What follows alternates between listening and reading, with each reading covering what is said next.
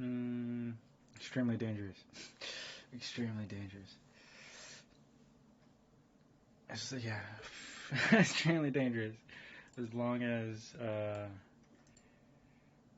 long as the VOD was unpublished in time, it should be okay. Yeah.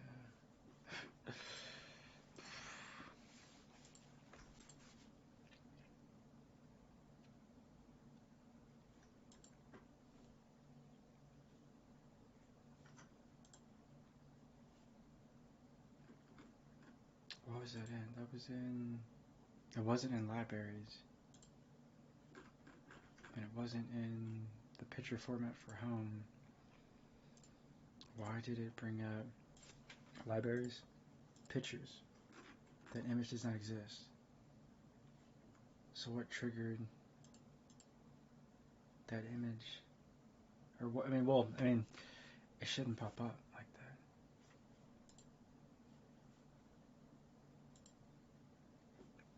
What changed it? Oh, maybe nothing. I'll rewatch the VOD really quick. Maybe nothing showed up. Oh. Oh. Hold up. I need a separate screen. You have to chill check something. I don't think so. I think if it. Yeah, it doesn't show the Windows window. Right.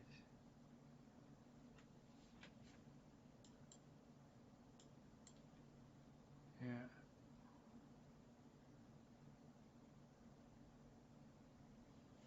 And I think I need to refresh. Okay. Okay.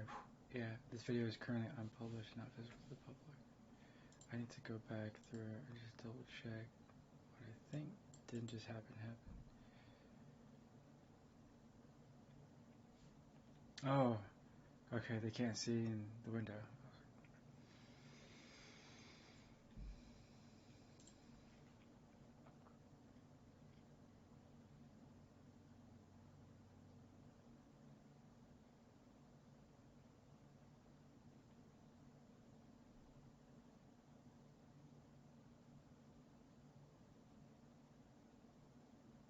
Alright, watching the phone.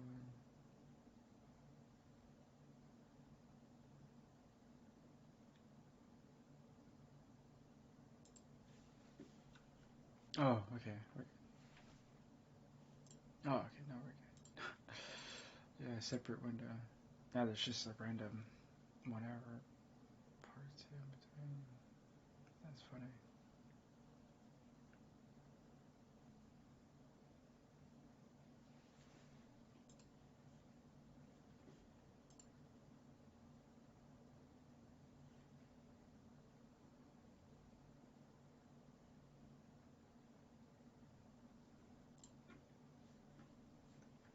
Interesting.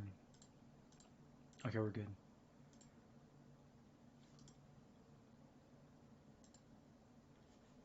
I just, yeah. Yeah, we're good. It just doesn't show the window and doesn't show what I'm seeing. But doesn't make any sense. Why did that picture pop up in the first place? Because it's not on any of the windows. Is it in screenshots? No, it's not in the screenshots. Why was that? What? It's not in the screenshots. It's not in the camera roll. It's not in the pictures. It's not in the separate pictures. It's not in the homepage pictures. Gallery? Oh. What? There's a picture section. There's a pictures off the home screen section. There's a pictures off the desktop library. And then there's just a separate gallery section. What the hell is this gallery? Give access to? Hell no. Open a new window. What is this? It even looks different. Like the gallery window. Is it just an accumulation of every image?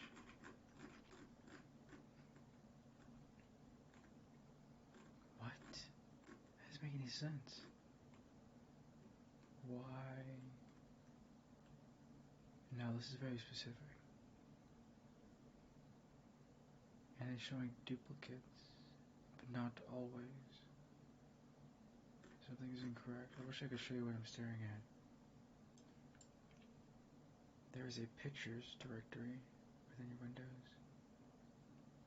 And there's a gallery directory on Windows. It doesn't make any fucking sense. Because in the gallery, why are there duplicate images of the same image?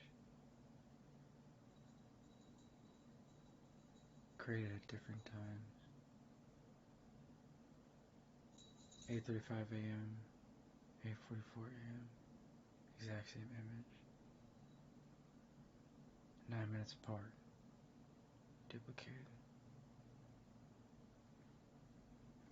The gallery is showing 2 images of all of my images. But not all of my images. Actually, I think it is just 2. No? Not always. I wish I could show you what I'm staring at. There are images that are on here single. Well, there's just one of. Then there are images in the gallery that show me basically on my computer. There's a duplicate. Sometimes it's the same image triggering twice.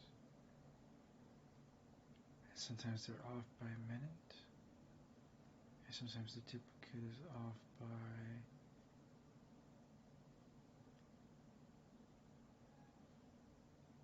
a few minutes.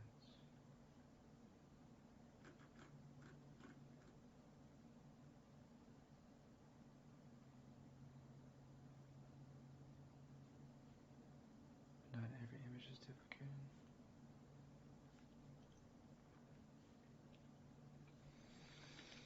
In League of Legends, I had a 92 out of 100 combat score. I mean, an excellent category. And then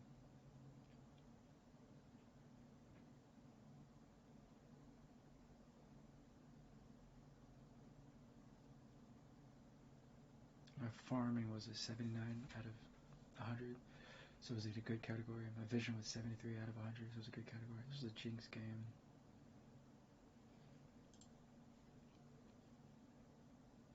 That was a really fun Jinx game. But, oh, my bad. This is a 32-minute victory. 92 combat score, excellent. Dishing out 1,368 damage a minute. Kill participation 75%. KDA 5. Farming was 79 out of 100, or good. Gold spent a minute was 479, which is like excellent. The CS a minute was really bad. The CS a minute was like 6.2, really bad. The XP a minute was 518, so the XP a minute was like excellent.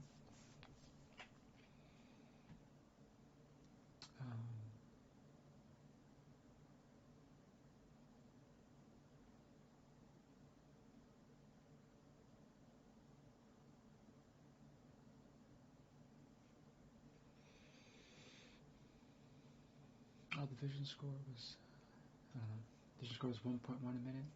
It's like good. Wards plays 14. Wards destroyed is bad. When I was only 1. Yeah, I lost in the early game CS, and then I won in the mid-late game CS.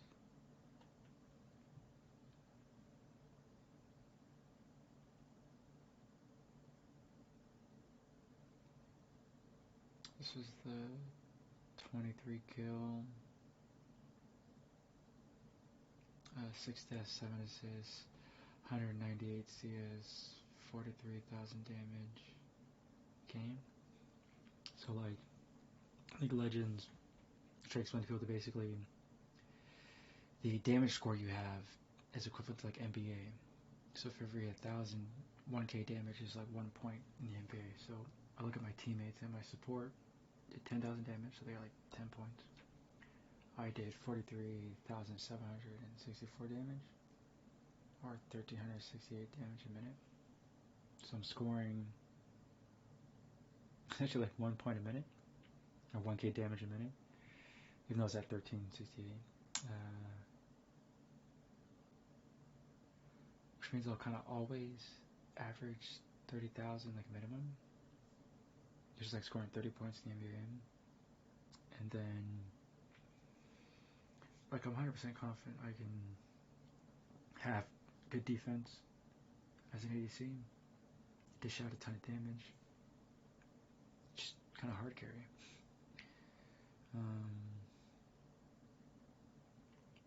In the meantime, like, if Team Liquid wants to win the Spring Championship, I mean, well, they're not playing like this, but it's protect the president. They should have did everything they can to, like, protect TL Yeon.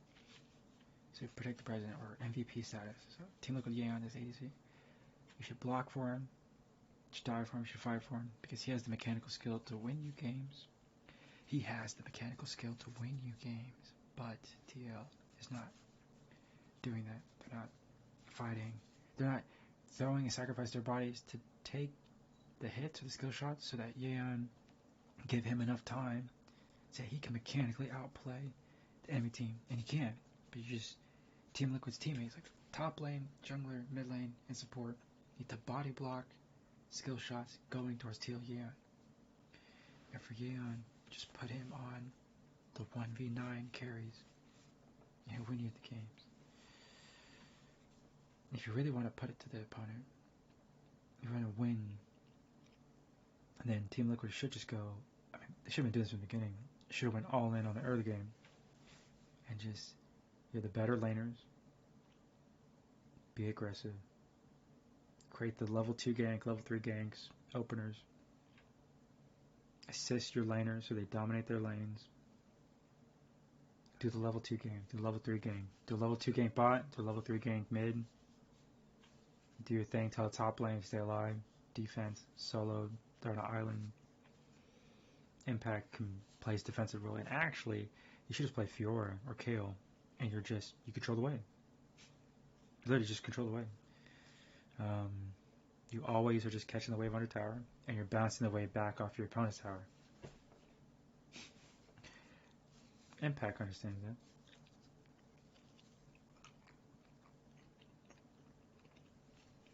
You should be. I mean, all junglers should be level 2, ganking bot lane, level 3, ganking mid, reset, hit the map, clear top lane, and guess what? Top lane, jungler, and mid lane place wards to protect your jungler's camps. There are 3 camps, blue side, blue buff. You know where the enemy jungler is going to be at. You can place 2 wards at the entry point of blue side, blue camp jungle. You can clear red side.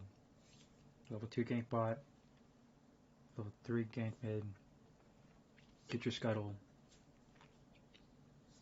reset, hit the map, and then hit blue side. Traditional blue side, blue buff. Clear that, and then apply pressure top, jungle, objective, or mid lane. It's like intensely simple. Innately simple. Like that's it. Like quite literally. And if you want, you could place 3 wards, blue side, blue camp, and the jungler sweeps red. It has 3 camps. You do 2 camp level 2 gank bot, 3 camps level 3 gank mid, then bot, fight over scuttle. Reset, go to top. You could have 3 wards or 2 wards in the blue side, blue buff, jungler side. The enemy jungler invades, your top laner, mid laner need to stop what they're doing and protect the jungle camp. Because that's an opportune time for you guys to 3v1 enemy jungle. And if you're controlling the wave, if you're a mid laner or top laner, you're really controlling the wave, then at any one time, you can then fast push crash the wave and then rotate to go help your jungler.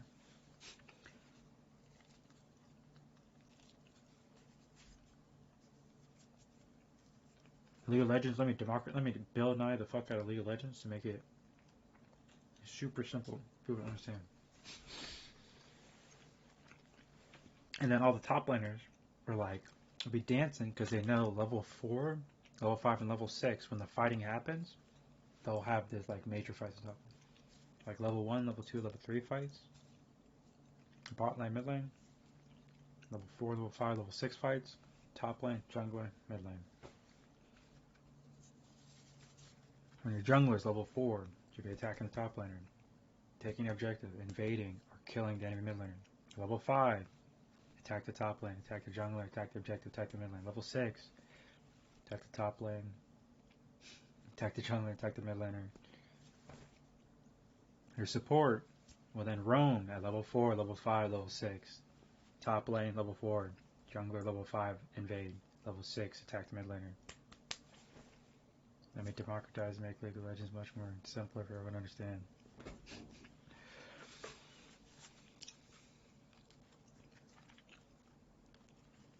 You know why this works? Because red side,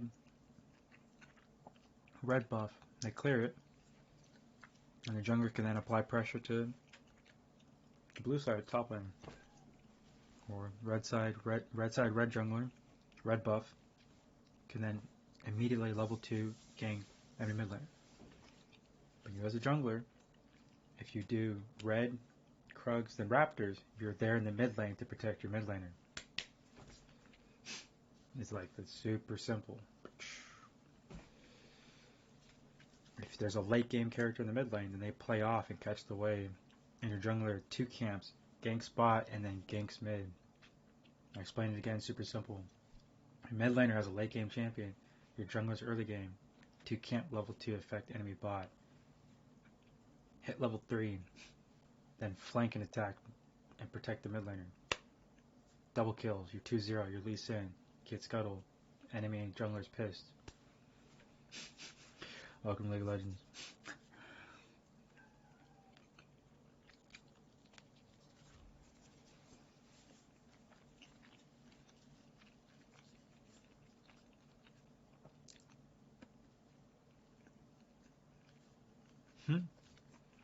Are you making fun of this dude's thumbs? Damn, bro. Dude's getting roasted for his thumbs.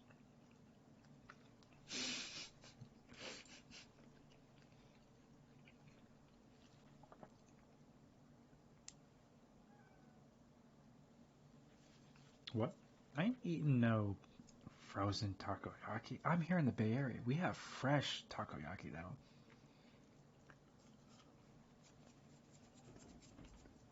Bay Area, California? We have huge Japanese communities in all of our cities.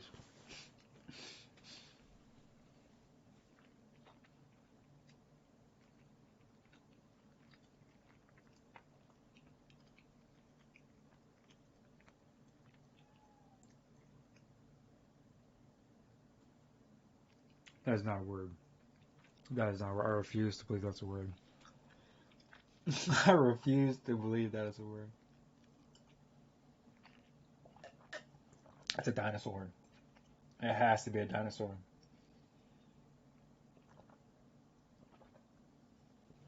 Bro, what? 2 dinosaurs smashed together. Okay. But, bro, I'm sorry. That takoyaki's super sad. Bro, like, what? What in the sadness? What? No. As someone who cooks, who loves to eat, oh, the future cinema.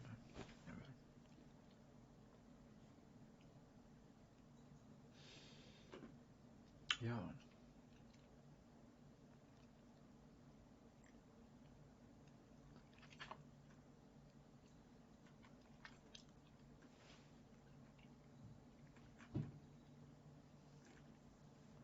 Anyway, that's the freaking cat. Mars.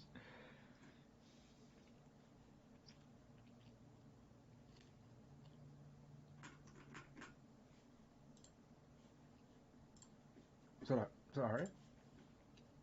Oh. I had no idea I still had her on. Was she just chilling? Small hands version.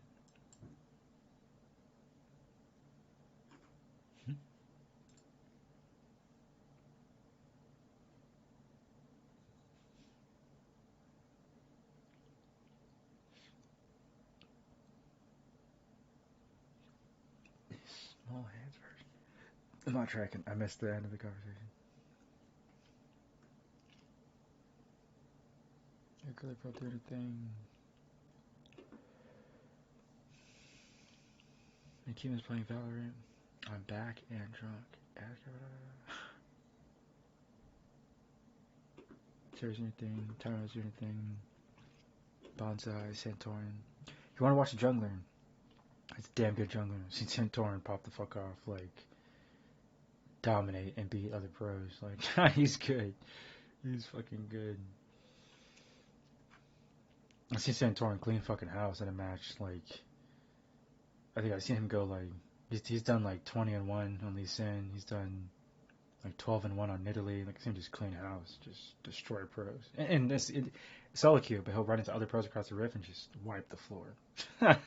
It's like he still has the competitive fiery edge to play, because it's like, oh, the competition kind of like levels up, and he just like like he's ready to go if he sees like a pro on the other side. Santorin's good fuel. Damn good player too. May 5 still chatting? They're still streaming? Korean solo queue. Oh shit. Nice, good shit. Oh, she hasn't started streaming yet. She has a big intro. Asira is playing Echo. Okay, somewhat of a tough start. Oh, she gotta get out. She gotta get out. Oh, she gotta get out. Fall back to teammates. Fall back to teammates. Oh, oh no. Oh no. Oh, she has him. Boom. Let's go. Good shit. She baited the enemy player into a disadvantaged position, then re-engaged with the ult. Good shit. And she dodged the Jarvan attack too. If she didn't dodge the Jarvan attack, she was dead. That's why when it played out in my head, like, I already knew the outcome. I was like, any other Jarvan that hits that ability, she's dead. She got down to like 100 health. Good outplay. Good outplay. But it's just, in my head, I was calculating like, dude, if any of the Jarvan connects, like he, she was dead. But she dodged the Jarvan ability, and that was damn good. that's the skill angle, the skill shot. But cat, what are you doing? You are not messing up the door right now. Oh my goodness, dude, this cat. What is she doing? Mark, her claws are ripping into the door. Dude, cat, what are you doing right now? You literally have food and water, and I left the back door open. What are you doing? Come on.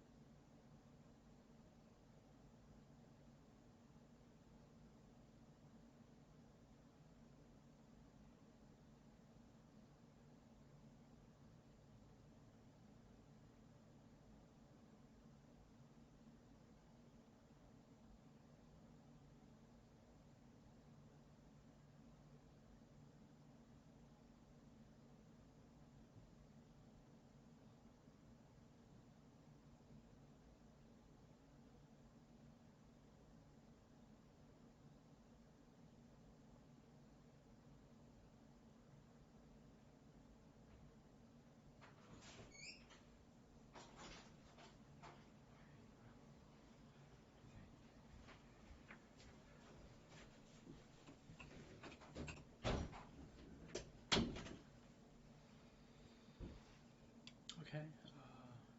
This is a tough game. Okay. Okay. Get some damage in. Nice.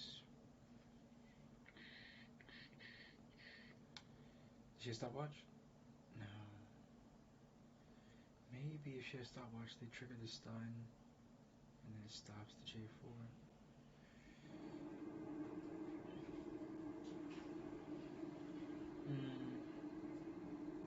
I think Echo Tank can work. Give me a sec. I'll make Makima. Oh wait.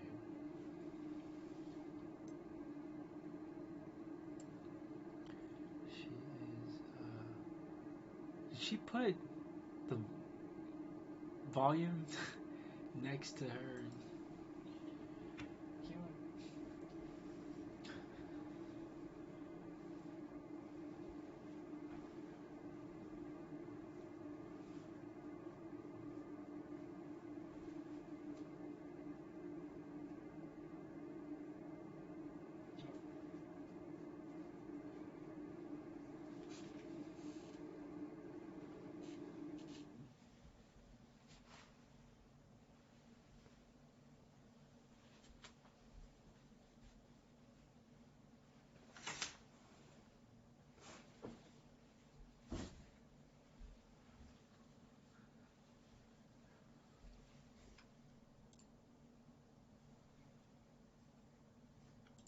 How's she doing? Yeah, she has 49 viewers. Good stuff.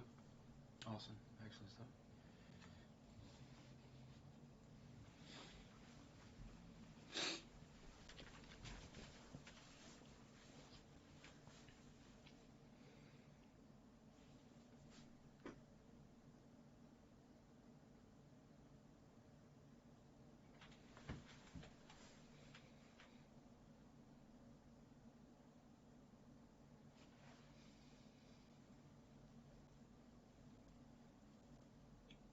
Are they talking about Scotty and chat?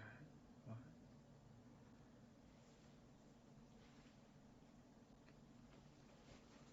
Scotty Corn says, yeah, I'm Viet Dad?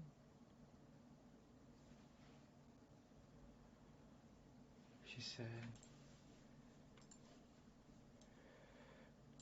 did she? Isaiah Jet.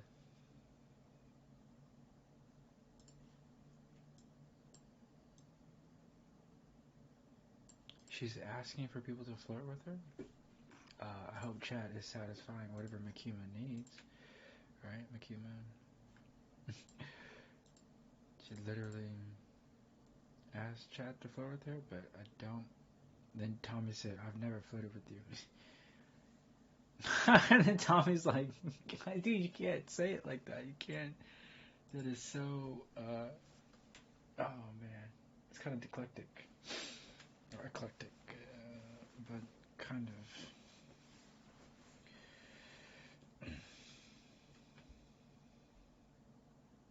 Did Trey gonna be a TC? Someone says you guys should have a boxing match over May. Who? Who's boxing who? What?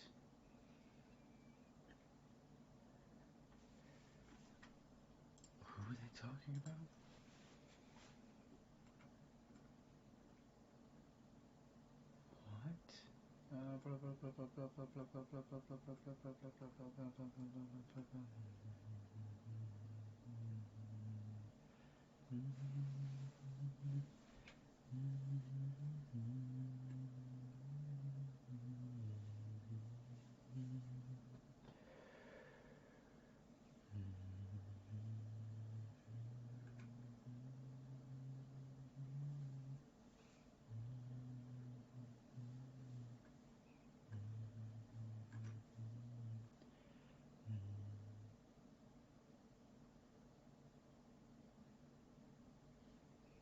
She's Ayla.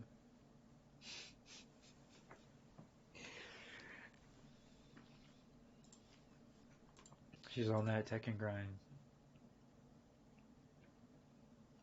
I'm surprised she doesn't have enemy PC doing anything, right? Can't you have the bot. Can't you have the bot do in repetitive kind of tasks and positioning, and then you could like be practicing against the bots, right? Isn't that why they created the format? I'm pretty sure there's an option, right? You can set, I think, the bots to attack.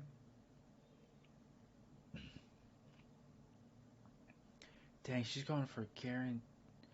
You know, this style of play makes sense because it's. She knows once she connects, there's no. She's making sure there's no input lag. She's making sure there's no input lag, and that when the combo connects, she's ready, and she's been ready, kind of thing. But I do think this might tire you out in the long run, right? Wouldn't it be much more conducive and efficient to just perfectly layer in your combos? Now, by not allowing any kind of input lag, she'll always guarantee your combo, but on the opposite side, also kind of tiring yourself out because it's a lot of clicking. Interesting. I mean, it works. It's just a different style of gaming. Like how I game. Maybe it's because I'm coming from a Street Fighter majority background. But no, even in Street Fighter, I think you can still do the same kind of fighting style that Arya is displaying. This allows opponents to punish her aggression because she's guaranteeing there's no input lag, but it opens you up successful to be counterattacked. As long as she controls when, she knows when to slow down, when to engage, and commit, then Angela will be just fine. Yeah. She's loving the skill expression and the variability and optionality of the game and the kind of skill tree that can open up from the ability to weave in different kind of combos and abilities. And then the kind of dueling and dancing of feinting and baiting and pulling your opponent and hesitating and doing a hezi and footsies and the grappling and the dodging and the blocking, and there's so much. But within that, all those skills, there's the skill expression. So her style of fighting probably could become replicated, right? Because she's hitting the high elo. But it's up to the players if they want to adopt her style. And then now I'm seeing it. It's different how I would fight, but that's her style. That makes her unique.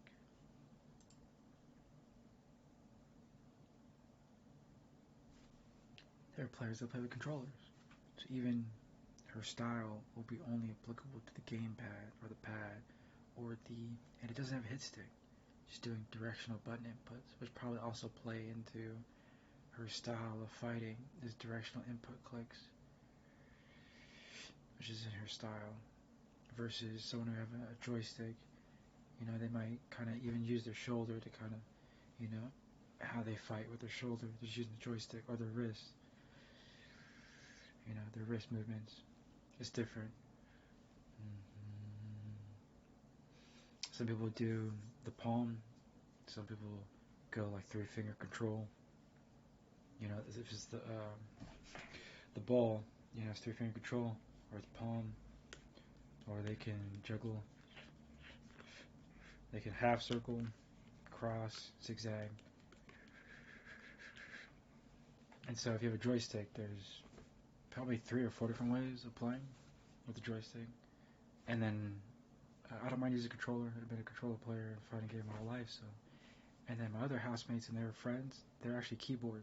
They literally will take a keyboard and they'll fight using the keyboard. But since they already use a keyboard, they might want to transition to a gamepad, you know, hit stick or hitbox, to where it should kind of naturally, you know, eases up their skill set. Like the keyboard's the keyboard, right? And they're keyboard players, but they also do Tekken and Street Fighter via the keyboard. You know, like 3 of them, you know, and so huge respect too. Like if you show up at a tournament with the keyboard and you play, it's just like, hey, this is your controller, this is your instrument, this is your style. So you can say controller players are a different kind of style, and then there's a style within players that do the controllers. Then there's styles of different types of players that use the keyboard. Then there's styles of different types of players that use her style, which is different. You consider like the second or third style because she's using directional input clicks versus joystick or a Joy-Con or hitbox or hit stick command. And it's funny, I use the controller directional pads. I don't use the analogs. I don't use the analogs on my controller. I just use directional input or the D-pad. So even I have my own style on the controller. And I guarantee, I don't know, just probably 50% or something, of the controller players probably utilize half or both of the joysticks. You can have your right joystick, depending on how you customize it. You can have it have a whole bunch of directions. It can have it has a press. You can have another button command to press in, and you can also have it complete half moons and kind of these zigzags and full circles. So there is the advantage, of course. So even for Arya, she's confident that as long as the abilities are half circle, zigzag, full circles, or half circle moves, inputs, that she can do it with the directional pad, right? Or I don't even think it's directional pad. I think it's just buttons, right? So for her, it's not, the D-pad is different. The D-pad's like a saucer, and then you're kind of, you kind of ease into the buttons much more differently. It's usually a saucer for the D-pad, and you're just kind of, it allows you to kind of rock in between the positions. But to me, I think of it as the shortest distance to the input versus the analog or the joystick or any kind of stick. Just the stick itself creates a larger arc. So some players have like smaller sticks. Some people have longer sticks, and that just allows the range of control with your hit stick, hitbox, or joystick for fighting games. But that creates input lag in itself because the arc of the movement. So the shorter the arc, the faster the input, versus longer the arc, the longer the input. So that's why I like the directional pad, because it's the closest position of the input. It's a saucer, right? In 4 different directions, 4 cardinal directions, and you can kind of just rotate across that saucer. It allows you to fight differently, different style and all that.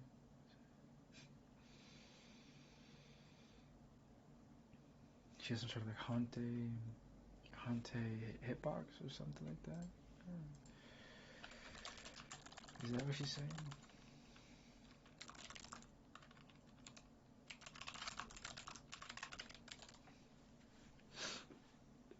Learn the hitbox.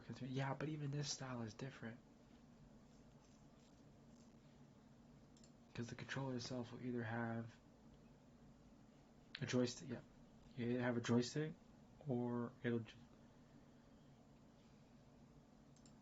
I'm not switching Xbox control. But this style of device is like bad quality. This can't be 1080p. What the hell?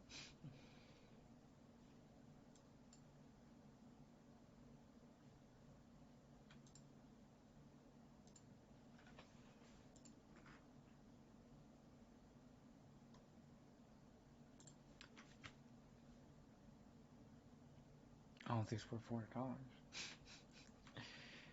But that's just me. Unless this thing is doing something amazing. Unless this thing is doing something amazing.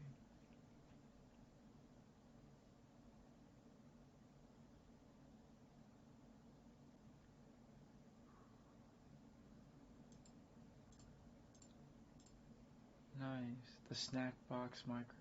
Does she have a snack box?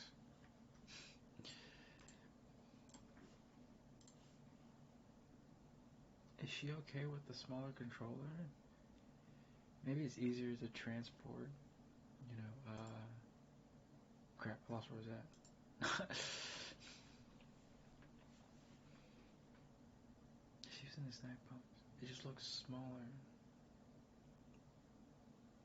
It's left up, down right.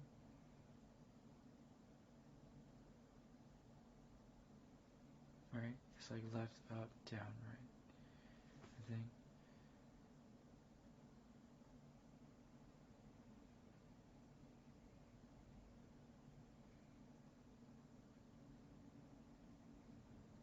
Oh my goodness, it is extremely powerful because it reduces the input commands, the lag. You don't have to rotate the command arc for the character. You just release and press.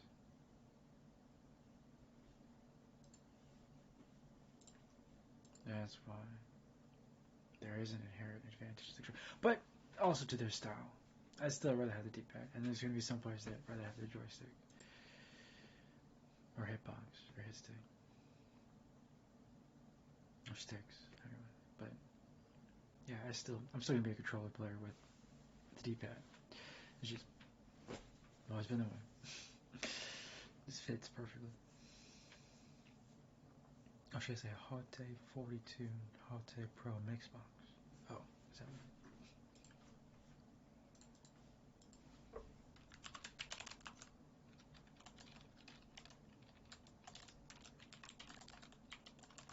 Oh my goodness.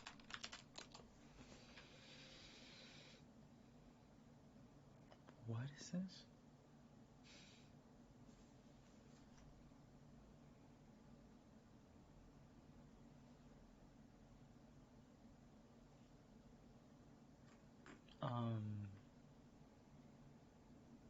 What are they doing? Are they not encrypted? I'm not even gonna click it because I don't even want to know.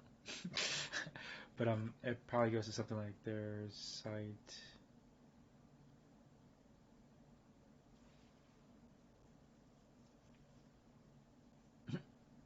Oh, Alex, wait. Hold up.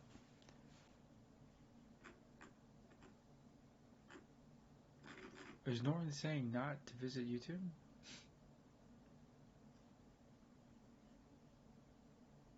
How is Norton not giving the green light to YouTube and Google? Oh, there must have been some kind of back. No. It's more like Norton can't collaborate with Google to be like to check the strength and security of Google because they're gonna be like, this is our website. We have our own like the best security engineers in the world. We don't need to show it. That's what Google's doing. Like we have the best security engineers in the world. We have to show Norton Jack Squad. But how does it shop? Sure, how is it sitting right here and it does not have like safe site report? Why is eBay sitting here saying and then a whole bunch of other sites like m.kermer24.com? It's actually a mobile site. The .ie is some weird because it's not .com like commercial use. .ph, I think it's Philippines. Oh, huh? Why is it showing me the Philippines?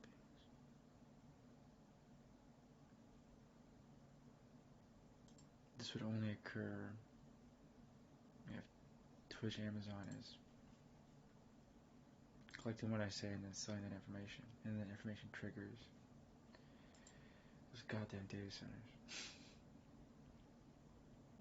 Data brokerages or companies that illegally steal your data, ill-gotten gains, and then generate millions of dollars of revenue. They sell it back to marketing agencies.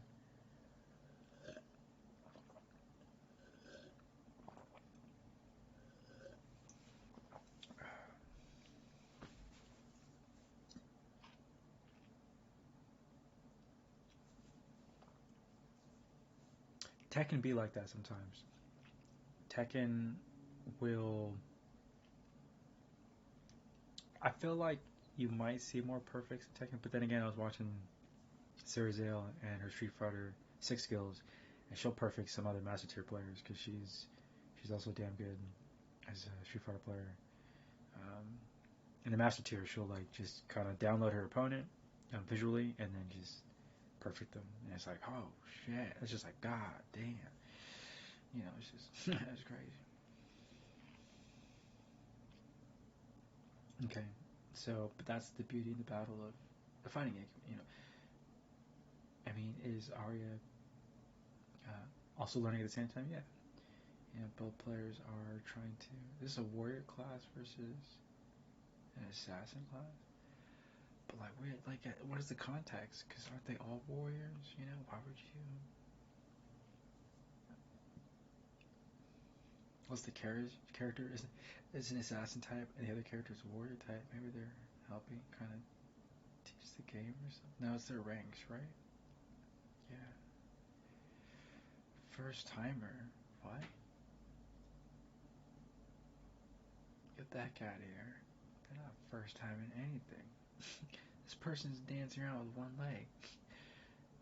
And they also have a fairy outfit. Maybe it's a skin line.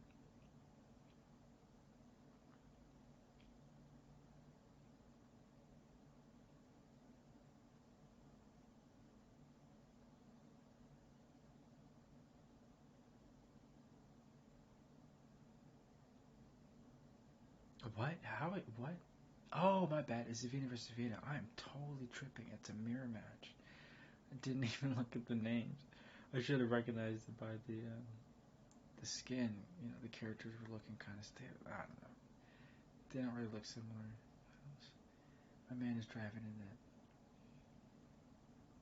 My man is diving in that move list. The white butterfly versus the black butterfly. No, it's more like I don't know if Zavina's evil, but it's like evil Zavina embracing the dark side versus like, whoa, what was that? I've never seen that before. That was the first time I've seen that. Hold on. What is that kick? Bro, that is fucking brutal. Oh shit, game 5. Good shit. Oh, she's incorporating these Oh, damn. Are those like the heavy attacks? Even though they're supposed to be like, nice. What is that? I've never seen that. Was she trying to absorb the... Oh, shit. What the fuck is that? She was literally about the perfect... If she had gotten one more combo, she was about the perfect game 5 win it. God damn. She downloaded her opponent, didn't she? I understand they're both kicking hard. Actually, it's just probably the battle of the mirror match. Boom. The better player wins.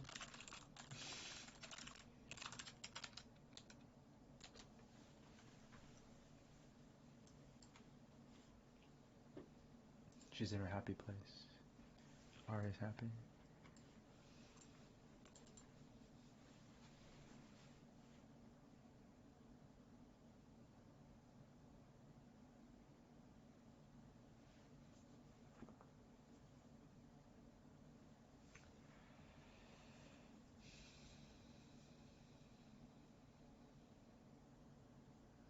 Okay.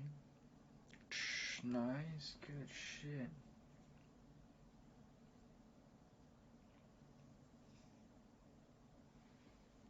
What do you mean, never mind? It's just the game just started. Why do you think I jokes? Arya is a funny cat. She is a funny person. Okay. Oh, I think she could have moved. I think the game gives you the opportunity to roll, but she like was thinking, or she like hesitated. But then when you hesitate for a second, your opponent can strike. Look at that. Boom. Re-engage with the first attack. Rolls in. Oh. Oh. Okay, there you go. Yeah, there's a difference between taking attack and blocking. Blocking is just chip damage. Your opponent getting a hit in is damage. So the game is punishing. Way more. You know what Tekken can do? Oh my god, I know what Tekken's doing. Cut the damage by 30%. Like all of the characters cut the damage by 30%. Because there's some moves that are like they're like hitting and they're just like doing massive damage. Like there's like a punish and it's just like massive damage. Like it just like the punish like crits or something. Yeah, they cut the damage by 30%.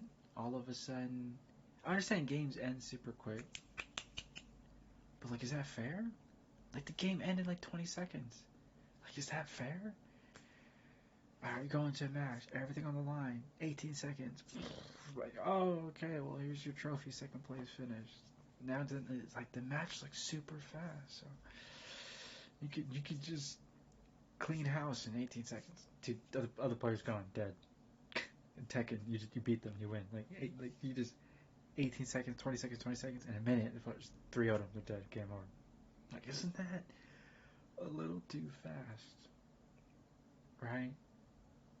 Tekken could cut the damage across the board by 30%, and the game will still. The game might be a little more epic. Instead of like, damn, I lost in 20 seconds. Games would really, I think, come down to like, maybe to their minute mark. See how it's 60 seconds, right? But games are ending in like 16 seconds. Cut the damage for Tekken across the board by 30%. And then it's like 20 seconds, 20 seconds, 20 seconds. Early, mid, late game. And you would have games play out over the minute. So games right now are ending in like 14 seconds. There's 60 seconds in a match. There's like the beginning, middle, like end of a game. 20 seconds, 20 seconds, 20 seconds. Just cut the damage across the board by 30%. And all of a sudden matches will create this cross line where games should end at 40 seconds instead of 14 seconds. And there will be opportunities for players to push the game into the last 20 seconds. In my humble opinion. Because I don't think anyone should be losing 14 seconds, 15 seconds, 15 seconds. Like the game's just over in 45 seconds. Like what? Like that is incredibly fast. Is that even the proper modality to measure the difference in skill of players?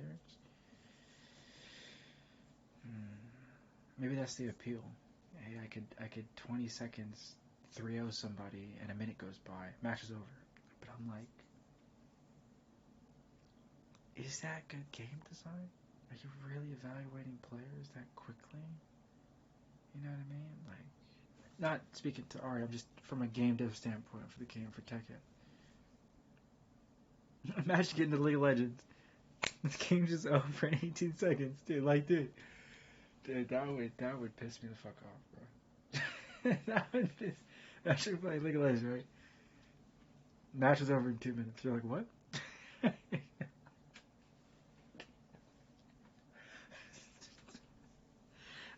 that would be crazy. Imagine you join. Imagine League of Legends matches were only 5 minutes long. Dude, that'd just be way too fast. You would just be pissed. Like, imagine you play a League of Legends match, right? And the game limit was just like 5 minutes. Are we really evaluating? Can you really determine the skill of a player in like 4 minutes? Like, I don't know. Or is that too much cheese? Is that too much cheese? Are they cheesing? You know what I mean? Your whole career is on the line. 14 seconds goes by. Here's your second place trophy. Like, dude, what? Like, that's crazy, man. Name checks out. Her name is Arya Saki. Does it mean something? Am I missing something? Am I?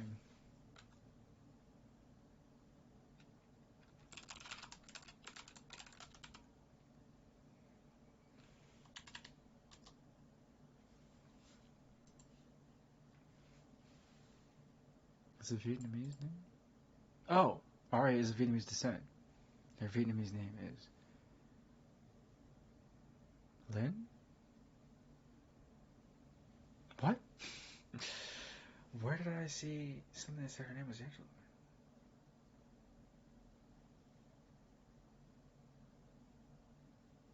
Oh, it's Lin. It's Lin. It's Lin. Oh, cool. I know a few Lins. Did she just turn her head? Maybe somebody or something distracted her. Or her cats or something.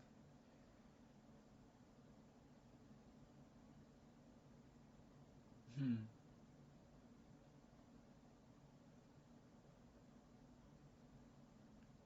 That is interesting. This scorpion attack technique or something. Jack called it.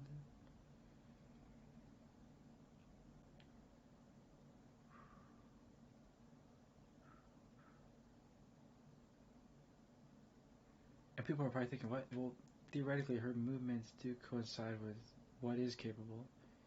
You could have much more fluid control and attack.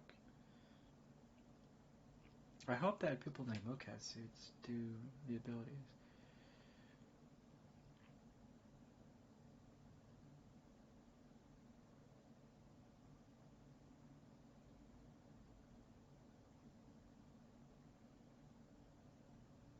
Would you do that ability? I think it has to be like a layered combo. You had to kind of open up or stun your opponent, and then the finishing move could be that scorpion attack for like a stylized way of kind of stomping on your opponent. But is the scorpion attack kind of style that I'm saying, is that proper in terms of martial arts? Probably not. I think you leave too many like you expose your back to your opponent. If the scorpion technique is a martial arts, you wouldn't want to show your back to your opponent. Not in a martial arts situation. The prime example, MMA. Any kind of MMA fight, you can't give your back to your opponent. This is another prime example of why you would not do that. Now, could you pull off these attacks? Yeah, probably to beat up like a drunk guy, right? And it would look really nice too, but because it would freak him out. Like you'd have to stun the person, and then that kind of scorpion kick style definitely strike a drunk dude not paying attention.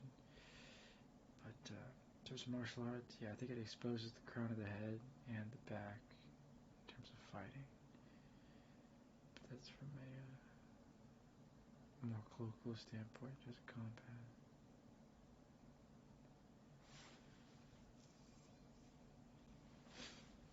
I'm still gonna take my CQC, close quarter combat training from the military, my Kempo, and my Sudario, Yai Kempo. Oh, I guess we do have a corporation of teaching styles. Oh, we have more than that, but because our founder, basically the founder to my Japanese style school, or Japanese school of martial arts, Sudario Yai Kempo, or Sudario is a Koryu, it's a Kobujutsu, Kobudo. It's just an old school samurai school. It's been around for like 400 plus years, like 470 some plus years, or 480 years now. It's been a minute. The founder had learned Bokuden Ryu, Jojutsu, Kurosukama Jutsu, Naginata Jutsu, hand-to-hand combat and Kempo, Iai-Jitsu, it was dueling. And then a founder for our school was Mima. Oh my goodness, I'm forgetting his name because it's been so long. I think it was Mima Xiaoqi Gaiman was his name or something like that. And the name was so specific to like that era and lifestyle too, to the culture. It like codified the family and very unique sounding, but it also showed the culture and the people of that time and era. Yeah, the founder of my Japanese style martial school, their name was like Mima Xiaoqi Gaiman or something like that. And I do apologize, I might be getting it wrong because it's the founder. I just remember the first name is Mima, like Mima. You could just say like Grandmaster or Soke. GM, Grandmaster, Soke. And there's always, and then even in the title, it's Soke, S-O-K, Grandmaster, or Headmaster.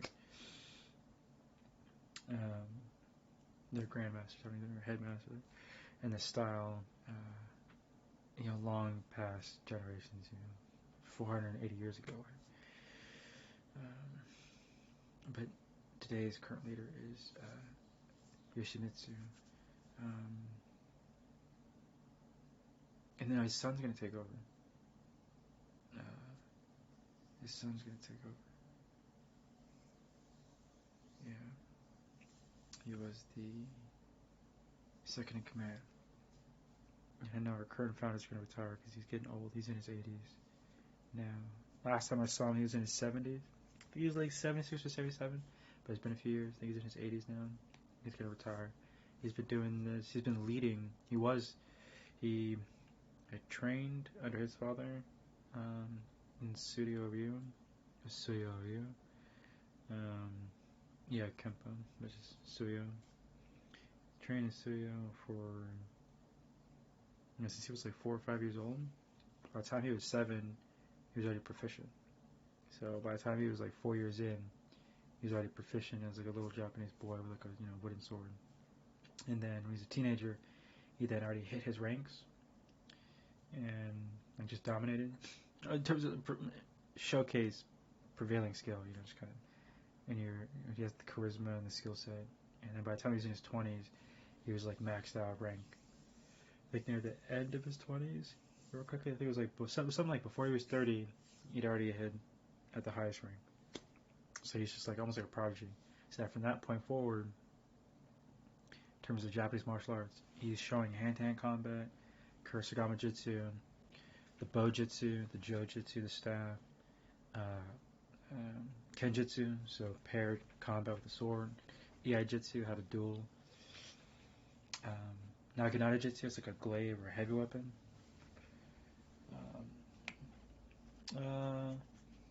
That's pretty much about it. And then of all those various weapon systems, to be a complete Tsuruya Japanese school, to be a water dragon,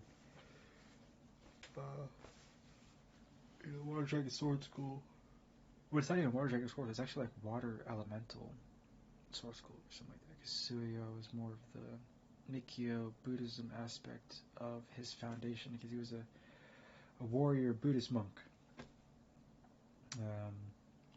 Was the founder. And then he trained a Shinto priest how to use the Jojutsu and I think the Naginata Jitsu, and then he trained under Bokken Ryu, their school. Bokken Ryu is one of the 3 major Japanese or like founding almost mother schools and father schools of Japanese martial arts. There was only 3, and Bokken Ryu was one of the 3. And then their descendants created new styles of combat. And so it's great to know that our Japanese style school is like, I don't know, we have our own kind of biases, but we think we're, the greatest and all that. So people are like, how do you determine it's the greatest? There's a ton of anime and manga based on our school, Tsuruya, and it's like, I think it was, what was it called? Something in Cub, like Lion and Cub or something like that. It's based off of Tsuruya, like legendary character. I think it was called. It's like Lone Wolf and Cub or something like that, I think. Manga series. It's like some legendary manga series. It's based off of the Tsuruya fighting style. But this first published in the 1970s, you could say 54 years of like mangaka. Lone Wolf and Cub and all that.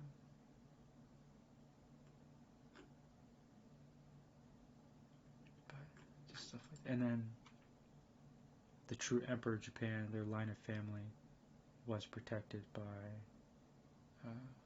one of the more older families, the warrior clans, these samurai clans that trained Tsuruya. They were protected the original line of the Yamada family. And the Yamada family is the descendants of what people consider like the origin family. I think it was like origin family of the Japanese or something like that. But that's also not true because there were other natives already living on the various islands. And they had their own lifestyle. But some people like to say the Yamada clan is like the origin clan of the Japanese or something like that. Or the founding of their race, whatever.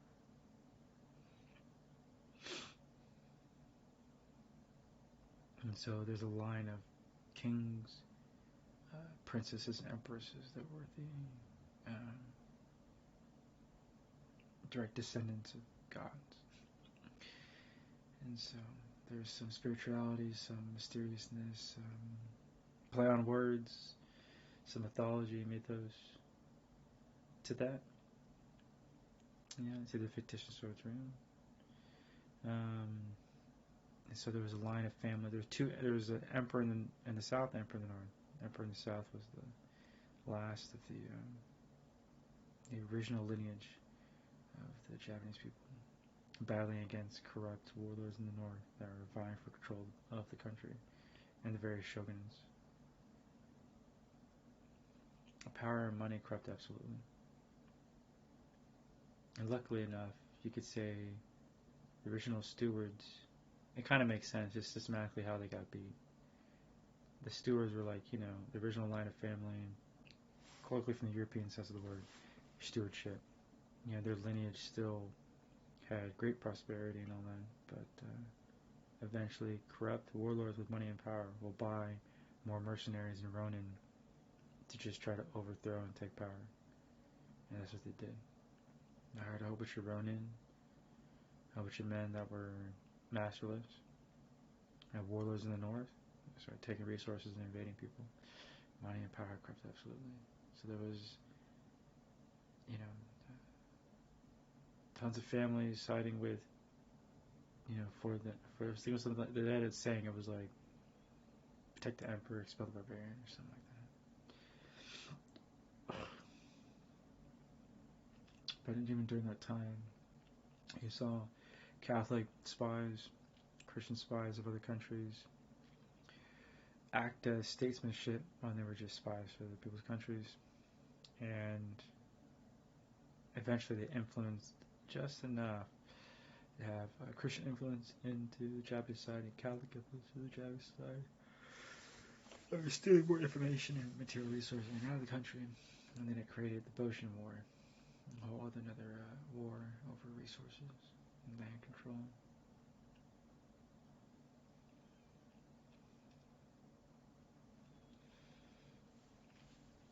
But yeah, it just goes back to these kind of ninja families, shinobi families, these samurai clans, samurai families that protected kind of like the ancestry, the true lineage of the Japanese. That lineage ended.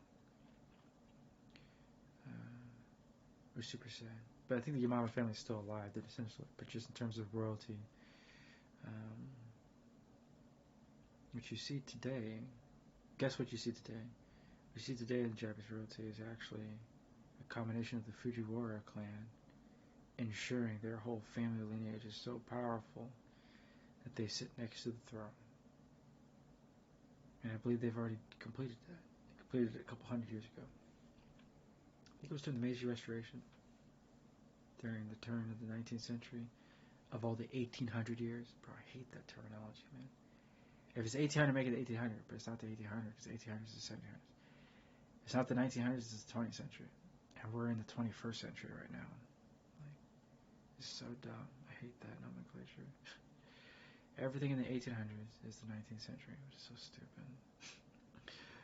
And so the Fujiwara clan ensured that their positioning was to make sure that their aunts, cousins, aunts, and everybody is married into government and married into royalty. And it's like their lineage. At one point, all of the courts there. At one point, the Fujiwara clan became so powerful that they had their own internal wars and civil wars and fighting. There was the power struggles and all that. But just at one point, they controlled so much that it didn't even matter who the emperor was. That's how powerful the Fujiwara clan became. They had enough land, resources, men, money, power, banks, that all the other moves didn't matter. They had enough of their family members kind of everywhere. That's the Fujiwara clan.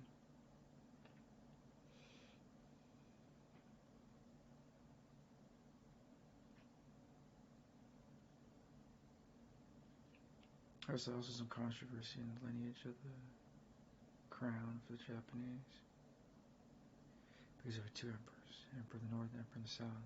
The Emperor of the South lost to the Emperor of the North, but the Emperor of the North was a false emperor. Like a made man built by warlords and drug lords and more warlords in Japan. Drug lords control the crime in Japan by keeping everybody addicted to their drugs. They stayed on top of the market and controlled prostitution and sex slavery and slaves, and kept men satisfied with the supply of sex slaves was fucked up.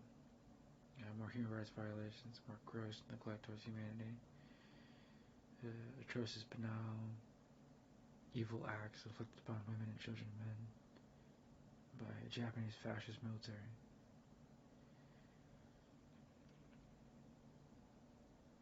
And then the Emperor in the South was Emperor Go-Daigo,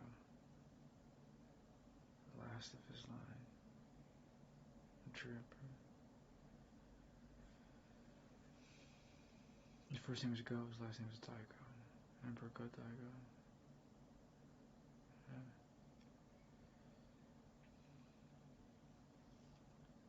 What you see today is not the real royalty of the Japanese family.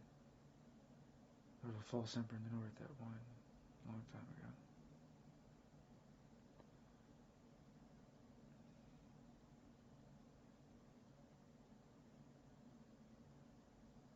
I can only hope that the real lineage or the true lineage of the Japanese Yamada family is still around somewhere. Probably their descendants are hopefully still around. But essentially, just the Yamato clan is the true heirs of Japan. If you, from a royalty, spiritual point of view, however you want to think.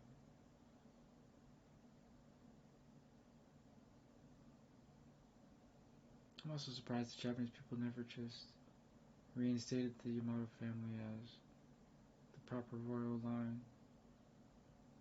It was always so strange, isn't it? Politically speaking, systematically speaking.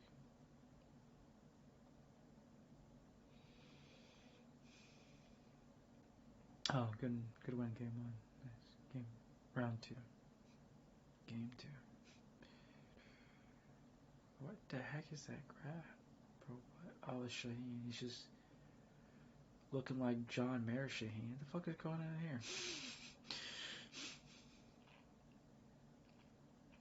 Dude, what in the John Mayer nonsense is this? Bro, God. Oh, dude, he's getting giant. I don't know, demonic cannon comes out of another dimension. Crush the guy.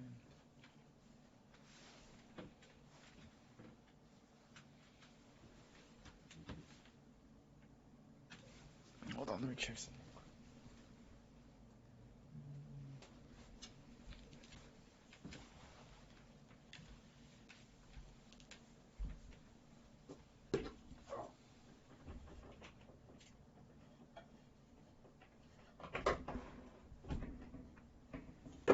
Oh, that's damn it.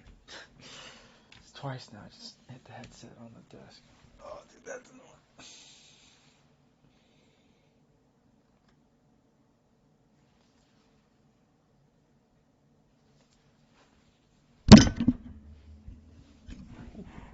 I just hit the mic. My bad.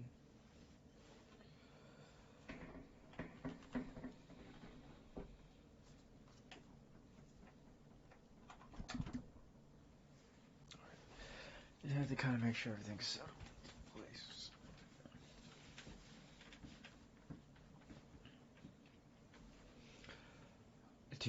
Dude, what? My desk, I look up and the game's over. Dude, this game is so fast, bro. I moved my desk for like a few seconds, the game is over.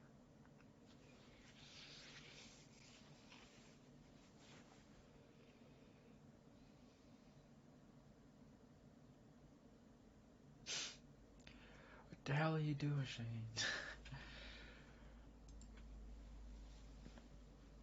What in the what in the John Mayer nonsense is going on here, bro? Why does he have a guitar? Is it just grabs?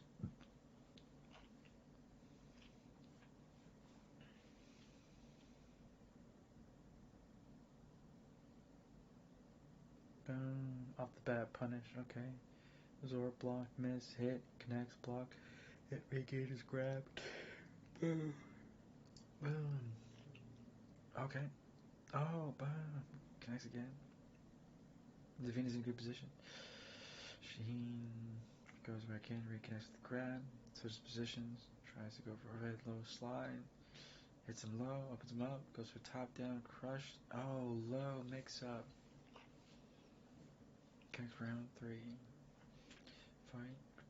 Opens up, attack, goes with the grab, separates. Whoa, so you can. Oh, the count of the grab.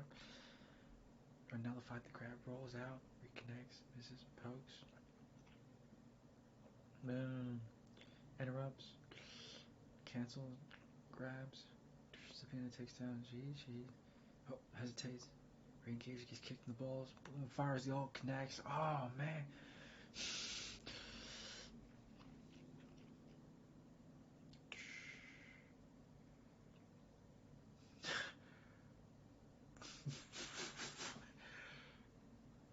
Oh.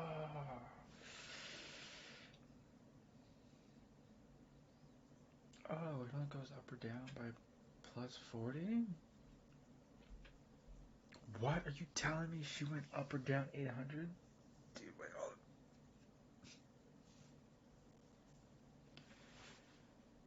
on. Alright, you hit 8,400.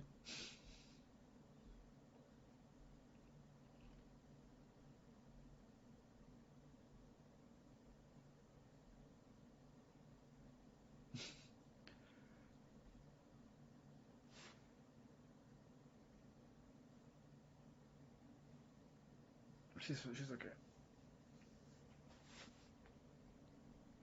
You know, she should take a break. She really wants the 24-hour? Take it. Has she eaten yet?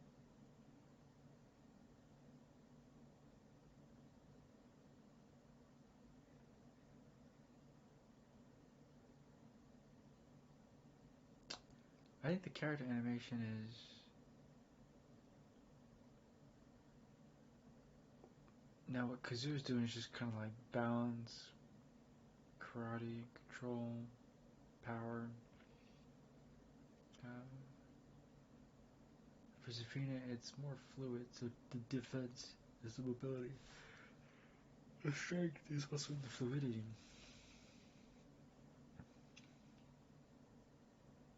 Kazuo is much more stucco, brutal, layered, kind of systematic kind of attacking approach. Zafina has it's pretty definitely unique abilities. What? The character's crawling on the ground? Like I don't even know.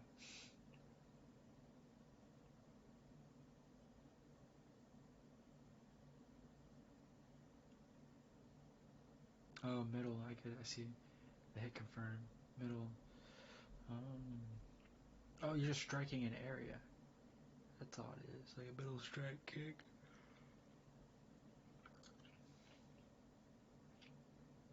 Knee.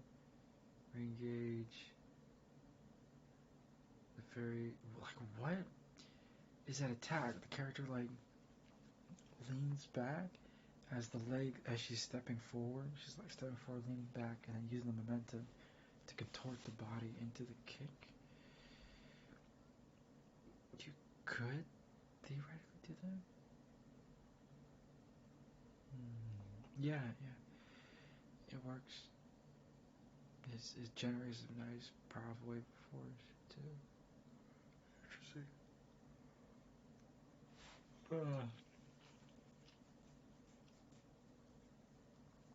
How can I explain to people? The contorting of the body to use a centrifugal force, then fly it and catch it and then strike. That same maneuver is applied in fishing. You reel, disengage, like spin, and as the centrifugal force of your fishing line produces and generates an outward force that spins in the rotational axis of the Earth, that force you're then multiplying it by then throwing it in an overhead arc. So it sits at one plane, and a flat plane is just circling, and then you re-engage and you create an arc, and then it multiplies the force, and then it goes flying. So the same, I think, mechanism is applied to Safina with her fluidity kind of thing. Now I'm tired. Now I need to sleep.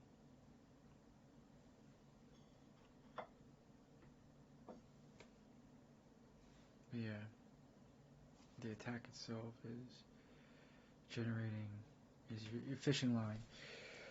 You should spin, and then you release. But you have to generate enough force, centrifugal force, perpendicular axis to the rotational force of the Earth. And then you create a separate arc that then ramps up and then multiplies the force. And then the directional arc and release is the potential force. But, yeah.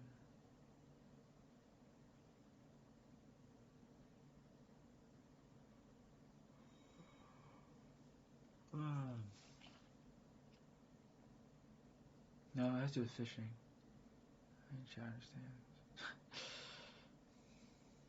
Chad understands. It has to do with fishing.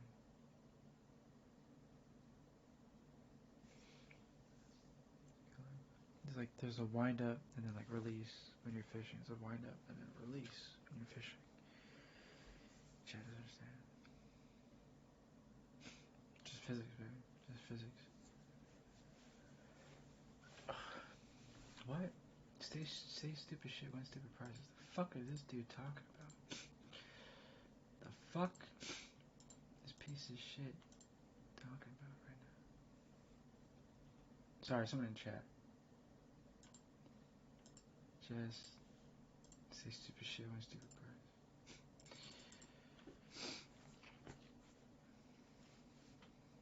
Fuck out of here.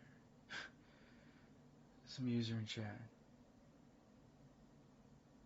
Say stupid shit, win stupid prizes.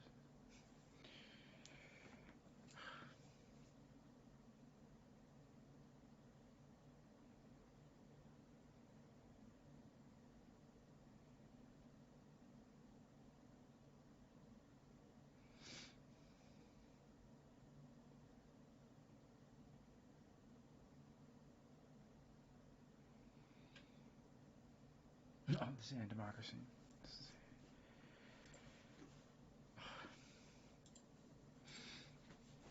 This is an exclusive Twitch stream.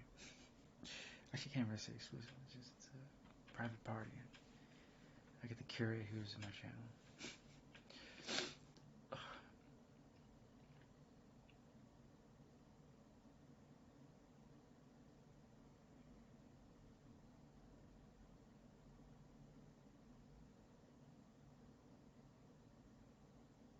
No, Twitch is more like it's a private club. You can determine who can stay or be inside your club.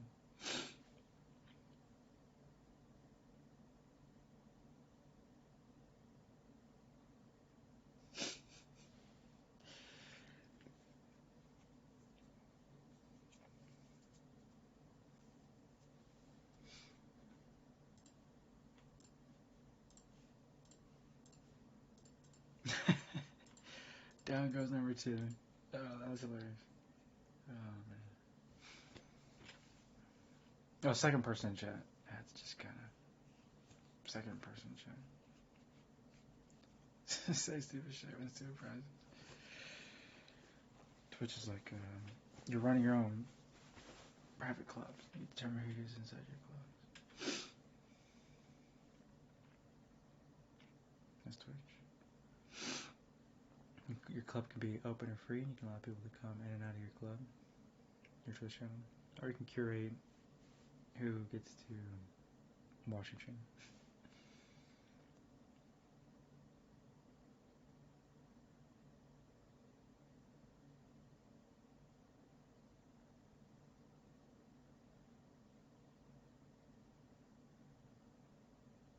I forgot it goes back to the vast majority of humans are stupid.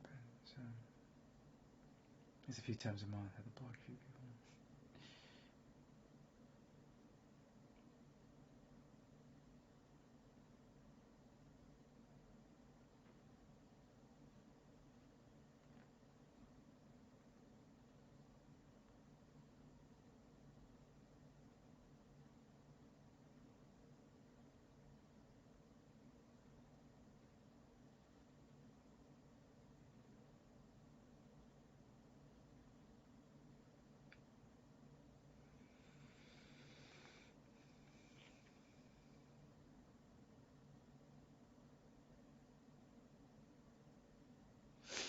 Steve's name is Steve? I think I remember Steve. Kind of sounds familiar. I just thought it was weird that blonde haired, blue eyed guy being a boxer. Because I'm like, pretty sure all the best boxers in the world are boxers of color.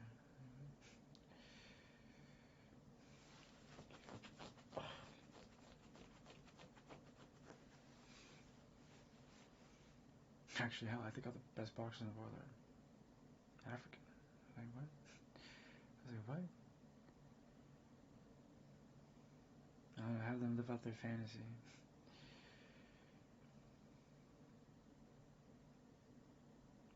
What is Steve? Some UK fighter?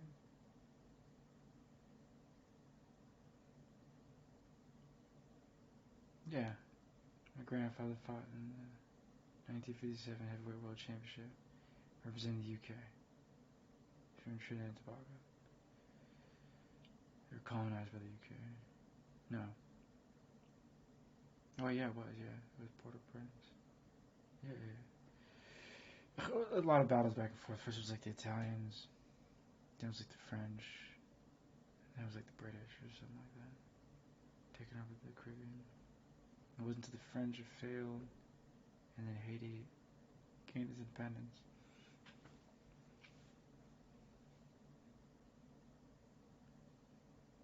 Nice. Okay. Good shit. Is that the rating? Cavalry versus Destroyer? I don't think that's a rank. It's like something else. I don't know what that is. Nice, good shit. Oh, that was interesting. They were both stutter stepping or side stepping in the same direction at the same time, like 3 times in a row. They were like stutter step like north. It's like west, east, south, north. Just turn to the camera. Did both like stutter step north, stutter step north. Oh, we don't have the player names because they're numbers and random letters or something. So Steve, uh, oh, it took around my bad. Oh, it's good ready, Zach. Wake up, interrupt, engage. Some did it whiff? I don't quite understand that interaction. I think connected now. Damn, what is that? I guess it's a normal combo. Alright, game 5.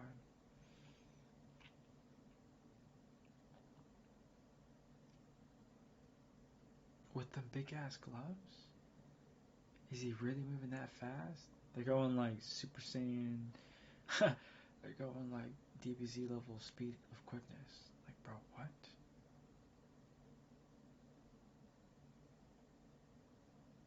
They need to cut his animation speed down. Ain't no freaking way he's attacking that fast.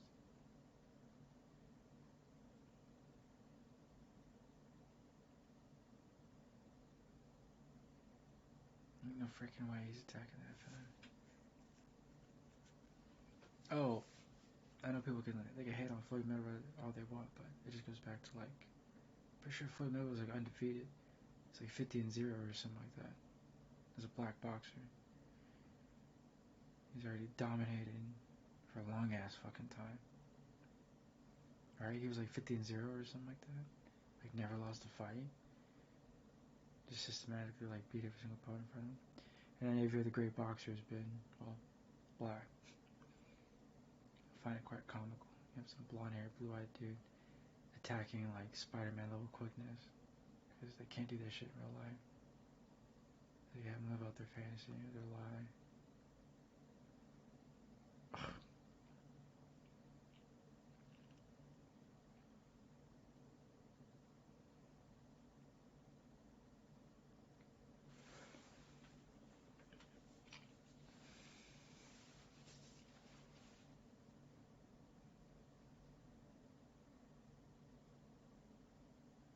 Oh, yo, I would love to see Arya. It's up to her if she wanted to compete, you know, in like Tekken. I think it'd be pretty badass. I think it'd be cool as fuck. I think it'd be even cooler if she streamed it, right? Like if she's streaming and she plays Tekken like at a tournament or something like that. And out of respect to her opponent, she can always ask them, hey, do they want to be on camera? They don't want to be on camera. Or if Tekken sets it up proper, you should really have one monitor per player with their own consoles per monitor. And, or I guess it's just one monitor with two players sitting right next to each other. Mm. But in terms of, I guess you can always point the camera at herself, and then how would you stream it? No.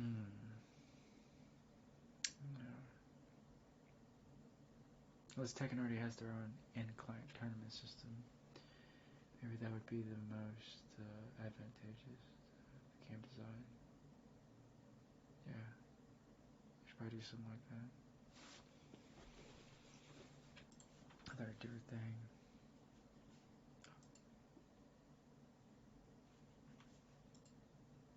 Oh, they're probably asleep. Bonsai. Jenny. Oh, that's one. That's it.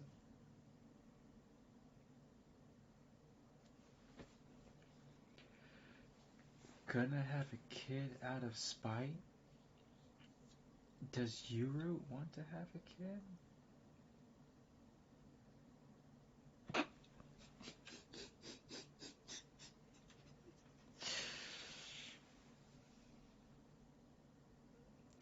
Deep, deep in there. Wait, what?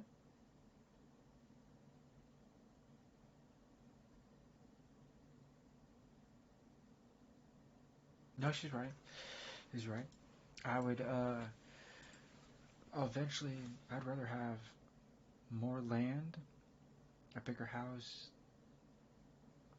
and like enough room to have like animals and whatnot. My cousin, she has like tons of like ducks and chickens. And so she says a ton of ducks and chickens. She gets duck eggs, chicken eggs. She gets goose eggs too. And then she also has a supply of protein also, you know, that's controlled. She could feed her chickens and ducks and geese flowers, fruit, seeds. And so, why is she saying one step at a time? What? Did she say menu?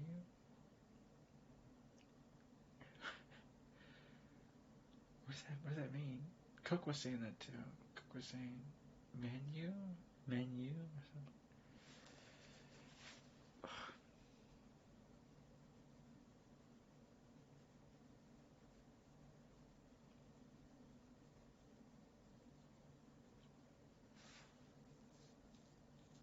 Oh, she's in Thailand.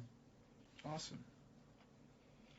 Yeah, but if I was living in Thailand, I You know what? Actually, yeah. I mean, well, cause you can't buy land and like build a home. You can only rent. So there's also the crutch of the position. So I could buy land and a house in the Midwest. I'd rather buy the land in the Midwest and then just build the house on top.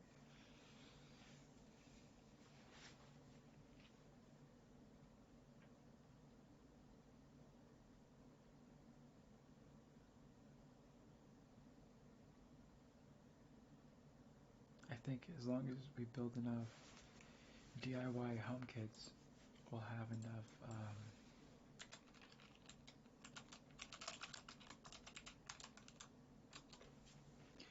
We'll have enough uh, space to continue to.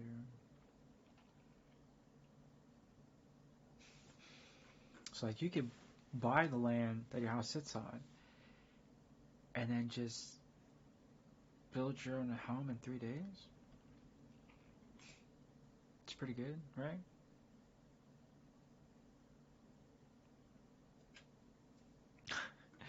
You know, like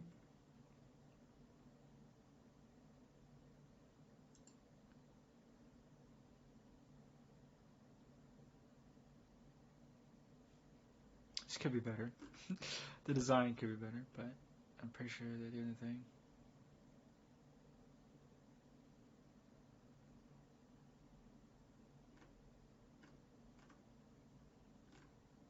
You could probably Fiverr it too.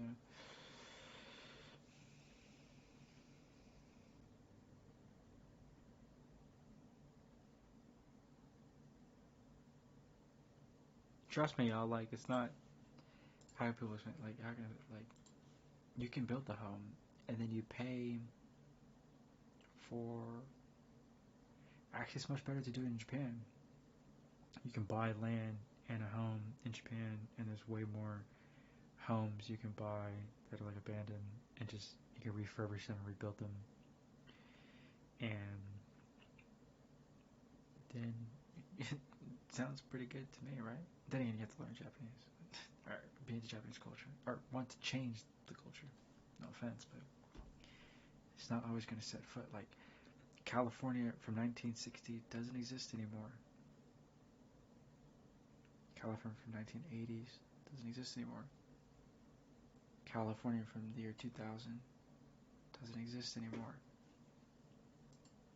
California 2024 is different, and the culture is set based on the actions that you take. So 1960s California will never come back. 1980s California will never come back. Year 2000 California will never come back. We are now 2024. So, sorry Japan. As other races and cultures move into Japan, they're going to bring their culture, their cooking, and their peoples. Hopefully the Japanese people embrace other cultures and not just be homogenized. But think of it as, if they want to be a decent ally, then they'll kind of show that they're a democracy. But right now in Japan, the whole country has racist laws all across their country. They can deny service to anyone based on race. That is in itself a whole bunch of racist fucking laws. So I do not understand how Japan. Are they a democracy? I don't know. But when you indiscriminately discriminate against the other races by denying service based on race in Japan, you could say they have a shit ton of fucking racist laws. And sexist laws too.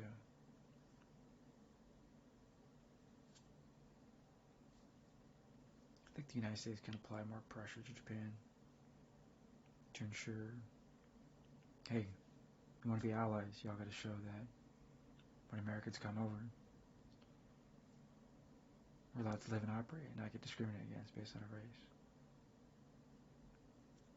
pretty sure the U.S. government can apply some good pressure to Japan and have them change their policies.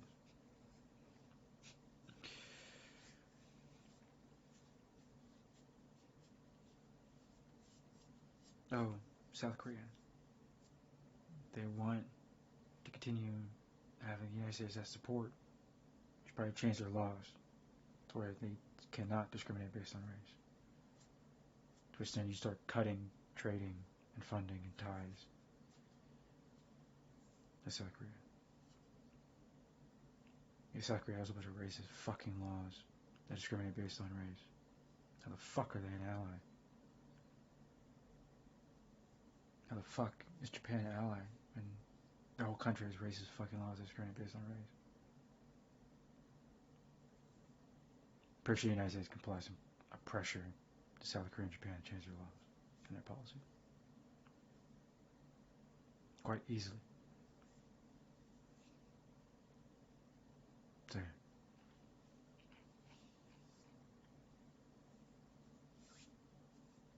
oh, that's a checkmate. South Korean government, Japanese government. That's a checkmate.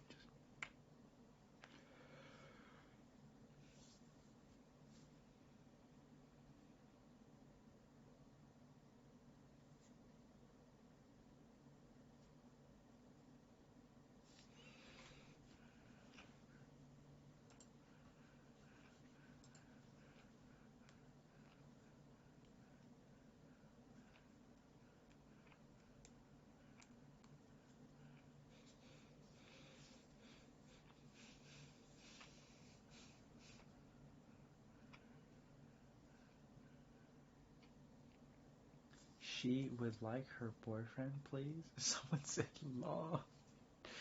Dude, chat. Dude, chat. Chat is funny as hell. That's funny as hell. That's funny as hell.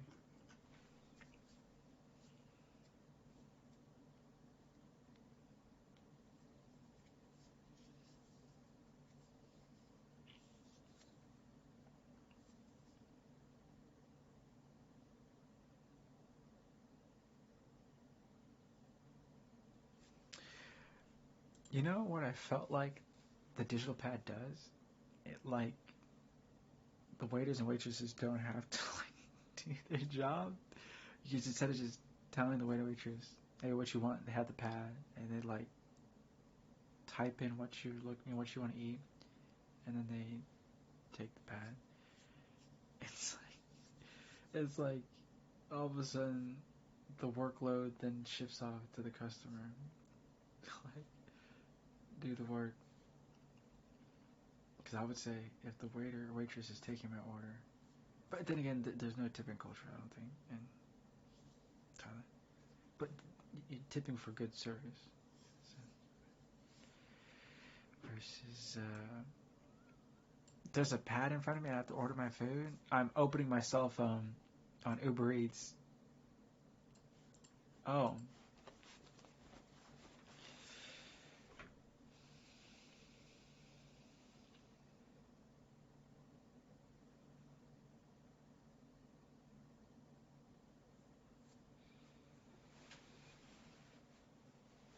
1 billion customers served?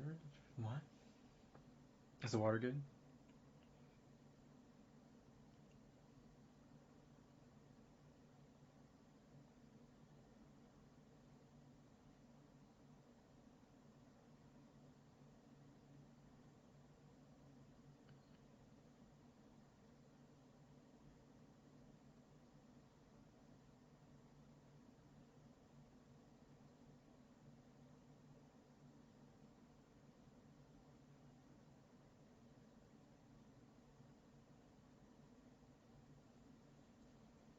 Oh, they want like a review?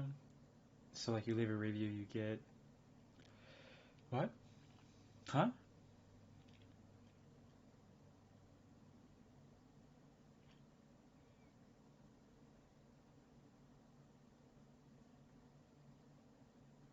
Oh, but wait, shouldn't they do that last?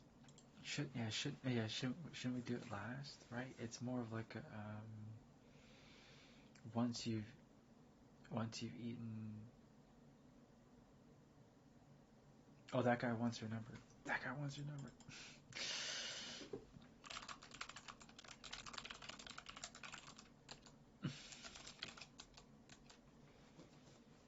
Oh, they're just. He's he's pushing his cell.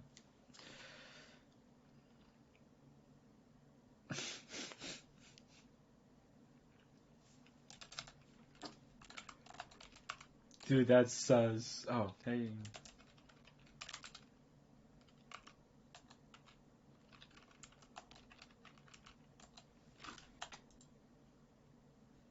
Oh.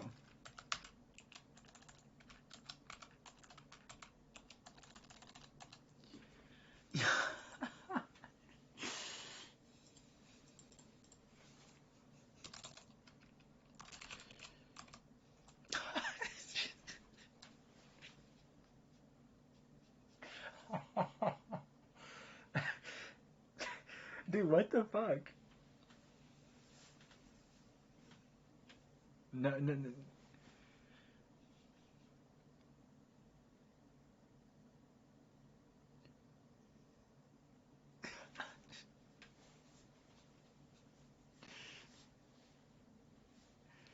He's like, I'm taking my. Oh.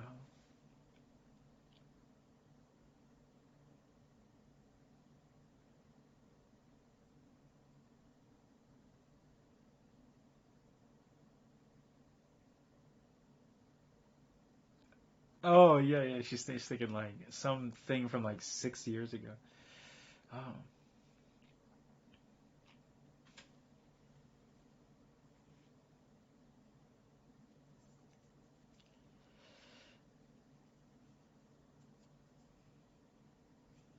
Yeah, she's right. True that. True that.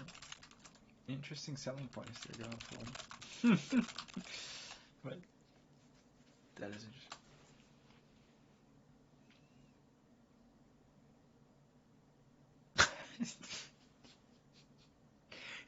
He's so that different.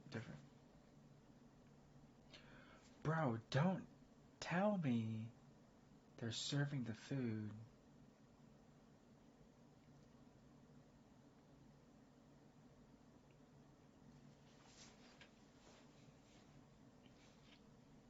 It's like, is it four different? Do you pick four? Please tell me you get to pick four, right? Oh. Mm.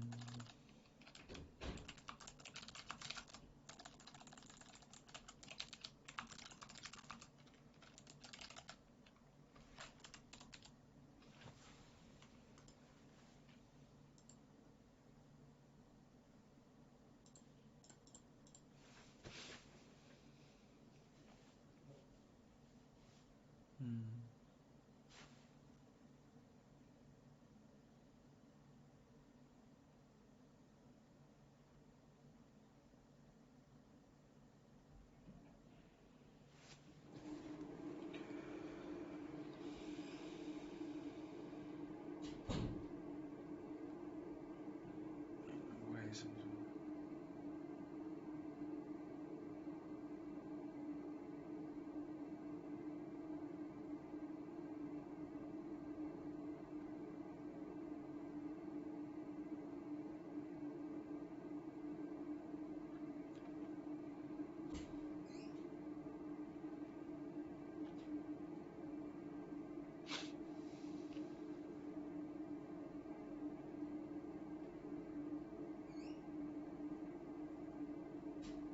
Oh, this is in. This is Thai bot.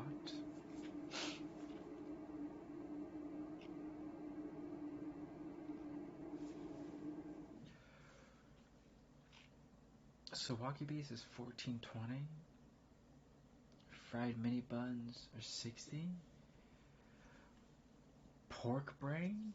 Dude, that's hardcore. Who's out here eating pork brains? I got egg. Egg is 5 baht.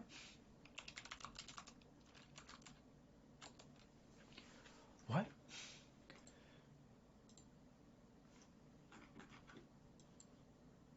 is Lynn. No, it's Angela Dawn. Wait, what? That's what I thought. What? What was I just staring at? Yeah, her name is Angela. That's what I thought. What? What was I just reading that?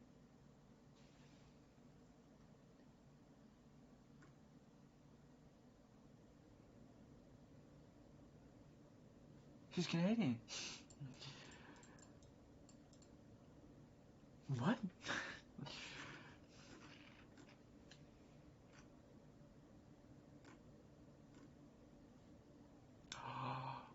Now I hear the Canadian accent. Oh, wow.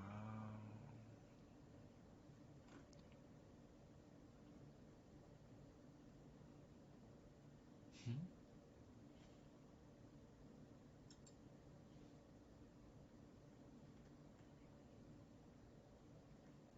She has a Vietnamese name that's just Lynn.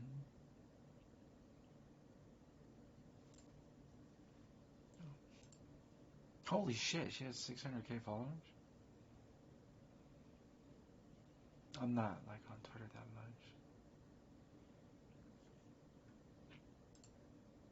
much. Oh, alright.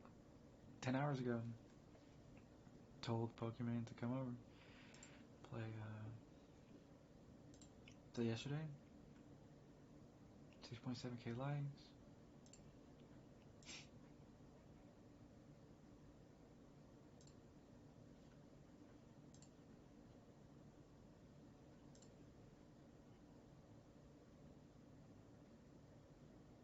This is very specific. Is this 3D artwork? Is Pokemon, is she into 3D art? Ain't no fucking way. What? She says 4 million followers. I didn't even realize she has 4 million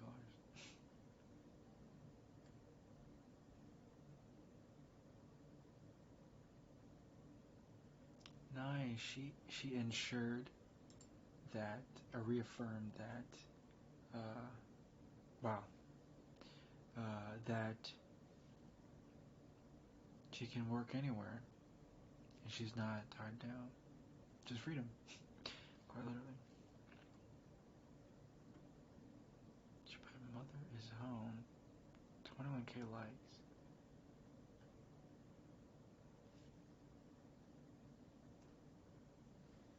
Is that Iman saying she wants to be a mom?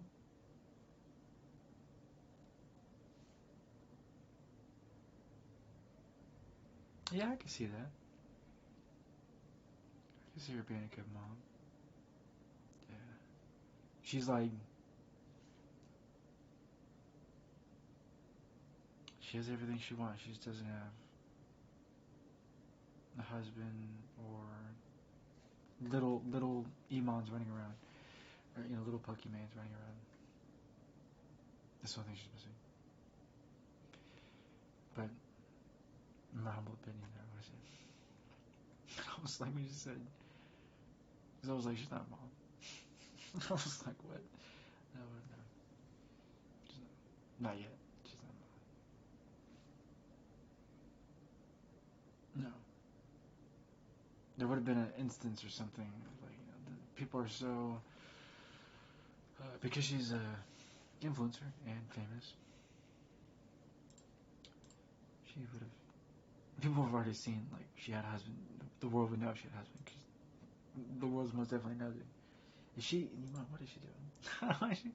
She's being a silly rabbit. She's doing a thing. She's allowed to, she's being, she's good. She framed the image to be normal, like a Collarbone shot, but she's streamer award vlog is live. Shouldn't Iman or Pokemon have hosted the streamer awards? It's up to her. I mean, she doesn't have to do that. But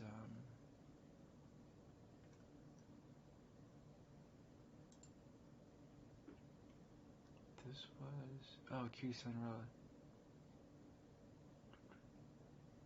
Wait, why did they say relevant people? Pokemon and Keys are relevant, but like you have like Kaisen, Emeru, Ludwig, and like I don't know this gentleman, but probably another famous streamer. If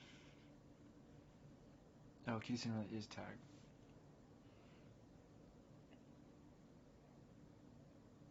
And of course the edit. I gotta put those two in front. But pretty sure it's like Kaisen, right? He'll probably want Yimon Pokemon is literally the face of Iron, quite literally.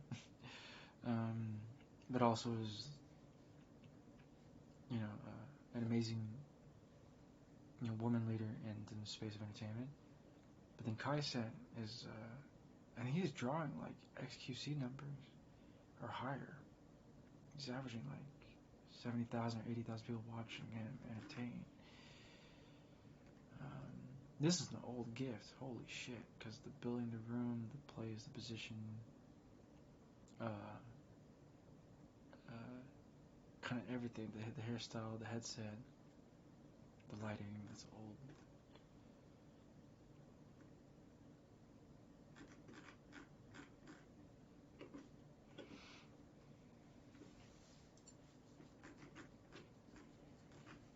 Oh, yeah, yeah. You know what we could do?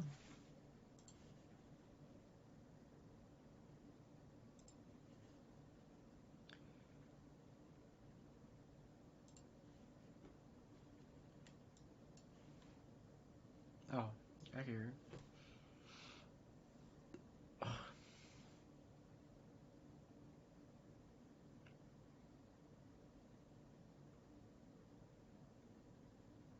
Hmm.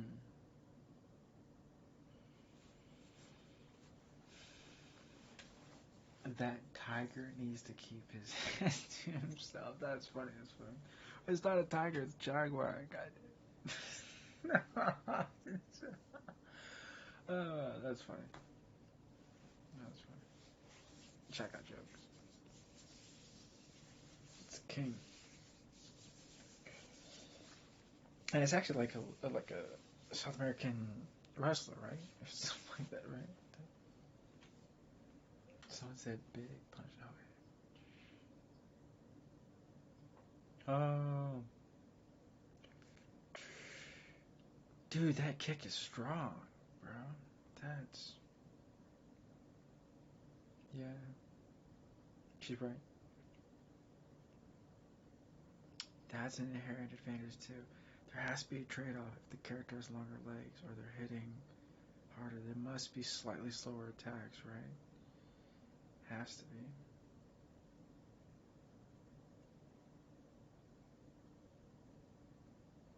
Yeah, I don't know. The damage is too much to take it. They just need to like, if they want to be conservative, shave 5% damage across the board off everybody. Do you want to be even more, a little more, in terms of balancing and changing the game, cut damage across the board by 10%. But I think you need to cut damage across the board by 30%. Yeah, that's just me. The matches are ending super quick. It's 22 seconds. It's 22 seconds. Like, what? Like, bro, I can't even breathe 4 times, man. And the fucking 20 seconds that the game is over. If the game ends in 15 seconds, I breathe 3 times. Like bro, what? Dude, that's. I don't know. Just. It's super fast paced. As long as people like that, right? As long as people like that. I just don't think you can evaluate somebody in like 14-second, 20-second increments. I think I can evaluate somebody in League of Legends because it's like it's a battle. Right? It's a MOBA over 25 minutes or 30 minutes at least. The match isn't over in 22 seconds. Like, gee, the loading screen and like the drafting, right? It's all meaningful. And if there's minions clashing, it's a MOBA, but just way more safer, defensive, fighting over resources, battling resources. So many team fights, objective fights, just and you can come back and win, literal come back and win. But man, in fighting games, especially the Tekken damage, matches can end in 14 seconds.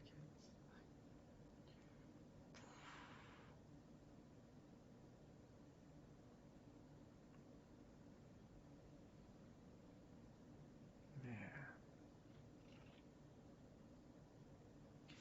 was it always like this? I don't remember it being that fast. And then again, the version, of course, that's always that's whatever. But yes, yeah. Give me a 30-minute battle. Give me a. Actually, I could end the game in 15 minutes, which is fair. Days you have 15 minutes. No, because there's 2 minutes that don't count. You have 13 minutes. You have 13 to 15 minutes before I just end the game in League of Legends. You had 20 minutes to be like, it's a good battle, then everyone kind of votes out. Or it's a 30-minute battle. And at least then there's plenty of comeback mechanics. Oh, Lucian mid versus Yone. That's very ballsy. Because I'm 100% sure once Yone turns level 6, man, Lucian's going to have a tough time. And it goes back to levels 1, 2, and 3. You need to gank the bot lane, like right here. Chat can't see it. I'll just close my video. I'll just close my camera. Goes back to levels 1, 2, and 3. Blue side jungler needs to be ganking bot side, like I just said earlier. Democratize League of Legends, make it easier for everyone to understand.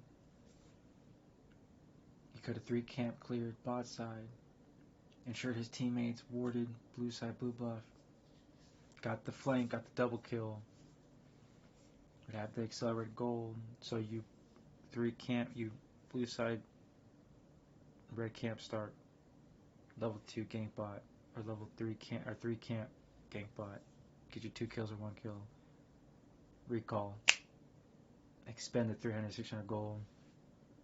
Well, let's say you get 2 assists, you still get 300 gold, and then you're clearing top wave, and then you're getting the kill. Oh, first blood, nice. Oh, good shit, he got first blood. But as a top laner, if the bot lane isn't ganked at level 1, 2, and 3, where is the level 4 jungler going? So top laner, if the bot lane is not getting ganked at 1, 2, and 3, and like everyone's level 4, the top laner needs to use his brain and realize the enemy jungler is coming towards him. That was clean as fuck. God damn. He weaved in between his positioning, layered his skill set, dodged the enemy skills, and then got the kill and then flashed out. That was clean as a motherfucker. And he has to kill accelerated gold. And now he's doing his thing. Nice. But, just saying, he could have level 2 gank bot, got 2 kills, level 2 gank bot, got a kill, create pressure. If you level 2 gank bot and kill the enemy ADC, support doesn't give a shit because the bot lane is then destroyed. Right? Here, check this out. You can 3v1 the enemy ADC at level 2 or 3v1 the enemy ADC at level 3, and then just leave the bot lane and ignore the enemy support and recall or clear your camps. You don't have to waste any more pressure on the enemy support because the enemy support's going to be probably tilted that they didn't ward proper, defensive proper, or jungle track proper. But everything's fine. It's doing good. It's just bot lane, seriously? Go seriously, bot lane. Oh, Smolder, fight! Oh my god, bro, you do not tell me Smolder got chickened out. Wow, ain't that some shit?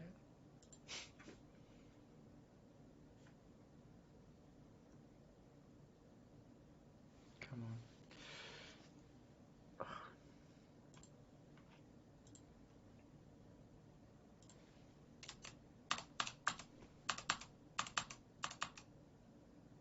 I don't think you need the flash.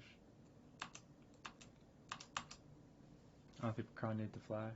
I think Rakan could have helped fight in this position. Rakan should have.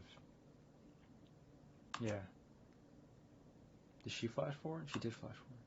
And then you immediately beeline. You take the center line, split the map in half. Here's the center line. Split the map in half. Here's the center line. So path back to center. They're not. They're moving particular. You should fire your skill shot not at your opponent, but the direction you think they're going to move with Smolder. So it's an incorrect skill shot. Engage, walk forward. Engage, walk forward. Engage, walk forward. Engage, walk forward. Engage, walk forward. Oh no. Ugh. I don't know what the team is doing. I don't know what the ADC is doing. That's not a good ADC.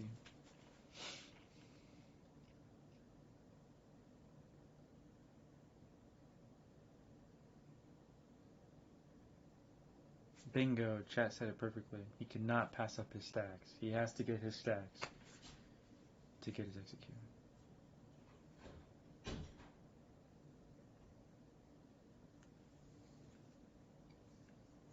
Oof. And the Smolder's like negative 15 CS. Actually, both ADCs are negative 15 CS. But, and I know he's probably thinking, oh man, yeah, just, even just, if the enemy jungle, oh my, it goes back to like, because Smolder's late game, and because Ashe has an incredibly powerful level 1, by killing and slowing down the Ashe, you stop one of the enemy carries from stopping it. The key thing that will stop Lydia's movement speed is the Ashe passive auto attacks. So by trying to stop Ashe in the beginning, she doesn't get to become strong to stop the Lilia. Right? Like, what is Lilia's worst nightmare? The Ashe locking down onto the Lilia. The Ashe, weaves off her W and procs her Q and her auto attacks and then lands her ult. Ideally, the Ashe is trying to proc their auto attacks into their Q, into their passive, and then they're holding their W. When the opponent tries to walk away, they throw the W out to really hit the opponent, and then they launch their ultimate after they've slowed them twice.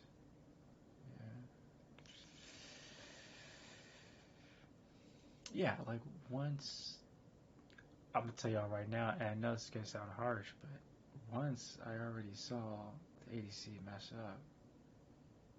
Sure, you can give the ADC the first 15 minutes of the game. If the ADC, if any player in the first 15 minutes of the game shows competency, then you can kind of leave their comms open.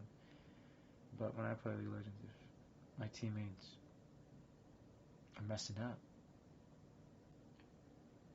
oh no, ooh, if he's, nice. You can fight it out. You don't want to get hooked, but I think you can fight it out. Oh yeah, you can't interrupt. Oh, you put him to sleep. Oh, nice. Yo, finish this fool, bruh. Oh, the Ashe is here. God damn. Rakan, what are you? Dude, Rakan, dude, I'm not even, dude. Rakan just jumped to the Lilia, man. Rakan has an easy life because he quite literally has a spell that allows him to dot, to jump to his teammates, dash to his teammates.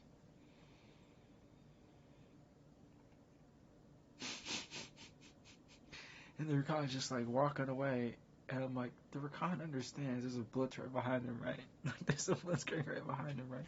He could just hop to the Lilia. He gets hugged. It's just like, God damn. It's just like, God damn. Ah, that's funny.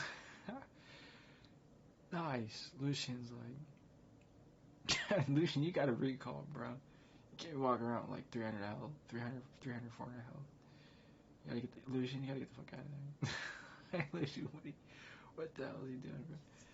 Lucian was like sitting in the bush like 300 health, bro.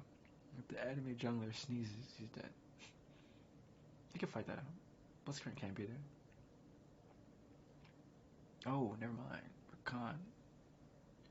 Did Rakan is level 6? No, he's level 5. Oh, I forgot he died so much. He was losing XP. Further putting himself in the hole. Negative vision, negative gold, negative XP right now. See, the support player needs to understand that since now they are behind and they are not making plays. Oh no, the thing that I just said, he's not level 6. Oh, nice, great kill. Oh my goodness, Santorin is about to do what I was just saying earlier. Before I even clicked on Santorin's stream, I was hyping him up like, bro, I've seen Santorin just like roll fucking, oh, it just came up. You can't let pro jungler be 7-1. Whole enemy team is shitting bricks right now. I hope Santorin understands that the pressure that he's generating. He's a professional jungler. It's literally shaking the shit out of the enemy team. The enemy team is already contemplating: do we FF at 15 or do we keep playing? The enemy team is, I already guarantee, is contemplating: do we FF at 15 or keep playing? Because I can tell you this right now, I would like to have Santorin. If I'm playing a game, right, and I have Santorin 7-1, I'm like, I'm pretty sure we're winning the match. Like this, you know what I mean? Like, I'm just saying. I have full faith in my macro shot calling capability. I mean, it'd be nice if Lucian is like just not dying, trading away his life for the enemy support. It's a bad move. I hope that mid laner understands that's a bad move. Is he applying pressure to? Oh, I think they got him. Oh, they got him now. Yeah. Look at, dodge the extra damage. 9-1. Jesus. He's super strong. You can basically steal the. Yeah, I was about to doing exactly. You just invade and steal. That's the type of pressure you can apply. So, repeat gang. You can actually catch the Rumble right about now. If they would have, you can red control ward, wait for the Rumble to show up, and then kill the Rumble one more time, and become 10-1, and that's pretty much everything in his control. That Rumble is probably watching the stream. Nice, steal the red, yeah, good shit. I mean, it was good stuff. He could have placed. Now, what you want to do to maximize your red control ward, you actually want to place it at the back line over here. This is the secret sauce. You want to get your red control ward in a position where your opponent never like walks in like an area. There's some corners and crevices of the map where your opponent never walks, and so the enemy team is winning. What the hell? Team, if Santorin is not on the map, do not rotate.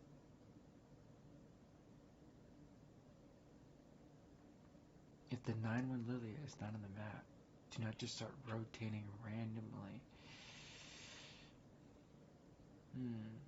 That's a smart. Oh, okay, they pathed in through Tribush. That's fair. Looks like we're fighting. Lucian. Oh, okay, he dodged the attack. Damn, look at that damage. Holy shit, game over. Game's over. Game's over. Santorin just wins. Santorin just wins. Any team can feel it. They know it. As long as Santorin just plays clean, it's game over. It's literally their game over. He's gonna just. Is he putting him to sleep? Or is he just doing damage? Graves needs to get out. Oh, wait. Boom! Oh, they gotta get out. They gotta get the hell out now. Oh, no. Oh, yeah, I gotta get out. You can't die. You can't throw away the 9-1 lead. It's too much. Nice. There you go, team. Tied even game 16-16. Is he trying to stay on the map to steal resources? You just don't have the health. You just literally can't get hit. She's a glass cannon. If he would have recalled, he would have been already back on the map. That's the only thing that Santorin was missing. Unless he's thinking of clearing his camps and resetting. But then they don't have advantage to fight over the dragon. Yeah, he could have backed a while ago. Been back on the map, cleared his camps, then contested. But stuck around a little too long.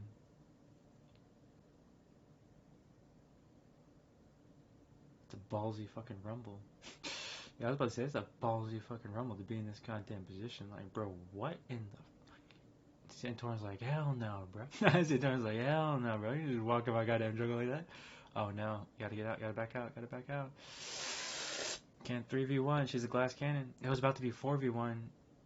The Rakan was like, my 9-1 jungler. I like that Rakan. I appreciate the Rakan following the 9-1 jungler. That the Rakan's like, alright, my 9-1 jungler's going in. I'm going in. And it's just... But at the same time, if Rakan would have did his abilities proper, I think they'd kill Rumble in the river, right? But I think Rakan just didn't layer his auto attacks in between his spells proper, so they're lacking damage, and then he's like walking away because the support isn't maximizing their DPS output.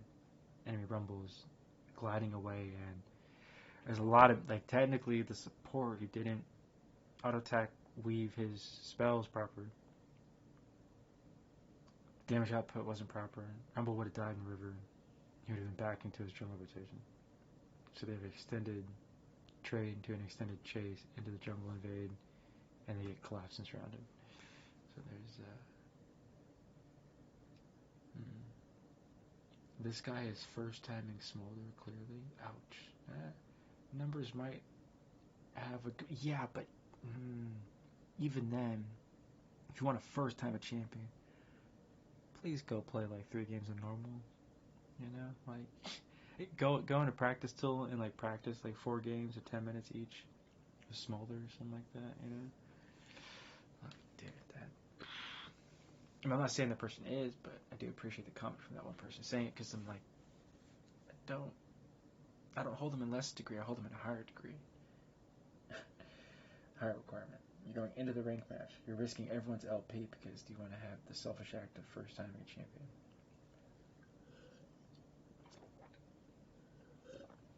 No offense to Smolder. No Smolder. But Rakan can't be 3, 7, and 8. Rakan can't be dying 7 times in 18 minutes. After you die 3 times, inherently the player should understand that they've messed up and they need to change how they're playing the game. I said, I think what happens a lot, once a player dies 3 times, they just keep doubling down on playing the way they play, and they don't know how to adjust or make any adjustments or play differently or change up their style. And so then Smolder, all he has to do is stay in the mid lane, ward, fall back. Soak mid-wave XP, ward, fall back. That's how you do. It's probably just other players lacking their fundamentals in the game. But Santorin's Giga strong. He's 10 kills, 2 deaths, 3 assists. Holy shit. He's already at. Some people consider it 2 items, 3 items. Nice. So he's in prime control. It's just bot lane 3 and 12. Dude, bot lane can't be dying 12 times in 20 minutes. But it also goes back to what I said earlier. I think it goes back to just all junglers, blue side, just level 2 gank enemy bot lane, or 3 camp clear level 3 gank bot lane. Try and slow down the enemy opposing bot lane. And bot laners, red side, should just place their wards to absorb the pressure. But that pressure frees up your bot lane.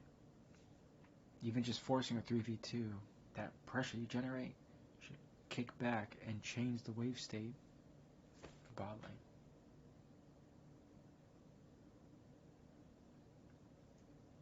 There you go.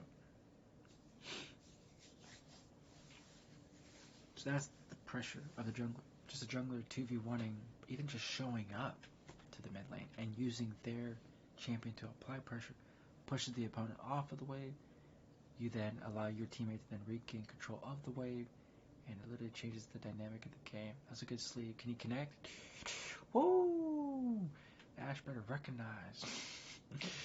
Bam, son. What? Oh, look at that flank. Yeah, game over.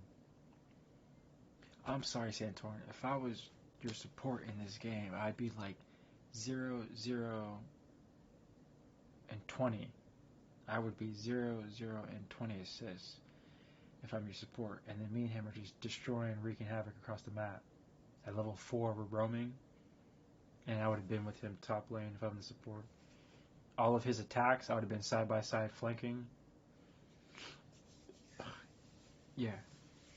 And then, of course, I would have also been generating my own pressure as a support and helping top lane, mid lane, and ADC as best I could. But, oh yeah, if I have a jungler like this, I'm easily 0, 0, and 20 as a support. I'm 100% KP. I'm 0, 0, 22 assists. If I'm the support in this kind of match.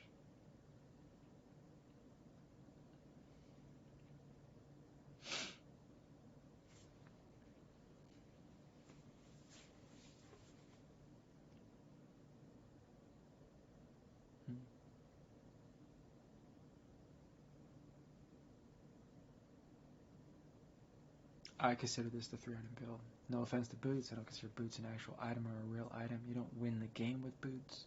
You don't lose the game without boots. So I don't consider boots an item. But right now, officially, I would say Santorin is 22 minutes into the game with 3 items. Liandry's, Zhonya's, Riftmaker.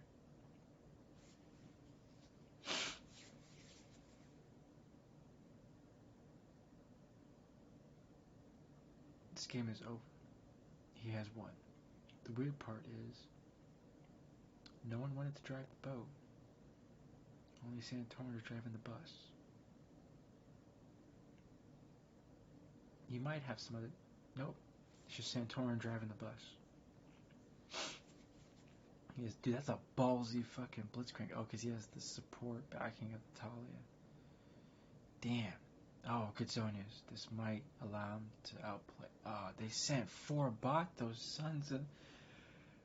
Wow, they had a coordinated 4-person rotating gank on the Lilia. Those sons of guns. Nice. Good job, Grace. They literally coordinated the sons of the SOPs. They coordinated a 4-person gank to kill the Talia, to kill the Lilian.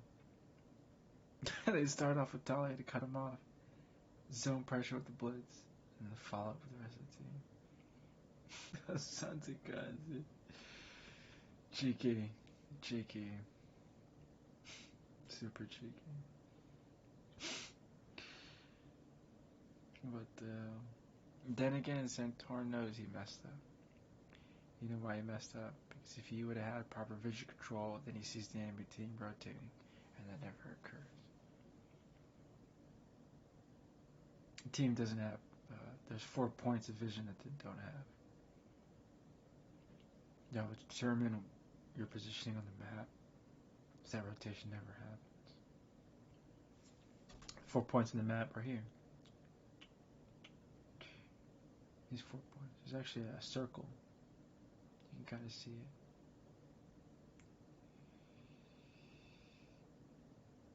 There's this circle, but it's not quite so much here. Like here. There's a circle. Do you see it?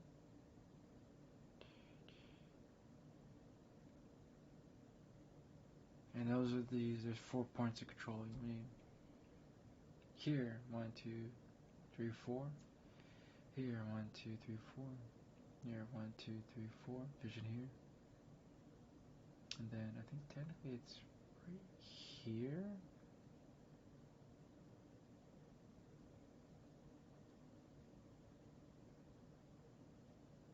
Yeah. Boop. Right here. 1, 2, 3, 4. When you place a ward here, you then see the entry point to all 4. Or you can place it right in the center and you get all 4. place a board right here. You can see 1, 2, 3, 4, all 4 positions. But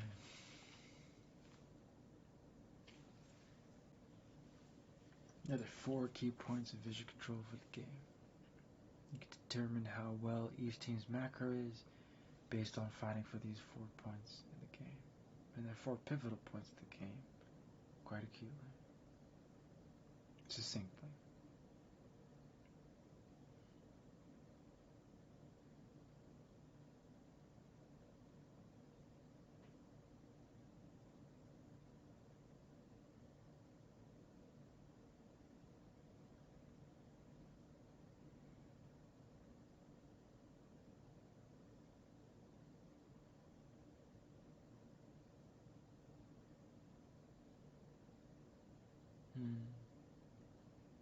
Interesting. Support is missing out. Sorry, it just goes back to the support messing up. If the support was doing their job, like if I was the support in the match, your intel and counter intel, your ward placement is intel and counter intel of your opponent in the game, further allowing your team to make proper decisions on where and how they should play. Santorin is in a perfect position to go for a pick play. If he holds this bush control, any team has to check it every time. Santorin, what are you doing? Oh, all 5 teammates are there? You tell me no one was catching the bot wave? Real sus. They're watching the stream. Yeah, Posen players watching the stream. This is the traditional red side is watching the stream. No one went after the Lucian in the top lane. No one caught the bot wave XP. All 5 players on red side are watching Santorin's stream. There was no need whatsoever for all those players to be there in that position. Because they didn't send anybody top, and they didn't send anybody bot. And they didn't know he was there, because he swept on his way through it. So all 5 teammates on the opposing team are watching the stream.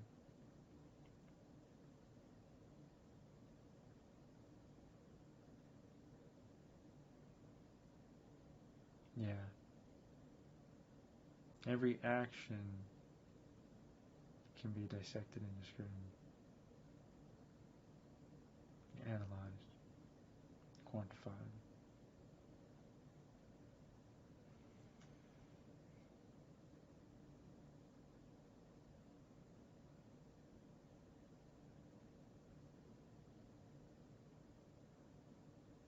And they're losing objectives. But the losing objective is not Santorin's fault. It's his team is literally letting him down. Most likely Santorin has beat up probably 1 or 2 players that are currently his teammate. But since he's steamrolled some games along the ladder, he probably doesn't recognize his teammates' names.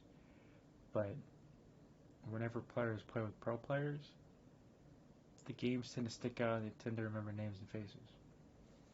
So his teammates, there is some politics on the rift that occur. Happens to Bobrother all the time. Bobrother's kicking the shit out of everybody on the rift, and his own teammates will throw games because they don't want him to have LP games. Look into the politics of rank climbing. Every conceivable fucked up, nuanced, controlled way of controlling LP or losing LP is on the table. Those are the fucked up politics of ladder and ranked.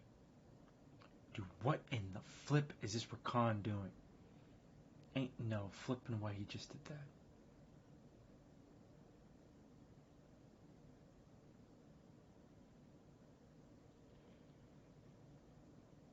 Bro, what? He was just like walking into the tower range. Not in 7 years would I think to see a support just walk into the tier 2 tower range. They didn't have wave. They didn't have vision control. They didn't have cooldown pressure. The hell is that? From the support. Like, what the fuck? Oh, he has him. Ah, Blitzcrank, you. See the pressure? Even just the support being there generates pressure in the game. So an elite support their presence will be felt on the map. Like this Blitzcrank is 3-5-18 and starting to separate. Okay, Rakan made one good play, but his team can't follow up. Doesn't help anybody. You can't just make a play and tip your hat, throw it into the bin. The Rakan can't just die 10 times. The Rakan can't just, right, oh, I'm just going to make a play. If no one can follow you up, then you're trying to 1v5 as Rakan, and you cannot 1v5 as Rakan. Hell, rarely any champion can 1v5. Now maybe Lilia, because she can sleep, you can kill 2 opponents and force the game into much more manageable 3v3 or 4v3. Then yes, then in that turn you can create that 1v5 scenario. But it's more like Lilia needs the 1v2, needs the 1v2, kill 2 opponents, and then really force the 4v3 or 3v3. And then in the end, people like go fucking crazy and they're like, you just 1v9. Well, like really, your focus should be like, I gotta kill 2 opponents and then cut this down to a 3v3 or a 4v3.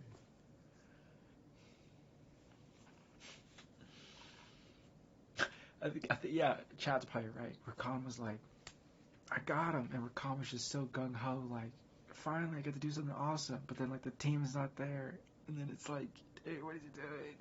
And he just dies. There's a saying, Rakan got lost in the sauce. Too anxious. You know, he died 11 times. Bro, what the fuck happened? I didn't even see how he died the 11th time. Oh my god. Oh, I understand what Chad's saying. Because Smolder achieved his stacks, Rakan was thinking, okay, I'm going to go in and try to create the play, and then Smolder's going to execute him, which is, Rakan can't get hit. Unless he has Guardian. Does the Rakan have Guardian?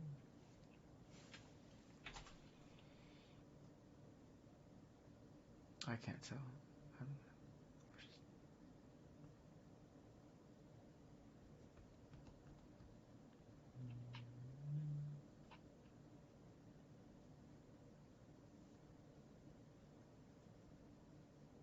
Oh, he does have Guardian. Did he go the proper shield build with Laka? Laka the Honest Line?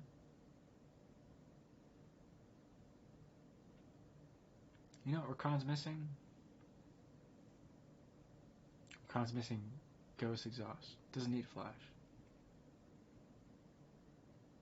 Rakan needs Ghost Exhaust. Especially Ghost coupled with Rakan's taunt. Give him the ability to exhaust an opponent, cutting them down, cutting their DPS to shreds. Ghost ult, and then he can just literally always 5-person sleep. Like a Rakan with Ghost Exhaust with his ult should always be able to 5-person sleep. Because the sheer speed, it was Swifties, right? The sheer speed that he's running and taunting and pulling the opponent, it will always be able to 5-person sleep. And then Rakan becomes immensely powerful. Not bad. Yeah, if I'm the Rakan, I'm like 1 kill, 1 death. Probably. Oh my god, yeah. If at worst case scenario, I'm 2 kills, 3 deaths, like 25 assists. If I'm this Rakan. Dude, the 0-9 Smolder. The Smolder can't execute with his ability? Smolder is like the most overpowered ADC right now. Like, dude, what?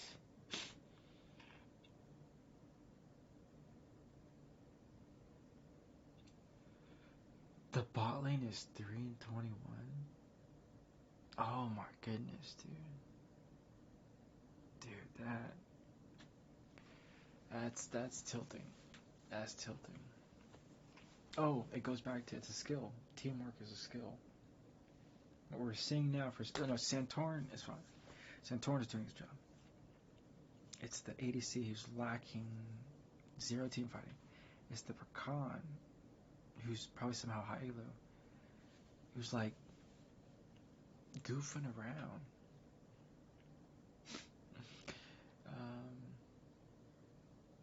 And the top laner. Why is there a top lane Graves? But there's just this much damage.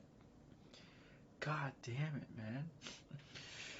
It's like damage top lane, damage jungle, damage mid lane,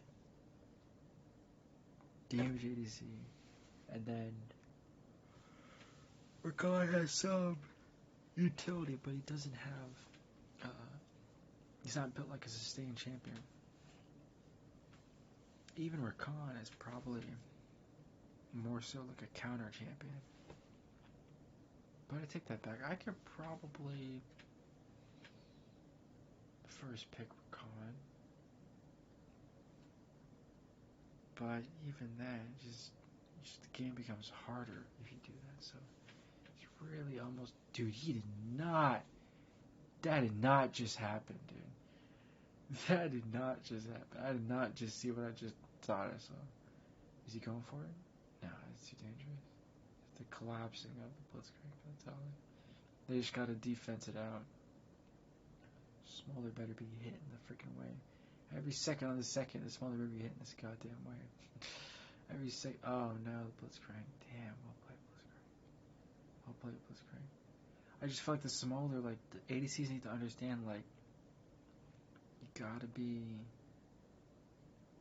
You know what the ADC was doing? They just kept doing the same thing over and over again, getting punished. You just gotta catch the wave under tower, and then bounce the way back, so that you catch under tower, and you bounce the way back, and you catch under tower, and you bounce the way back, then you catch under tower. Like, dude. Like, what? Like, it's if it's high elo ADC, and they don't have the fundamentals of laning, then I don't know. And their Rakan was real suspicious too. Like the ADC was just stuck in their old ways or something. Some players will get kind of like that. They'll keep doing the same thing over and over again, expect different results.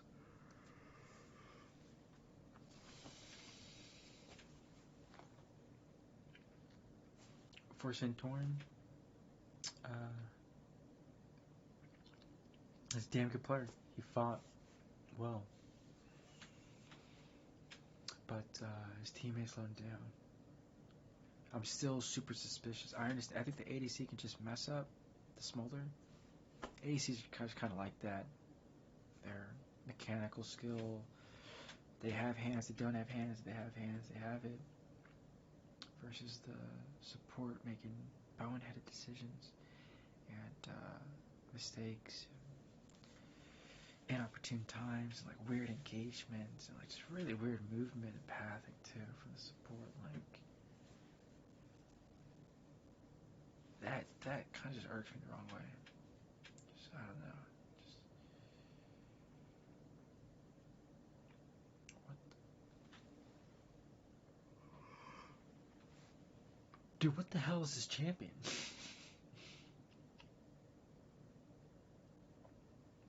Is it an assassin or a fighter?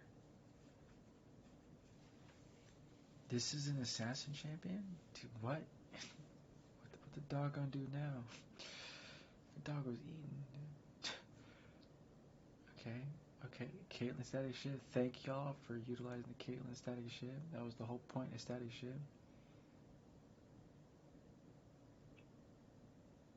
Oh, they thirsty.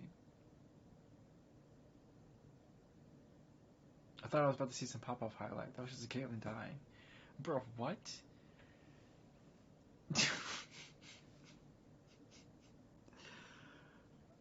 I understand. That was the highlight was enemy champion was running away and they're dying. I thought I was gonna see some like cool outplay or something.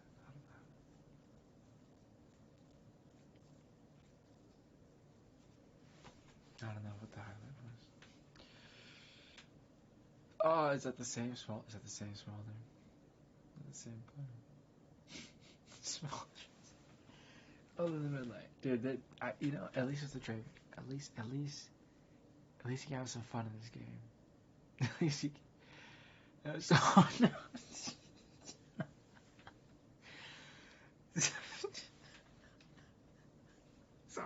Sorry. I'm sorry. That's fucked up. They should just fucking play Vars. Oh man. Oh, that's. Oh, dude. That's it's their prerogative. They could have played Tristana or Vars or something. Do that. I'm sorry, Santorin. I'm not laughing at you. I'm laughing at the fact. I'm laughing at the fact that the ADC should have just played Varus or Triss. Why are they playing on their 19th game with a 30 win rate? Like, why are they continuing to play small? Dude, that's crazy. That's crazy, dude. Like, after 20 games, it's still like a 30% win rate. It's just like, after 10 games, if you did not get 5 wins and 5 losses, just rethink playing that champion. You know, like if you get 3 wins, 7 losses on that champion, just rethink it really quick. But if you get to 20 games and you have a 30% win rate, I'm gonna tell you all right now, just stop playing Smolder. You have a 30% win rate on Smolder. And I have like nice KDA and nice win rates on like other ADCs. Like, make that make sense, man.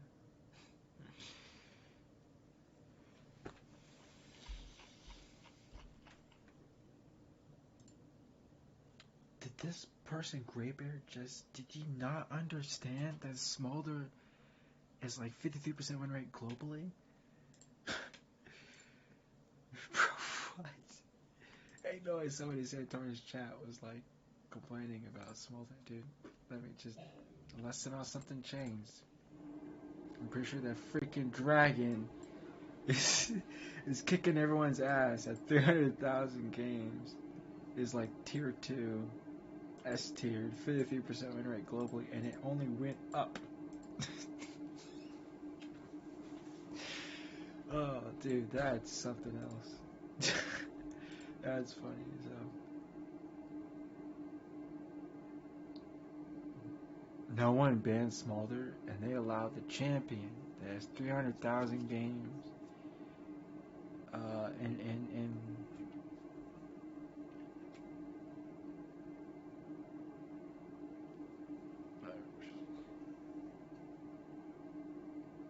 how no one not ban Smolder? I mean, that would. I'll just. They want the challenge, they have the challenge. Because, especially in high elo, you're going to run into players that are, like, clean as fuck. And so, this enemy Smolder, y'all pray to God that they're bad, because he's sitting on, like, a really powerful champion that's, like, Rick rolling the fucking Rift right now, dominating the Pro Scene.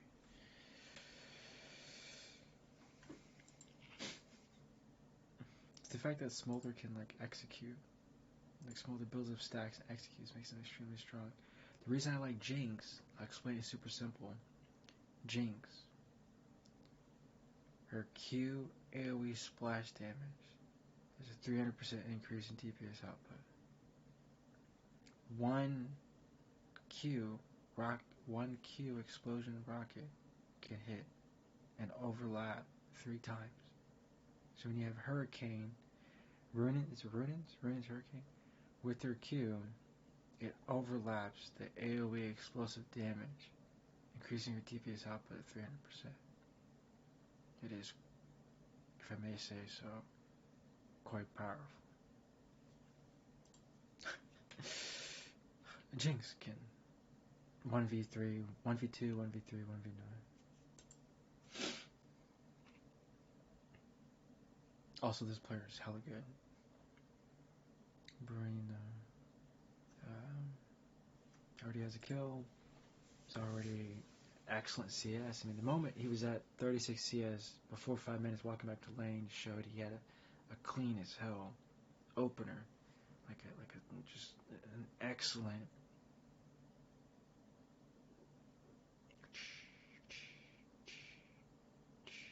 Nice. That's proficient in a way that people probably don't understand. Ooh, he's a little too eager. So when you're playing the game, there will be moments where you feel like you're kind of just you're walking through and you're warding, and you get into this habit of just kind of like doing certain stuff versus like reading the map and kind of flowing with the map's giving you, and then really focus tuned on what's in front of you. So there are times where you do not want to shut off your brain and go into this like autopilot mode. And so like you saw it for a second. And I hope it doesn't do it again. But sometimes it does that. He's hitting the 10 CSPM, super clean opener. I don't think he's missed a single CS. This is a great feeling. Right before level 6 is a key point. Thresh needs to take bush control. Hopefully this Thresh understands he needs to take bush control. Thresh does not take bush control. Thresh needs to generate pressure by either sweeping or placing wards. Yeah, but it's really hard to catch a Karma. It's really hard to catch a Karma. Karma's moving too fast. Thresh needs to either place a ward, generate pressure, or hit the wave. Or take bush control. Do something. But Thresh cannot stand around because then you're not doing anything. Thresh isn't placing a ward, not sweeping a ward, not generating pressure from the bush. Damn. Top lane, Warwick goes down. He had sweeper, and he walked back into the same bush? Dude. Ain't no way, man. He should have swept across river, swept their own jungle, right?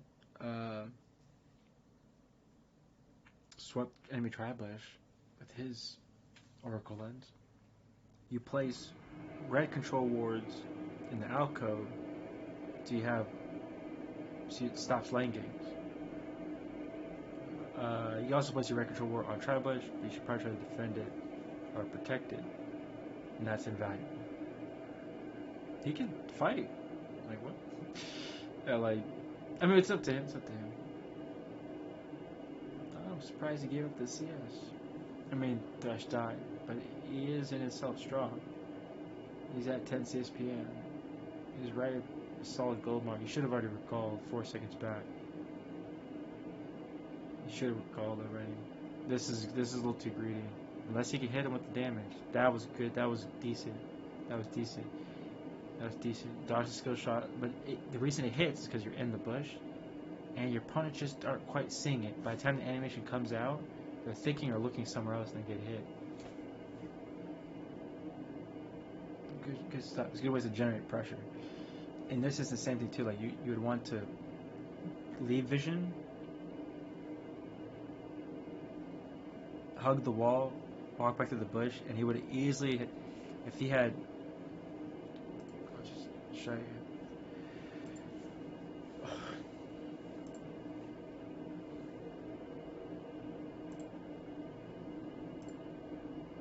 Oh, is this the right here? You start walking this way, like you're walking back towards. Let me see this camera. You immediately start walking this way, and you pull your opponent to go this way. If they see you walk this way, they think you go this way.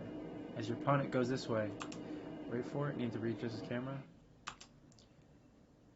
You would have been if you would have walked this way. The opponents are kind of like, oh, where is he going? Either they mirror roam, and the support can also sweep this way, sweep here, sweep Dragon Pit, or whatever.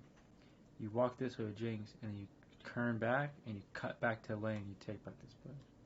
But there was already this positioning right here. So Thresh should be walking this way, generating pressure and drawing the enemy to kind of track him or follow him, which then pulls the Karma to either do the same thing. Karma's like, oh, I need to match the movement of the Thresh. The Thresh can generate fake pressure and then come back and then pull your opponent to follow them, and now they're trailing. The support, you generate pressure as you're moving through the river and you sweep, you force the enemy support to either follow you and create fake pressure. As the Jinx walks back this way, you could pull your opponent either mirror match, and then you re-engage back into the bush, and they don't realize where you're at, or too late. and create fake pressure. What was his name? Faker. That was the thing that he did. Faker would leave lane and stutter step and fake recalls and create fake pressure. That's what he calls himself Faker. But it's like everybody like forgot. I don't know. Yeah, it's just me. But it seems like everyone forgot.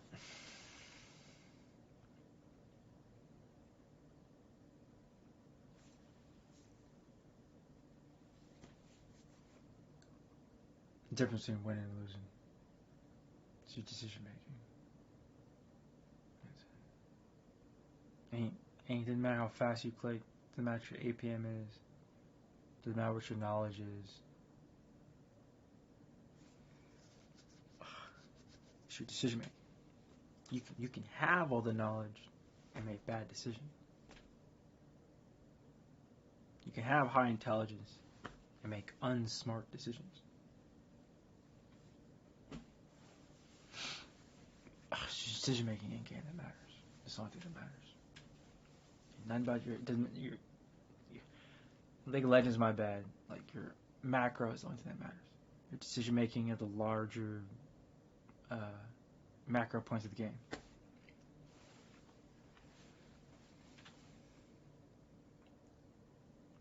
There are good and bad Yuumi players. You know what a bad Yuumi player is? Not a lot of heals, not a lot of KP, not a lot of kill participation, not a lot of assists, not a lot of assist goal. That's a bad Yuumi.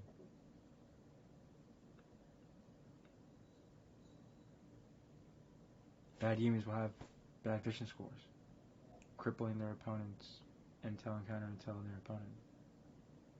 There's your prime example of a bad Yuumi and a good Yuumi.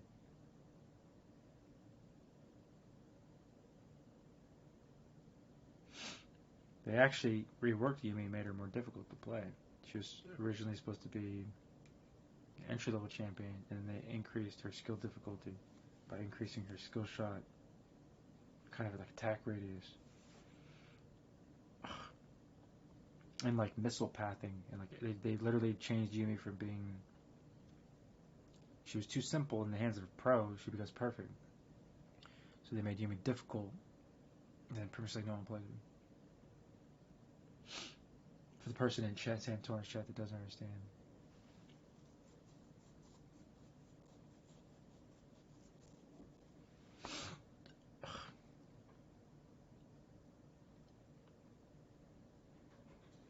Okay. Set versus Riven. Set wins. Lee Sin versus.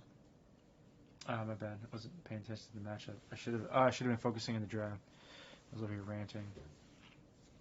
I could have told you who's going to win based on the draft. Bot lane's even. Both champs are late game. Both Nautilus and Maokai win the early game. Both Senna and Smolder win the late game. Akali wins the early game. Twisted Fate wins the late game, so Akali has the advantage in Prio and lane. Lee Sin's a fighter. She doesn't have the fighter. Now just coming in the build. It's both Lee Sin, and Xin Zhao are fighters. As long as they both build like fighters, it's even. Riven's fighter in the top lane and Set is a Juggernaut. Vanguard? I don't know, I forget if Set is a Juggernaut or if he's a Vanguard tank. I forget. My apologies. But it goes back to the sustain champ, so then Set has advantage. Oh, that cheeky son of a... He placed the ward. Santorin should have pinged his bush. It would have procced the gold. Yeah. The gold adds up. I think you get like 10 gold or something like that every time you spot the enemy ward. So you spot like 5 enemy wards. It's like 50 gold or something like that. It adds up. But he might have been looking at chat or talking or thinking about something else. But the moment Xin Zhao popped up and placed the ward, he should have clicked. If you're getting 8 gold for camp, then I think you get like 10 gold for destroying a ward or something. I think even destroying some wards gives you like 20 gold and 28 gold or something like that. Right? Like what? Like it's actually pretty good.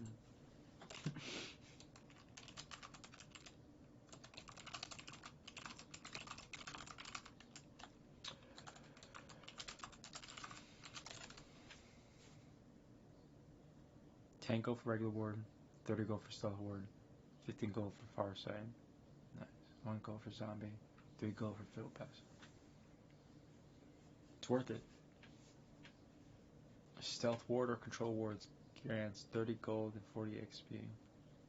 Stealth wards have a lifespan 150 seconds. Oh, my bad. Pinging wards provides 5 gold. You just have to... Yeah. It adds up, my bad. Adds up. Once you've spotted 10 enemy wards, it's 50 gold. It's not bad. It's pretty good.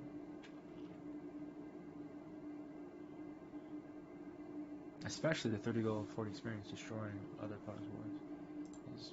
It's good gold in game. That adds up. It's not bad. You destroy 3 enemy wreck control wards, 90 gold. You take that. You're like, hey, shit. Got him. Every single time. Like clockwork. Engage. 5. Is he gonna get him with the Q? Ah, bro, just one more Q. I'm surprised. Do I need to...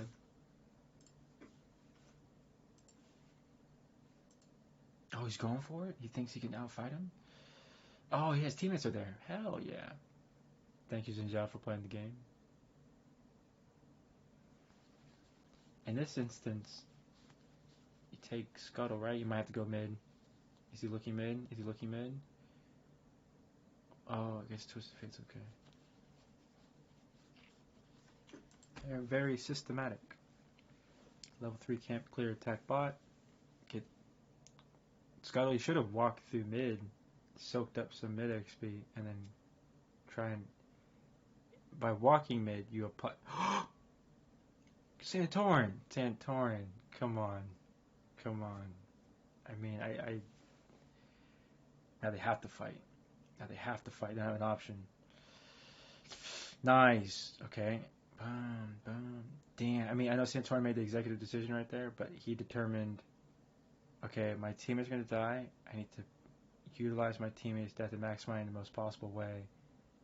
And he did it perfectly. He understood the aggression from the Akali, countered the aggression of Akali, and then repositioned to then destroy the Zinja. 5 hit play. And now the enemy team is shitting bricks. The pro jungler, people can say former pro, but basically your pro jungler is 3-0 on Lisa. is that, you know, like, 3 kills, 1 assist in 5 minutes. Enemy team is contemplating in the back of their heads. They're contemplating in the back of their minds. Do we FF15 or do we play it in 20? That's what they're thinking. That's what they're thinking. They're already shitting bricks. But Twisted Fate should understand that. Kali has the early game. You cannot. Smolder, you're a late game champion. Did they live? Did they die? Oh, nice. His team got the kill. Smolder lives. Watch out for the Senna. Because Smolder is like 100 health. And where the heck is the Senna? Oh, okay, she was catching the wave. Wow, if that Senna was playing more aggressive, I bet she'd kill Smolder. Wow. That's crazy. The Senna was so scared she was sitting at her tower. But the Senna was just a little more aggressive, a little more proactive. She would have killed the Smolder. In this instance, Santorin can punish the dragon fight. Oh, he has him. Take him, bro. Boom, boom. Go for it. Wait, Santorin, what? Why'd you go wide? She was sitting in the dragon pit. I don't understand. Oh, he has him. I don't understand. She was in the dragon pit, and then he fired to like the entrance of the dragon pit. But with Lee Sin, you want to fire your Q. Oh, they gotta protect Lee Sin. Oh, God, don't. I have to back out now. I thought he was gonna try to intercept the dragon aggression, because it looked like Akali was pathing towards dragon, and the enemy bot lane thought they had prio, and I thought for sure he's gonna wait for them to like start dragon, and then if they start dragon, his team would have had perfect flank angles. I thought he was going to go for that play, but he didn't. They tried to bully ball Akali, and then it pulled the team, and then they lost Dragon Prio. But if he would have just waited, it looked like the Akali and the enemy bot lane were kind of being greedy and were going to go to the dragon, let them get low on health, let the dragon get low on health, and the moment the dragon gets low on health, and the enemy team is near the dragon pit, and your teammates kind of surround the enemy, that applies really good pressure to your opponent. And then opens up way more attack options. Instead of only one option, you get to take the dragon, kill the enemy jungler, kill the ADC. It's like dragon, jungler, ADC support, the Akali. 5 more attack options kind of open up. So, just stuff like that. Because it becomes less linear. This is gonna be really hard. Man, this set better be a fucking god. Oh man, I called it. I was just thinking, dude, I was just sitting there thinking.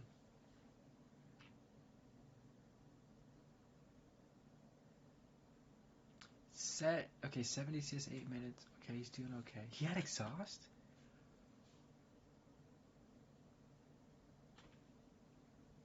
When did Set use the exhaust? If Set would have just held the exhaust until... Let me see if I can try to catch it. Or did he waste exhaust?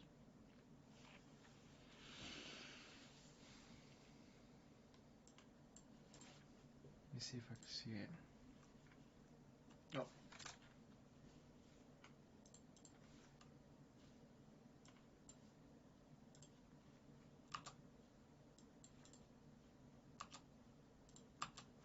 Oh my goodness, I forgot. You have to click here, click start. It has to be full screen, start, pause, stop.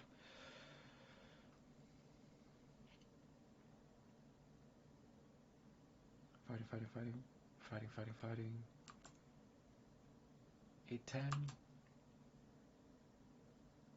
Set did not need to force the game.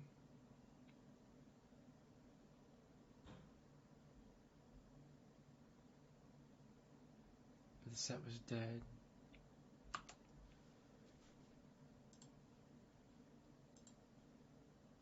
Oh, exhaust was already used a long time ago. Flash was already wasted a long time ago. And the Riven... Look at that. The Riven could be down in CS, but had the XP advantage.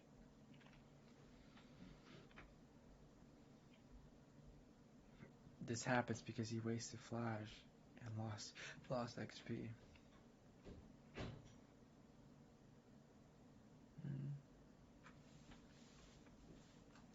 You can have gold, but if you don't expend it, it doesn't mean anything. But the level advantage is an inherent power spike. Because she's level 8. She's 3 levels higher than not. She's 4 levels higher. Twice the level as the Maokai. Dude, why is this Maokai 2-3-2? Oh my dude, that pains me, man.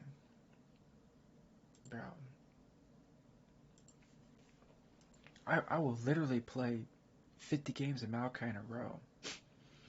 Because I think I've just seen so many bad Maokais.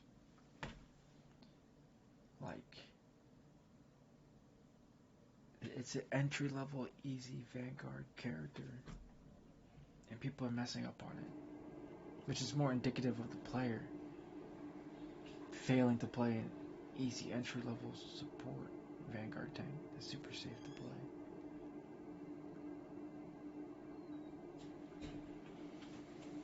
I'm literally gonna just go ahead and just play 50 games of Maokai support in a row. Just to show people how to get 30 assists.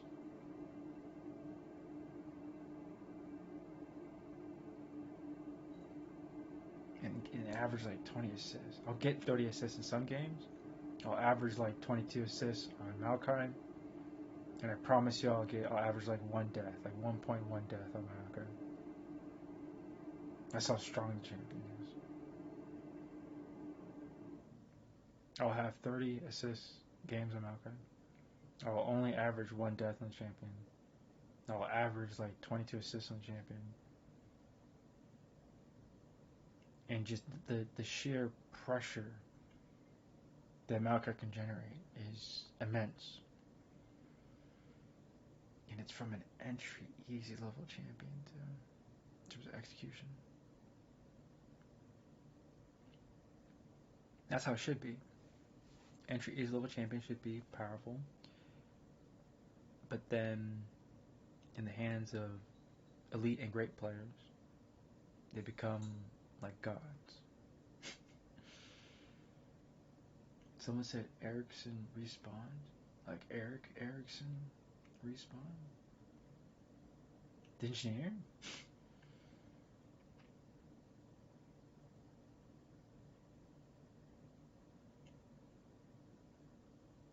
Are they saying Eric Erickson, engineer from IBM? Oh, thank God Smolder got the kill. I was like, bro, do not give the kill goal to the Maokai. That's messing up.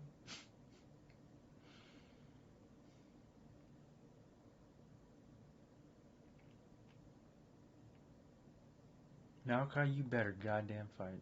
I do like, what? You gonna re-engage with the W? Is Maokai gonna? Oh my God! Oh, they can't now. I think he just like took. Oh, never mind. Smolder showed up. Nice. There you go. Why did the? I'm gonna let it be. I'm gonna let it be.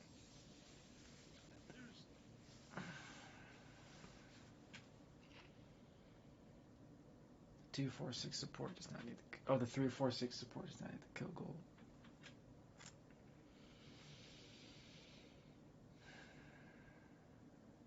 Because the support's already shown bad decision making.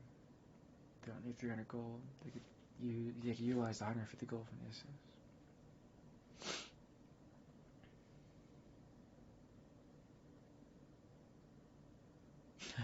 That's messed up. Oh, damn. Well played, Nautilus. Well played. Oh, wait, maybe. Oh. Yeah, it's especially with the Maokai. Just. No, Maokai. If Maokai makes like two great plays in a row, 3 great plays in a row, then he can kind of redeem himself in terms of like, okay, we respect the decision making and what they can and can't do. It's just Senna. No, it's just Senna. It's what she does. She has 7 kills.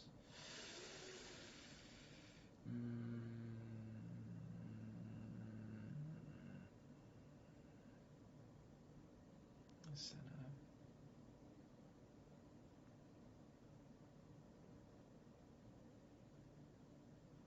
Oh, yo, huge respect to doing the true damage Kali. Yo, that's badass.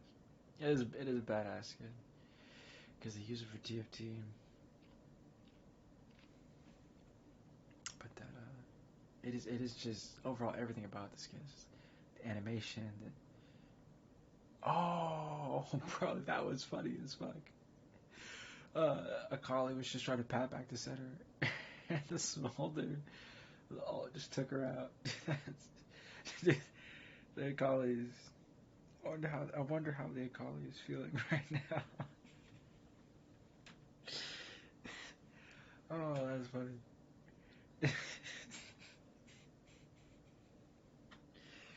Oh, that's funny.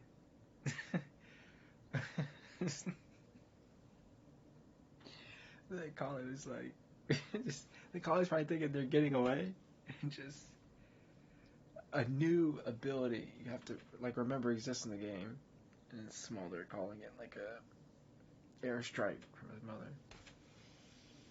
That's funny. I think the Akali just forgot, just that ability's in the game. That's just funny. And it executes too, right? Or something like crazy. Like, dude, that's oh god damn. They created a champion. Oh man, that's something else. They can just remove the execute from Smolder and he'd be balanced. That's just my 2 cents. This is my 2 cents, but oh man.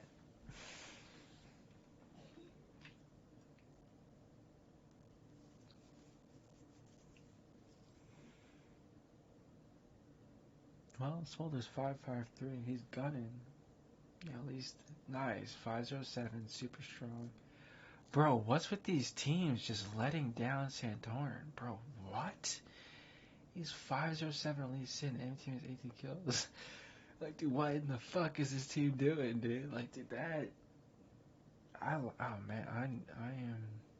I gotta let it go. I just gotta let it go. I do feel bad now. It's just he's playing well. He's competing well.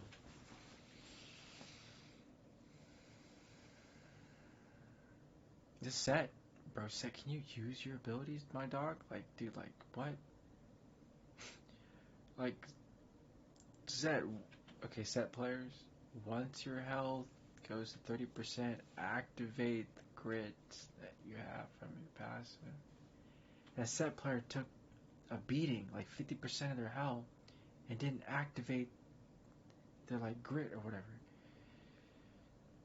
Dude, Smolder, bro, could you, dude, Smolder has the easiest triple kill in his life. Ambush just playing scared. The light's too bright. Smolder, the lights got too bright for him. Dude, that was like the easiest triple kill right in front of him. That might have been a quadrant. That might have been a penta. Dude, let me go back. Did I really want to look at it? Dude, this one might tee me off. This might just pay me. This might just piss me off. Seeing the Smolder fumble.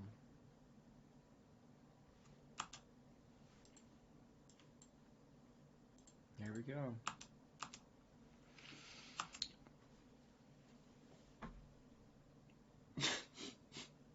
Dude, I'm not even in the game, and I'm like, it's just scoffing at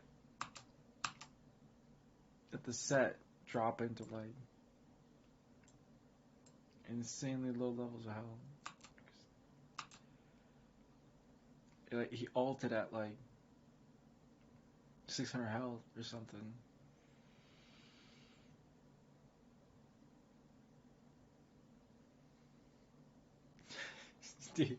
That I'm laughing because it's just I don't want to say pitiful, but just, dude, like what? Like the fundamental understanding of the champion and just like not even like having 50% conceptualization of how to utilize the champion. It's the set. Just, why was Smolder? Did he just waste his ult? Dude, ain't no flipping way. Am I just?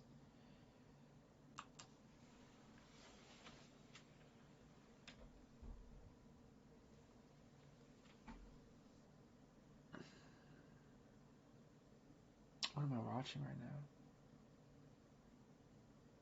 What am I watching right now? Dude, what was? I don't know. Okay. I'm gonna watch the Smolder because he lives after a not all.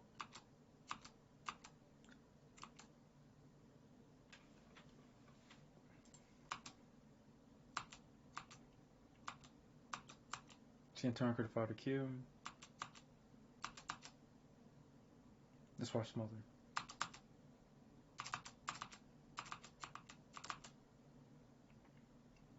Attack.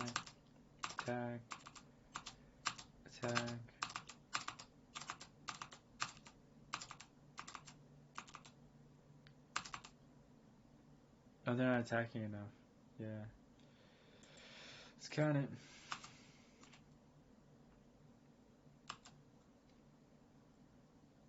Did he need the flash?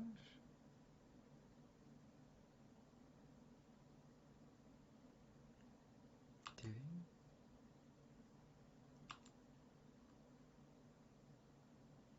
he? If Smolder had kept his ult,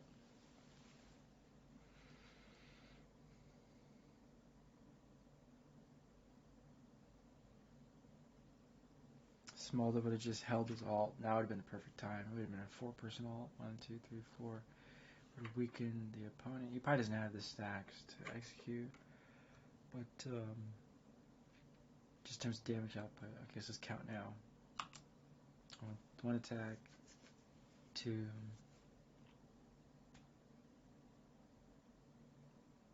3. So the ADC got in 3 attacks? Dude, oh my goodness, dude. That.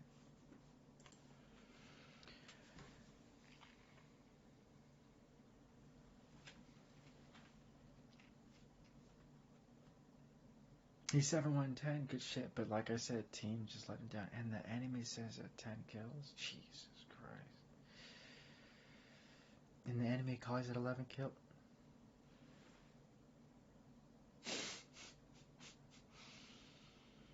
That's something else, man.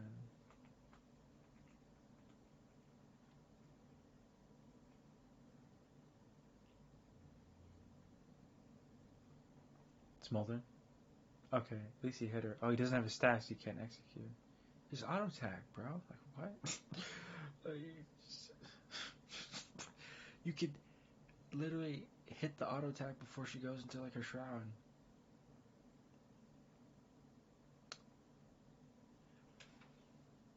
But the Smolder probably doesn't know that.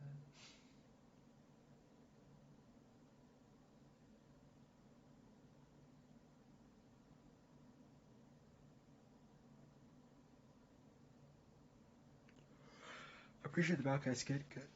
I would utilize the same one. Ugh.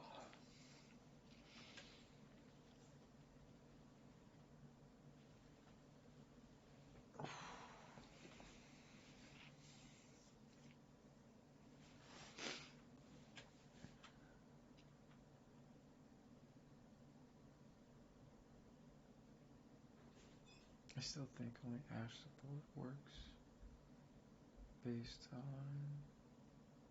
very peculiar scenarios.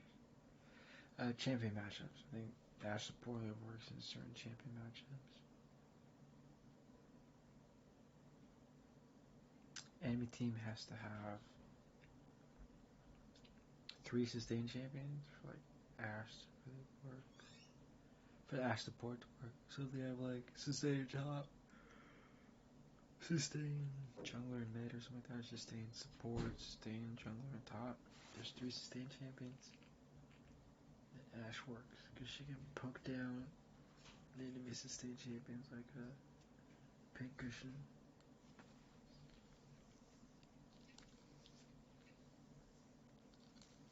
Yeah, my body's telling me to go sleep.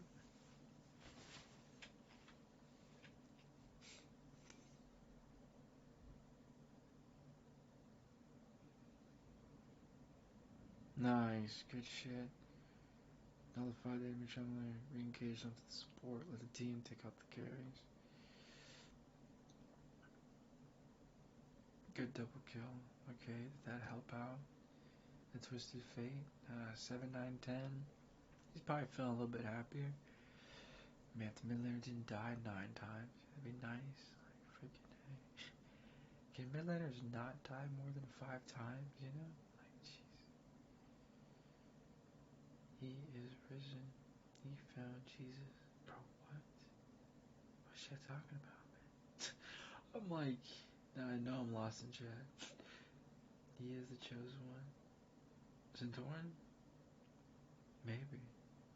He's damn good.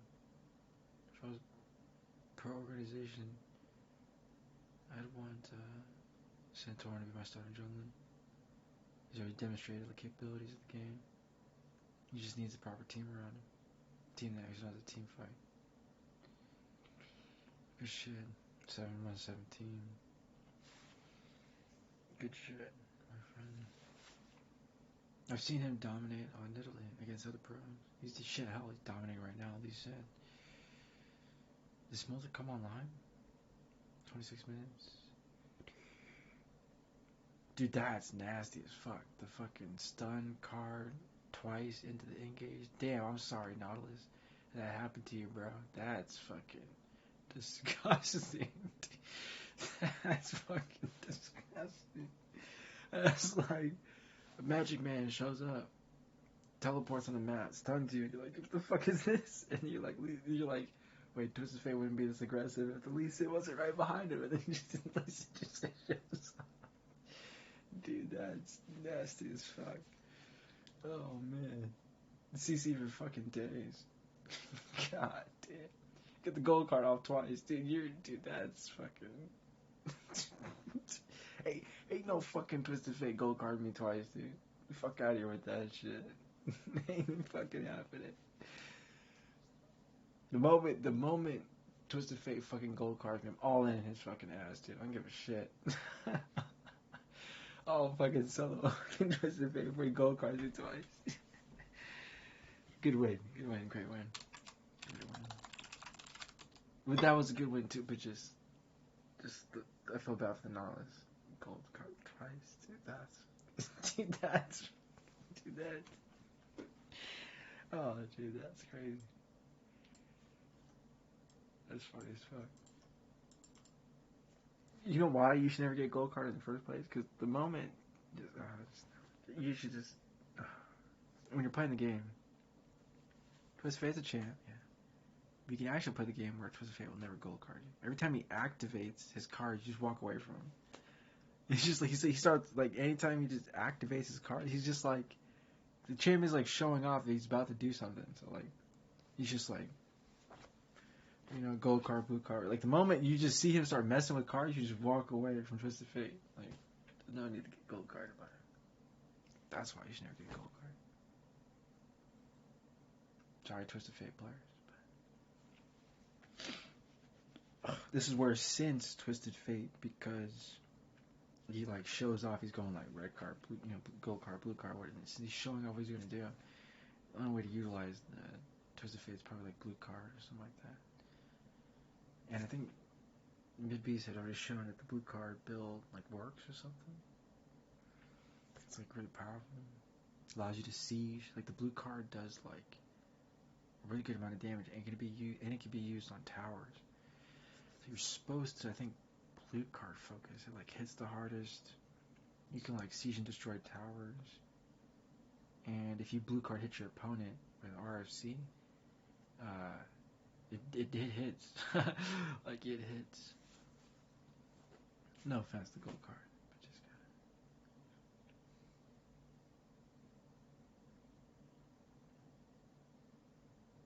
oh, you utilize the blue card Twisted Fate to hit the towers, siege proper.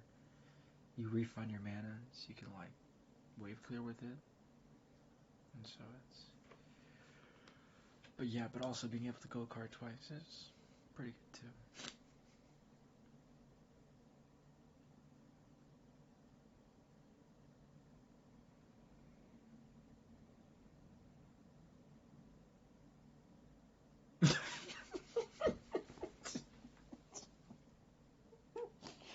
Oh, dude, I'm sorry, dude. I don't want to laugh at it, but it's valid frustration, or you're trying to do something, and just everything goes wrong, and it's just suffer Bronx. It's just he felt like like push the chair away and really vent on when you miss just whatever you're trying to execute. Oh, it's good teamwork. Oh shit, that was a fucking penta. God damn. I didn't even really see it. I didn't even really see the penta from the video. Let's rewatch that. What's sitting here thinking of? Okay, this is the start of it? Just the ending of it? No, Yoni's already dead. So, we missed something in the outplay, this highlight. Oh, starts now.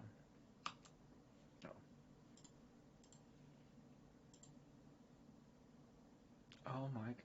Y'all, Summer University classes in session.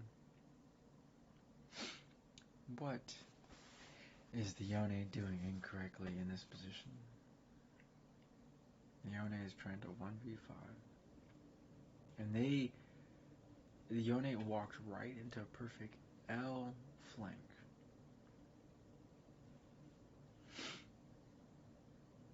That's crazy. Or you could call it like an anchor flank or flanker.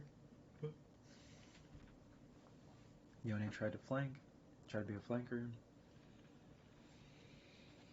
Couldn't have any kind of pincer move. And at this point, at this moment, the Yone realized he done fucked up.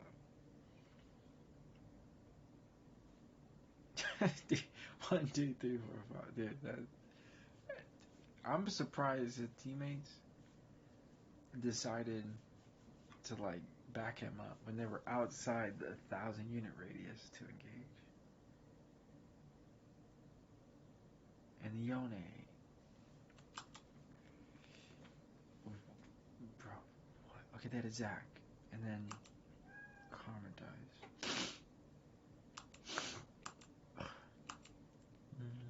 Nice. This is a good ult. You know why it's a good ult? Is when you fire the ult and you fall back, your opponent is like walking into the bullets, and the damage is hitting. 55, 67, 36, 36. Nice.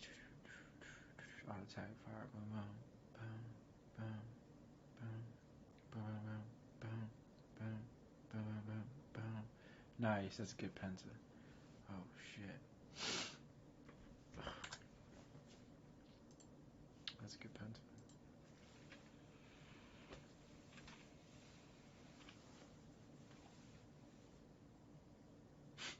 I would have thrown a parade for myself as I did.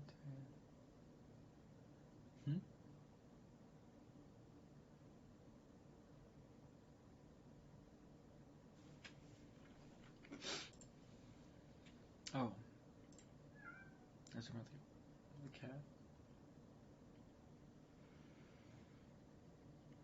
Oh. I have someone in the chat.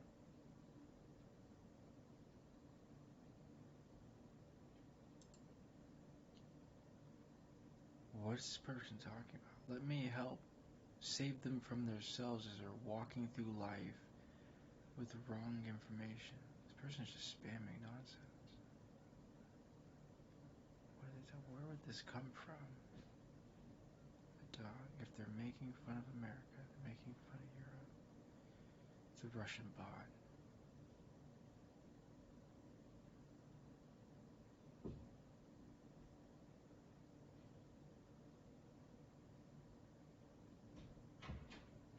Yeah, it has to be. No? It could be a Chinese bot. This is most likely a bot. Yeah. Account created 2 hours ago. This is a bot. Interesting.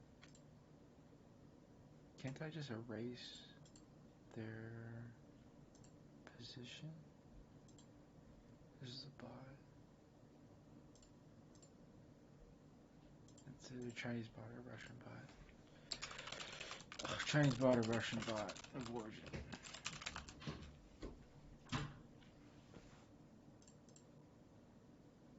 Can't I wipe their...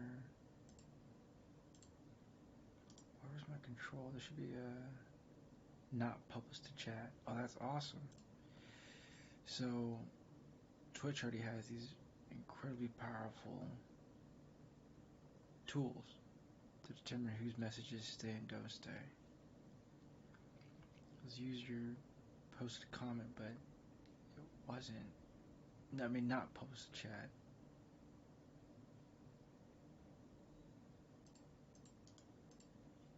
Don't I have another admin control? I could just. Either way.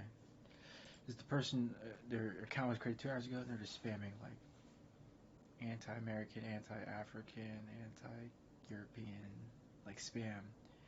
And I'm like, well, it had to been Russian because the first thing they were like anti-American, anti-European. They were like trying to diss America, trying to diss Europe, and then they were trying to like diss Africa. I was like, well, unless it could be like some other faction or some loser in Africa that's like hating on the fact that there are American and European enterprises that are helping bring democracy to African countries. And so the fascist warlords that are drunk on power, force women to sex labor, would have their own goons, have their boss try to submit anti-African and anti-American, anti-European sentiment. Or it could be Chinese bot, because Chinese PRC are losing contracts with African countries as Americans coming in with more stable infrastructure reinvestments. So yeah, but it could just be a bot. It's not a person at all. So then it's just like a automated thing, like so.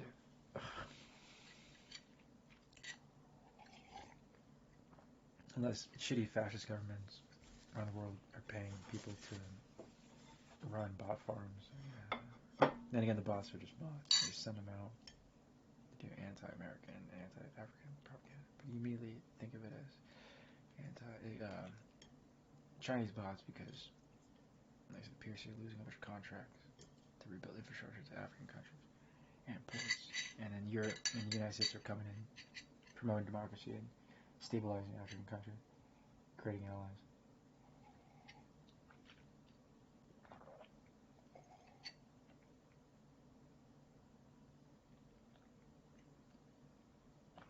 Oh, Hecarim is dead ass easy to play against. The hell is Chet talking about?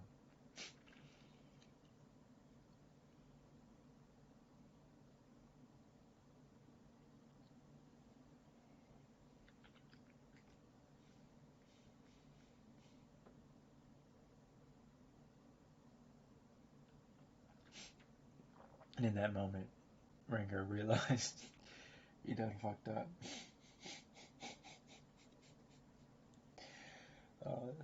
It's a 3-0 Viego. He was an early game assassin. You're a pro jungler. It's like, he's ready. Oh wait, there's a Nidalee and a Rengar? Bro, I didn't even see the draft. Bro, what?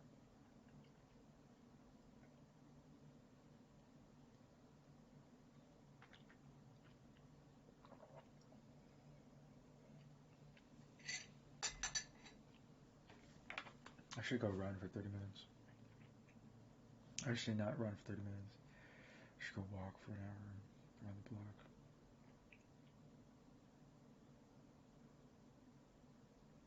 Oh no. I should have,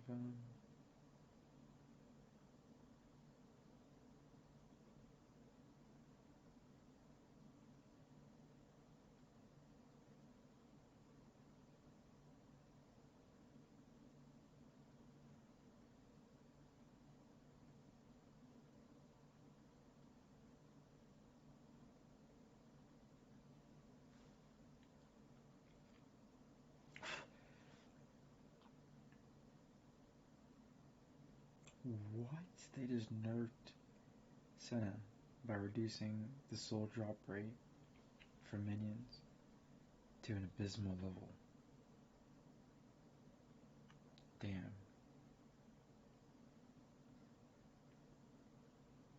The soul drop rate for minions reduced from 8.3% to 2.8%.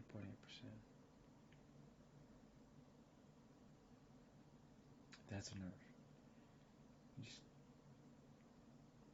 cut the percentage variable rate by 5% to an ability that was already less than 10%.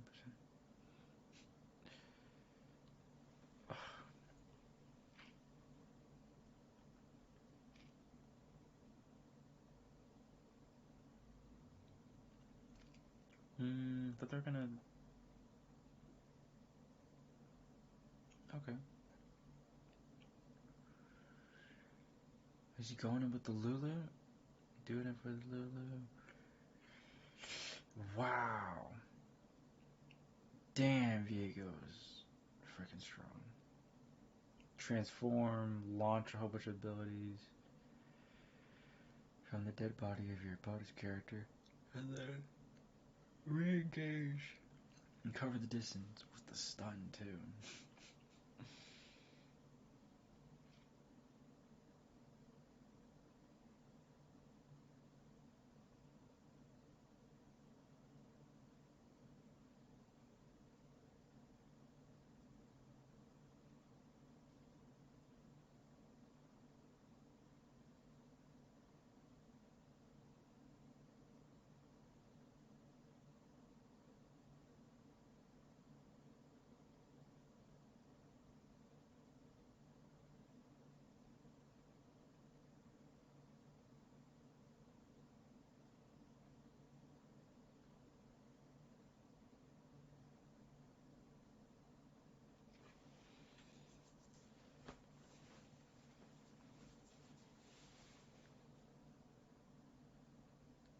Nice. I'm glad that Chauncey Gardner-Johnson is returning back to the Eagles. A 3-year deal. Good shit. Great shit. Glad to see him back. Welcome back.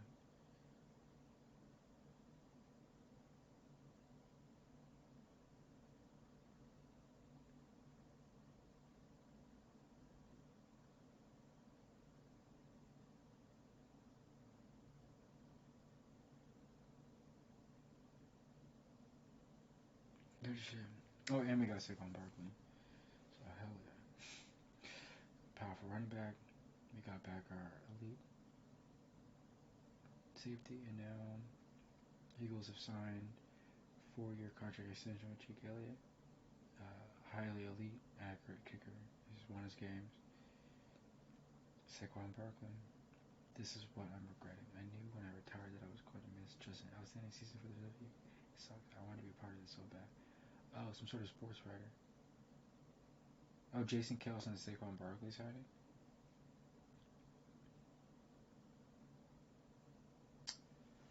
I think Jason Kelce could have played one more year and retired, but he still is the number one center in the league. Bro, does he want to come back? So don't say this down.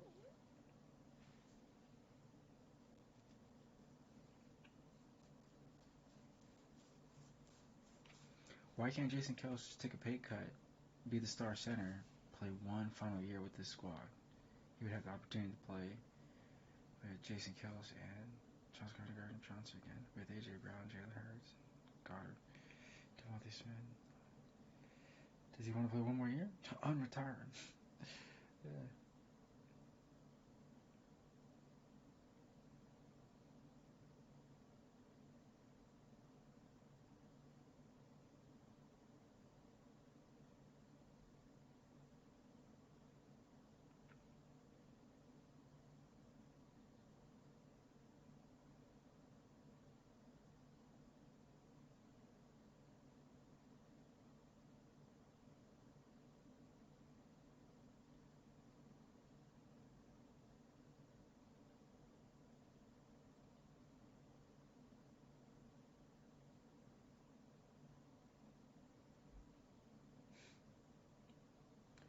Hey, Jason Tom Brady Kelce. Tom Brady, unretired and, let's go join the Buccaneers or something. Here's Kelce, man.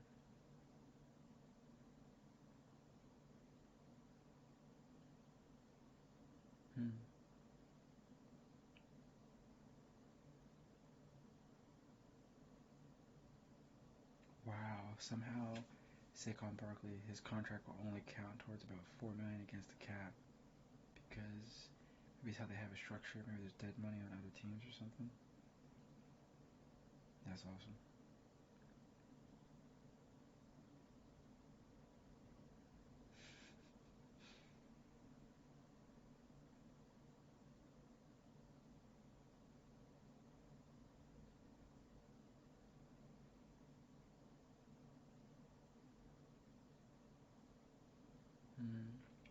People were saying in the comments that NFL organization could just constantly keep restructuring, so they'll never go into debt. The value goes up each year. They generate passive income, and then they could just artificially keep it kind of there. Well, that's on them.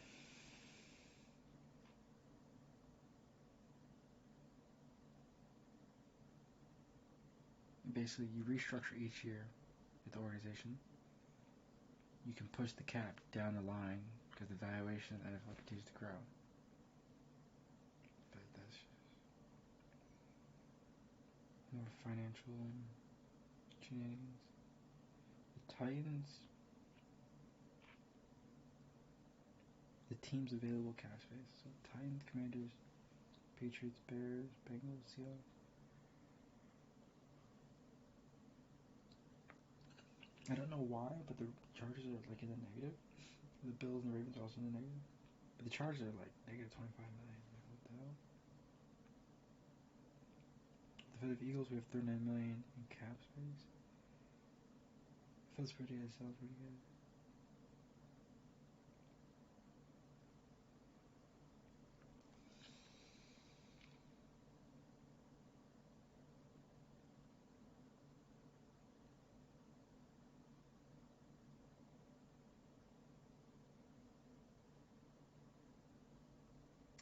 least CJG Chance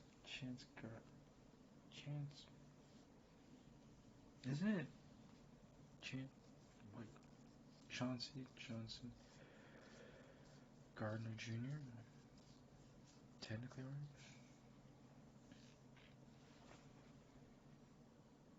He did say he said, quote, I do owe the fans of Philly an apology. Regardless, this is an amazing place. We had some memories too. Let's go get some more. Fly goes fly. A's back. Defensive back. Johnson, Gardner Johnson. Yeah, it's supposed to be CGJ. They got his own acronym though. I was like, oh. Brandon Graham, the heart and soul of the defense, signs his like 5th year. Also the Kelly green sweater. It could work.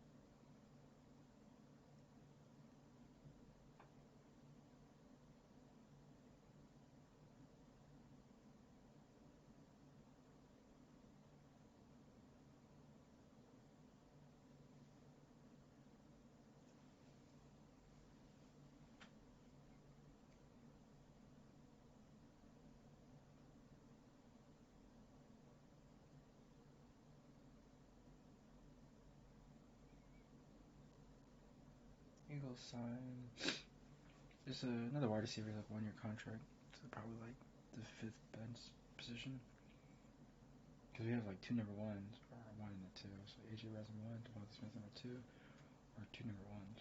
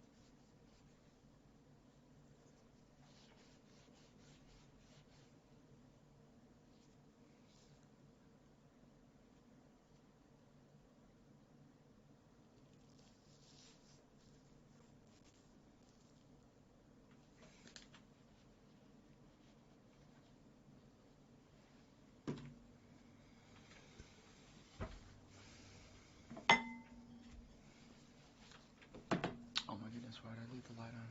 I need to turn it off. Is Jenny okay?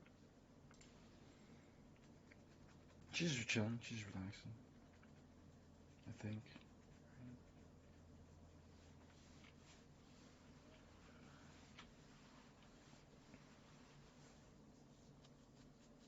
She can take her time and eat. Enjoy her food. Eat anything.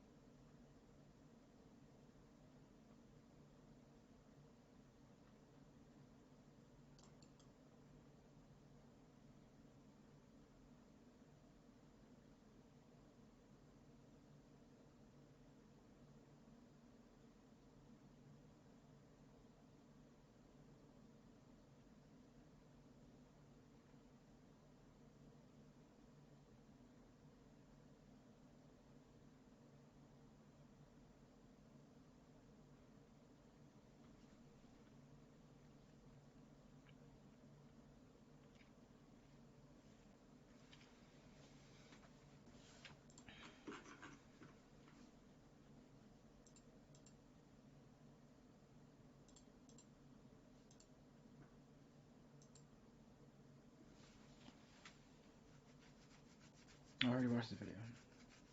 Yeah. It's always good to look at the tech.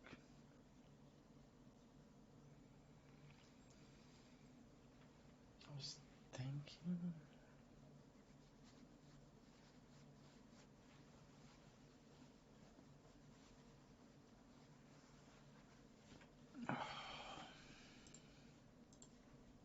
Others do anything. It's okay. Have a good time. I thought. Oh, Erica's right.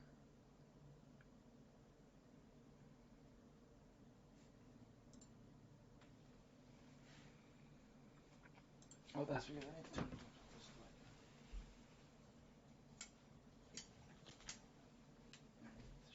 I think the weather just looks like it's pretty good today.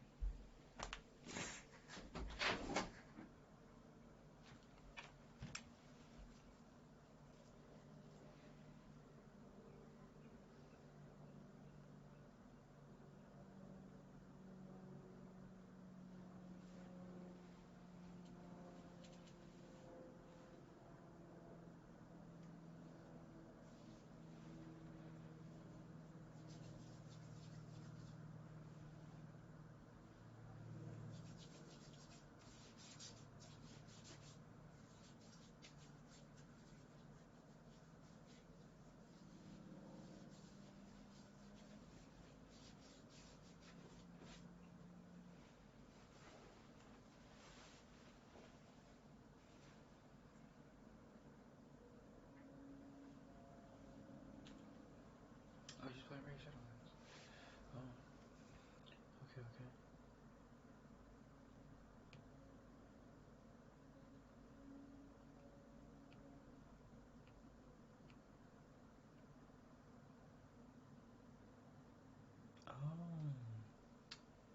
makes sense. I still have my email attached to. Yeah, okay.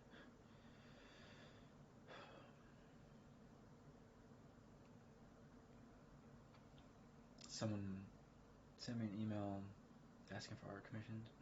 I was like, heck, did you find me? And they found me on another site that has my emails. I was like, oh yeah.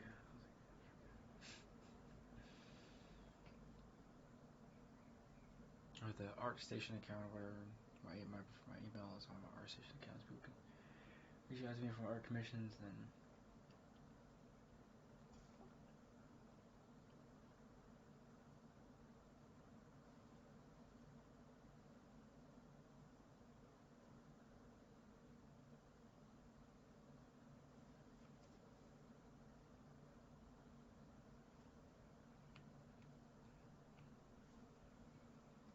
it is lunchtime. That is correct.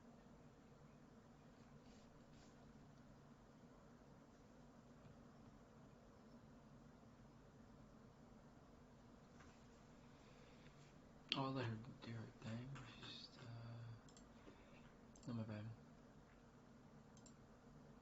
Animation, future cinematics.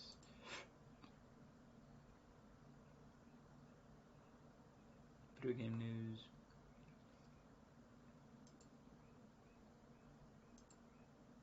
Oh, Rangers. I was gonna throw this into a Journey 3D animation and trim offset. So they want you to make Journey. They want you to run away, Think Diffusion, Online Convert, Lamu, Clip Clamp, Pixie Bay, VMake. Free tool for image generation. Playground. ClickDrop, Stability.ai, Leonardo. Intro to context, create scenes for movie, get the story, get the images, change character faces, convert the image into videos, improve video quality, add dialogue and lip sync, combine, edit all the scenes, add voiceover to scenes. Yeah, you could pay voice actors to do the voice acting on time. Add background music. Yeah, I could do that. I have a few musical ideas in mind. This video will show you how to use these tools to get the story, get images, change character faces, convert video quality, add dialogue, lip sync, combine all scenes. Yeah, I don't know about that. It's more like we'll create a 3D animated short. Yeah.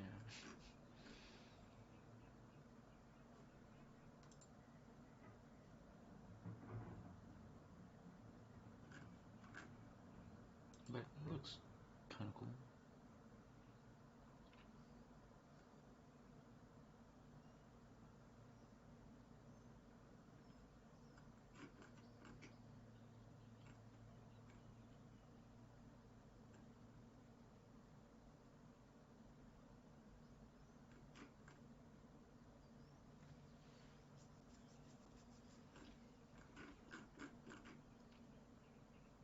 Yeah, to me, I think the best AI animation tutorial. I just think it needs to be stylized. Is the best use of the animation. I don't know. I just think whenever it goes sci-fi realistic in terms of the AI animation, it's always just kind of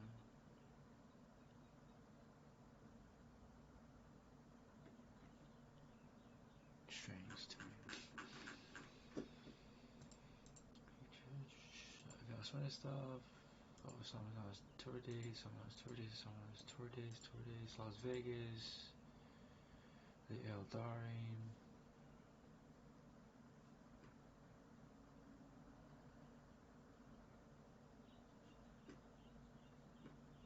This is cool. Oh, well, it's just, oh,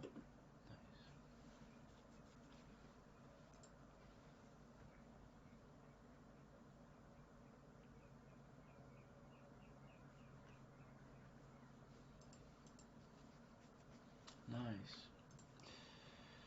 Jamie Martinez, senior concept artist at Saber Interactive in Spain.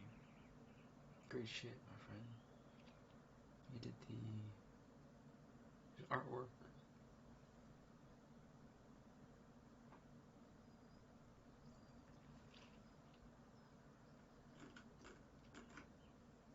He only used Photoshop. Nice. He did all this in one program? Just Photoshop? Good stuff. Yeah, you can see it now. I mean, you can see the painted. I mean, everything's painted. But nice. Good stuff.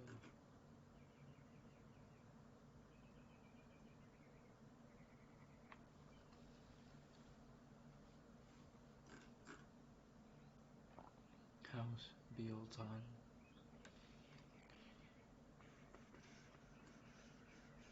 Excellent stuff, my friend. Does he post any other 40k stuff? Oh, he did. Oh shit, he made some new artwork. Great stuff. He did the it was all fantastic digital work, all the latest stuff. It definitely paid him well. I mean, no, only to do his thing. Warhammer 40k kill teams. He did art painter. Nice, excellent stuff.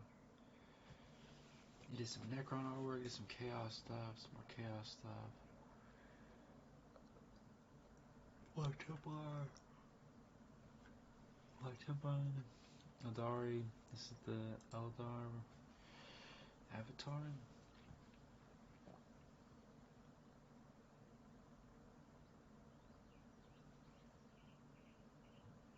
Excellent one. Oh, of course, you've already seen this one. What is his title? It's just Warhammer 40k build 10 for the Eldari Codex. Did I spell it right? Oh, I didn't.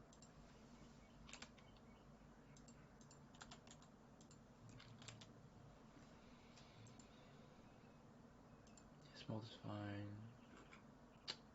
I was gonna say, I was like, might as well listen to her podcast. She definitely upgraded. She moved, of course, but she's carrying less stuff. There was more stuff on this old table before, so she just kind of reduced it to some old school poster, her YouTube thing, maybe a mood board that's like of her family and friends. But I think there used to be more little stuff that she would just kind of stack of books, cool, showing off that she reads, of course, and then always being organized in the studio.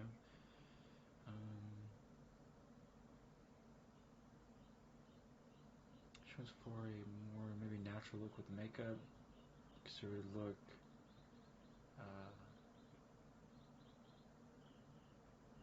There's a winter vibe. Incredible. Everything. The mic, equipment, top tier.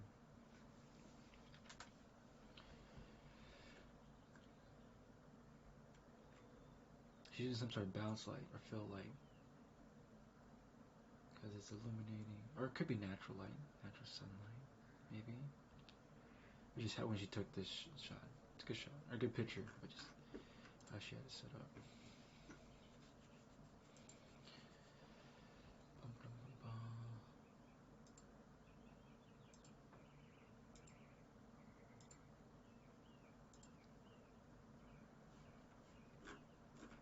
Good stuff. Warhammer 40k, Sam Hine. Nice.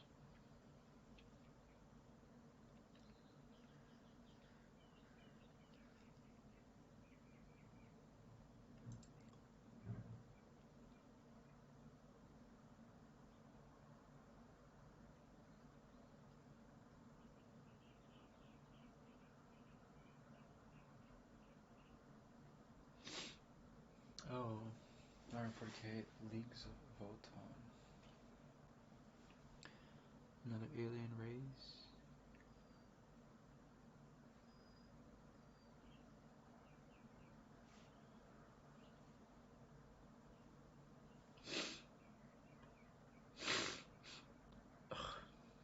Is it purposely done on purpose to be dwarves or something?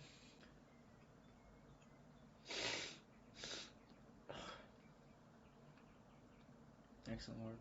Yeah, 2022 Copyright Games Workshop, 2 years back. And the artwork for the sci-fi. Leagues of Vote, Codex, Leagues of Votan. Yeah, they're like doors and spades. Imperial Fizz.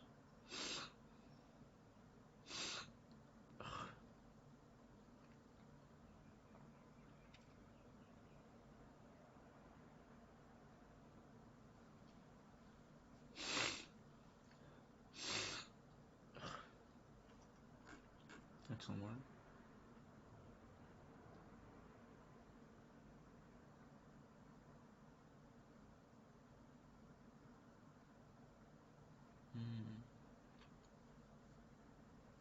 The Warhammer 40k Space Marines, even the artwork itself is getting more realistic, much more in tune with how the armor system plays. Nice.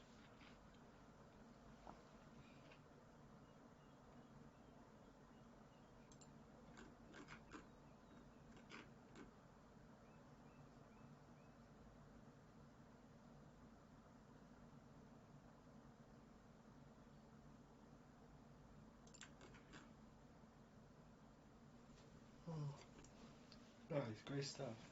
It must be a really cool feeling having your artwork on the front cover of marketing outtakes can be seen by tons of people. Built the box art that's being designed. Salamander reforged. Feels like they changed the helmet design. Well, upgraded everything for like 21st century in terms of artwork. More plated layer design.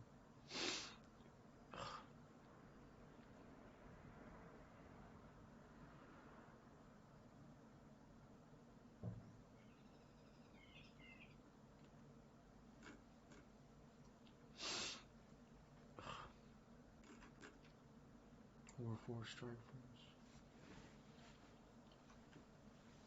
Nice. Just 11 months ago. Magic the Gathering. 2022. Magic the Gathering. War 40k Weiss. Storms of Fury cover.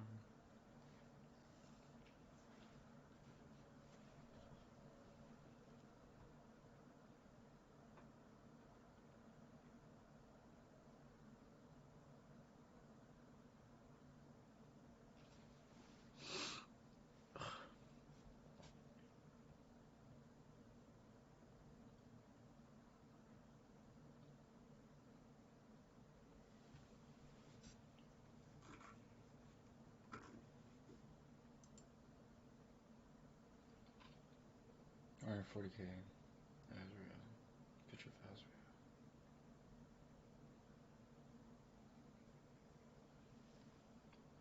2022.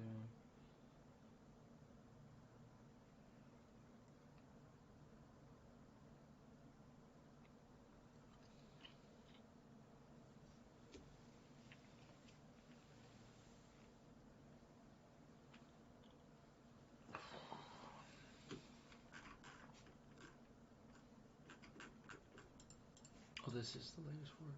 8 months ago. It's right in the front. Oh, it is. Nice. Great stuff.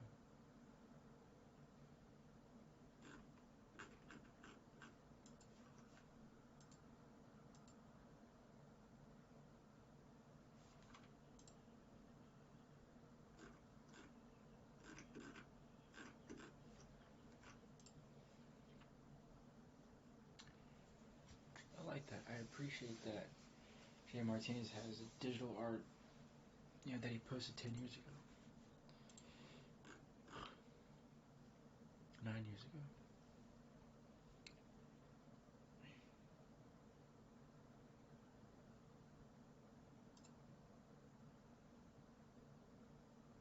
Years ago, 8 years ago.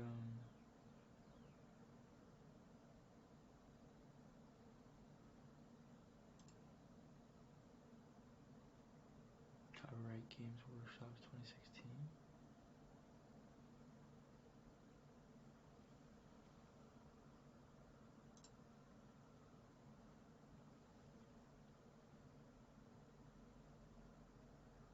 Sort of environment piece.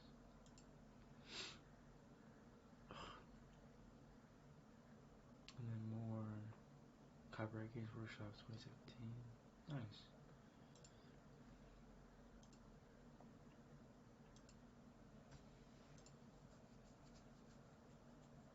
Called it Daily Sketch 7 years ago.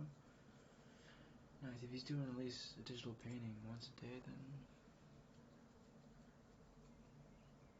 yeah, good stuff. Oh, he did the signature for Sigmar back in 2017. Legend of Sigmar. Oh, okay, no, he did Graham McNeil. Oh shit, I might pick up that book because Graham McNeil is an incredible writer.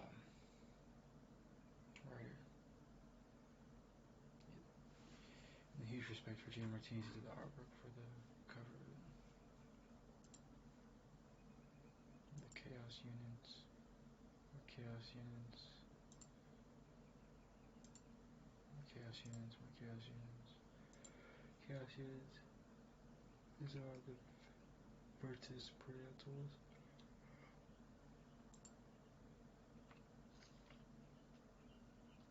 Nice.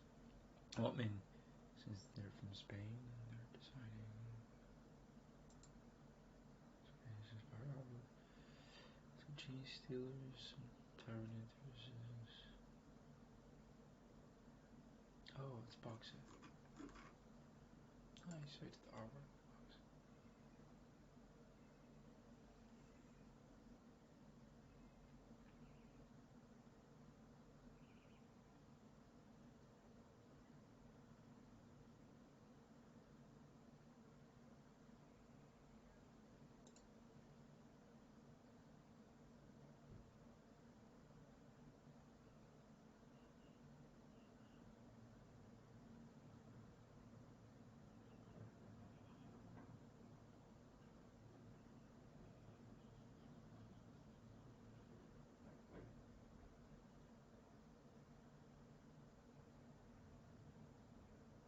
Is this an Inquisitor? I think this is an Inquisitor sometime. This says Kill Team, but I'm like... Oh, two different Chaos factions, Duke and now.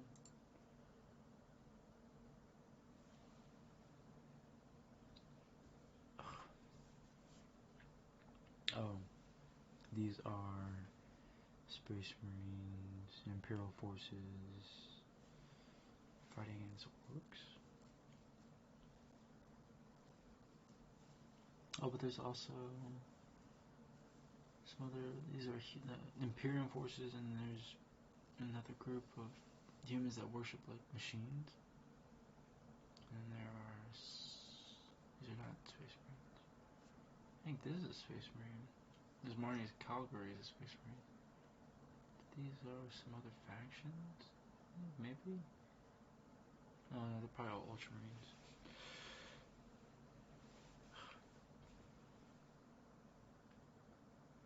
These orcs, they're fighting. They'll paint their armor yellow. And maybe some of the armor might be yellow.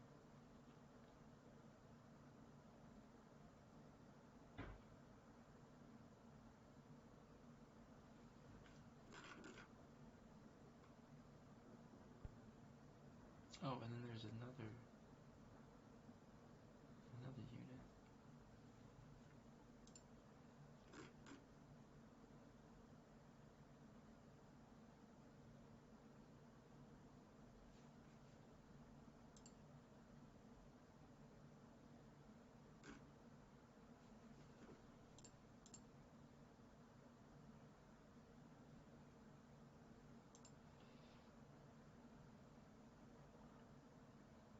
Combat Arena Ultimate. Some sort of in the future.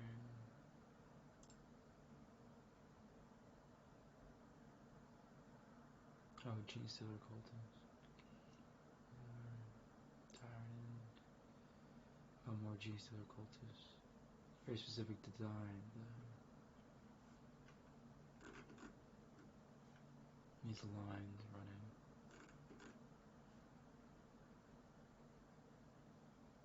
And the fact that they have like 4 hands.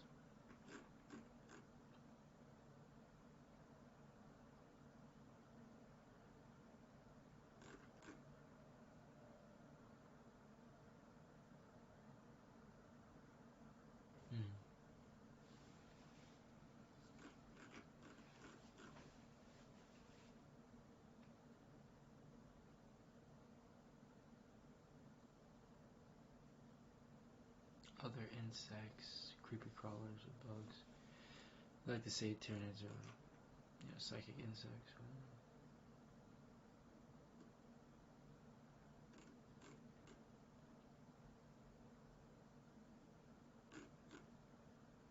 These were humans that worship robots, and these were they're another faction. I totally forget what they're called. A lot of the Gene Stealer cults are Tyranid infected.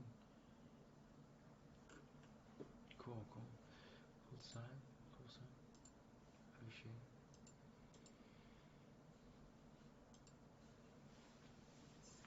Just art design. What is Selkie feeling? What is she doing?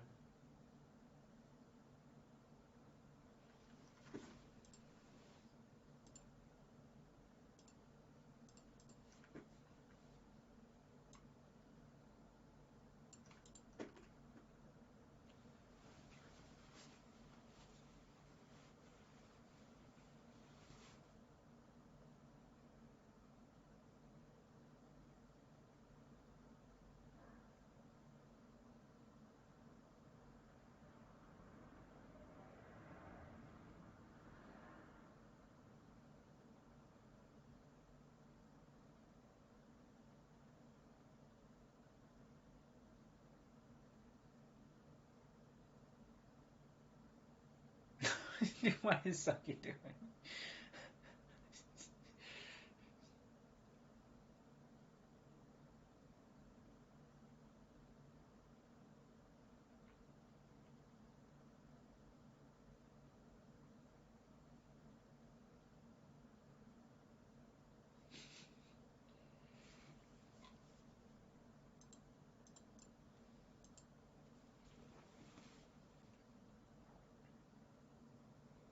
Hey, what does she mean? I must have caught something.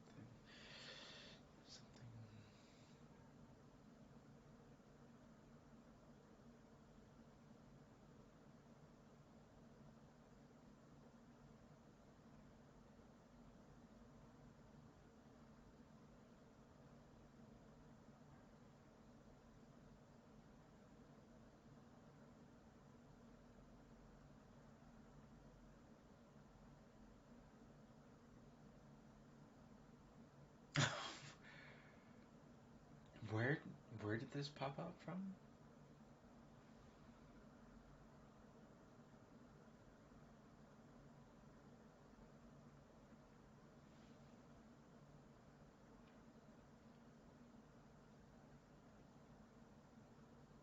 So about parenting? Well, babies. Yeah, like babies poop. I mean, I don't know the age differences where humans where they stop, but it just comes back to potty training, right? So I think in the beginning, yes, there's probably what is the percentage on why babies need diapers?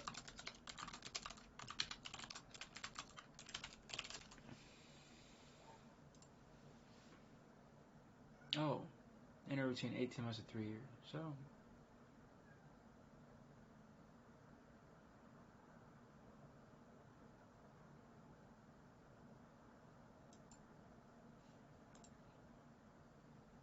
18-30 months.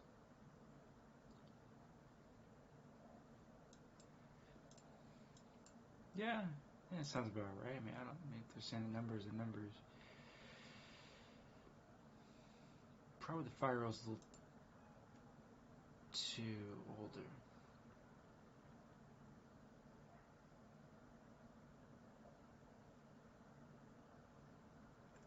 Yeah, I think it's just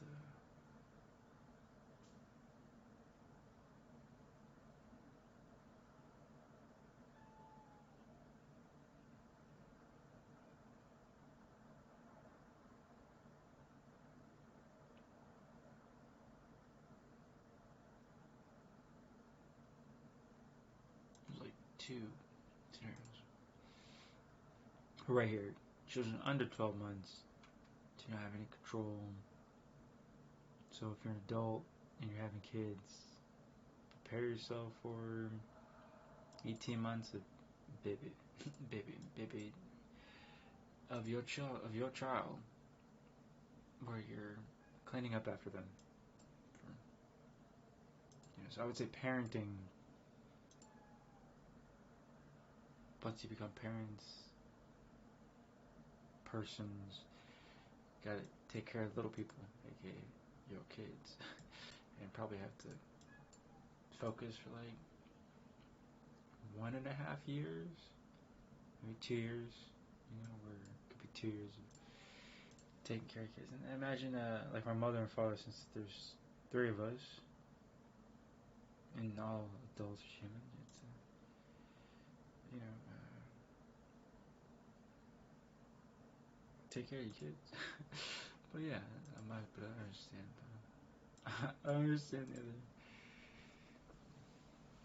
What is he talking about?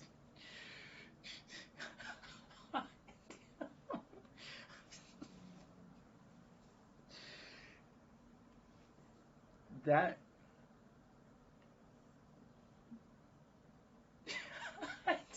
What is he talking? Oh. So he got jokes. Why are we doing poop cop RP right now? Role playing? What's happening?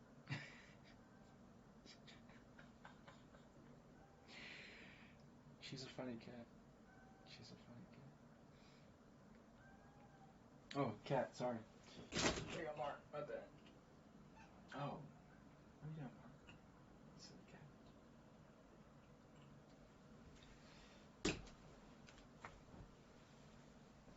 Where'd the cat go? I think she just wants to. Is that what she has to say?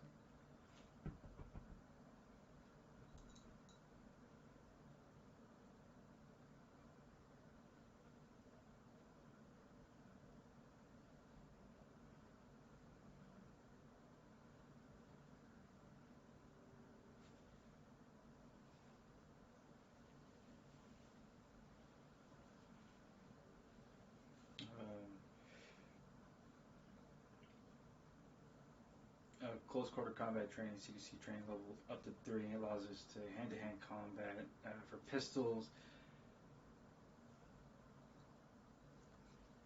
Don't stab me, cat. Dude, she was doing the whole. She was flexing her claws. Dude, such a.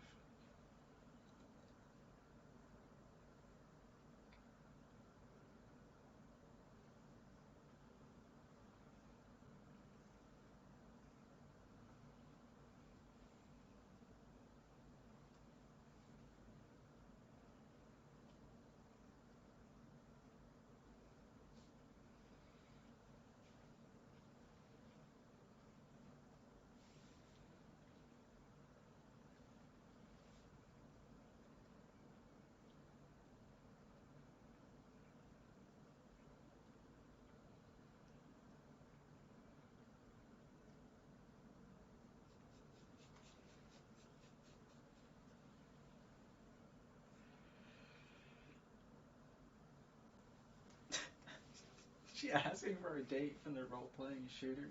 Dude, what?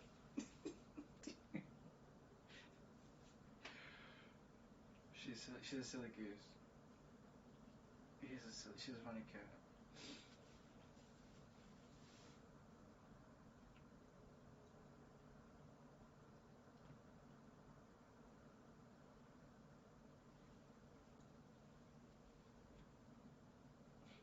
Cat, are you on catnip?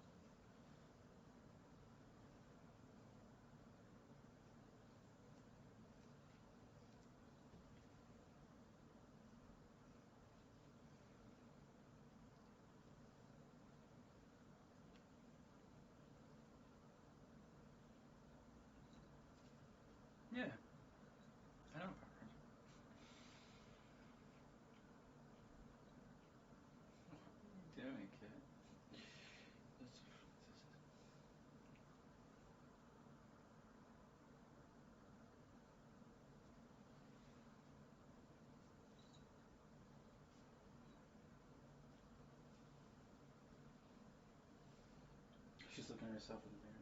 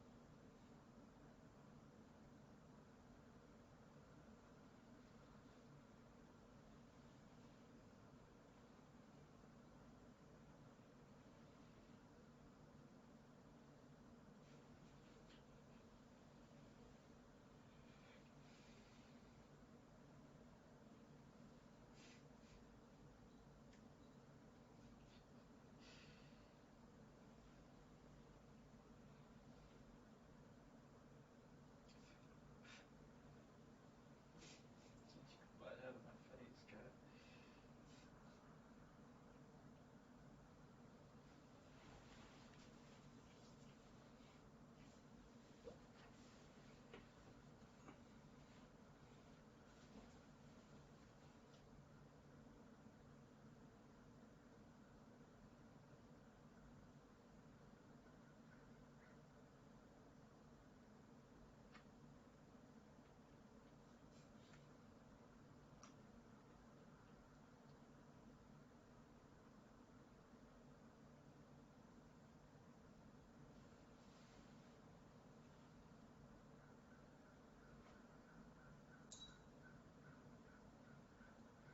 Cat, what are you doing? Adios.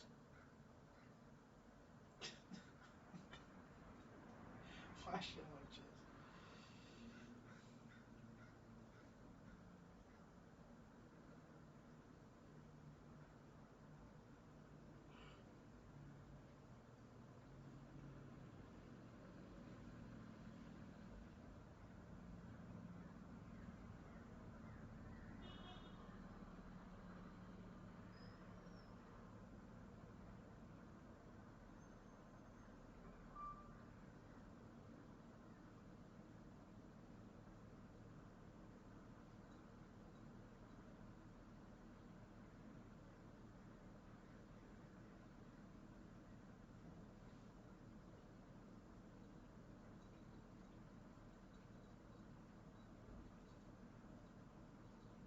Cats lick themselves clean.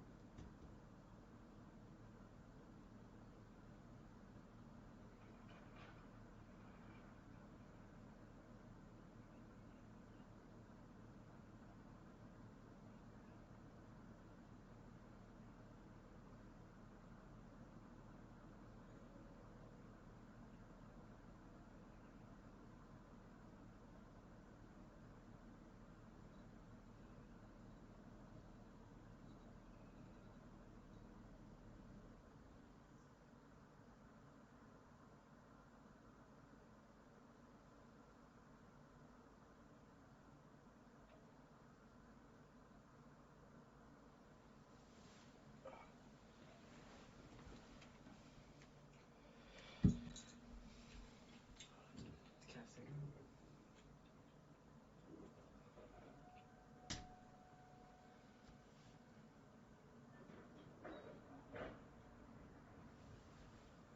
What is that sound?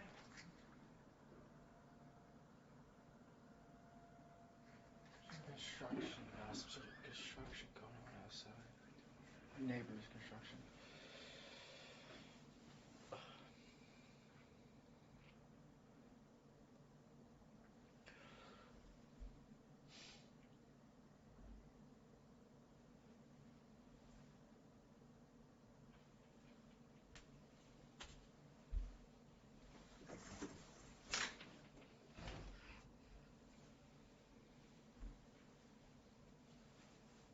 Did she say nothing is touching the bed?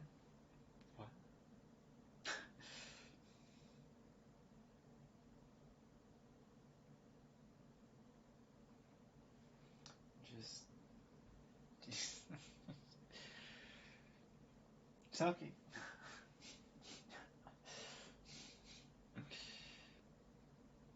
Oh, she's trying to fix your bed. The camera angle. Not my bed.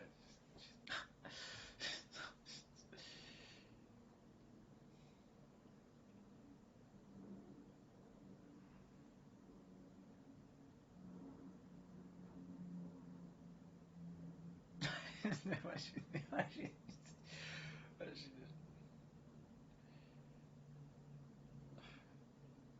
Oh, nice. She plays the guitar. Or the bass. Is that the bass?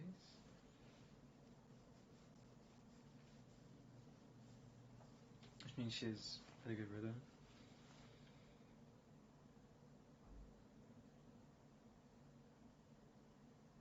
Oh, I should follow along.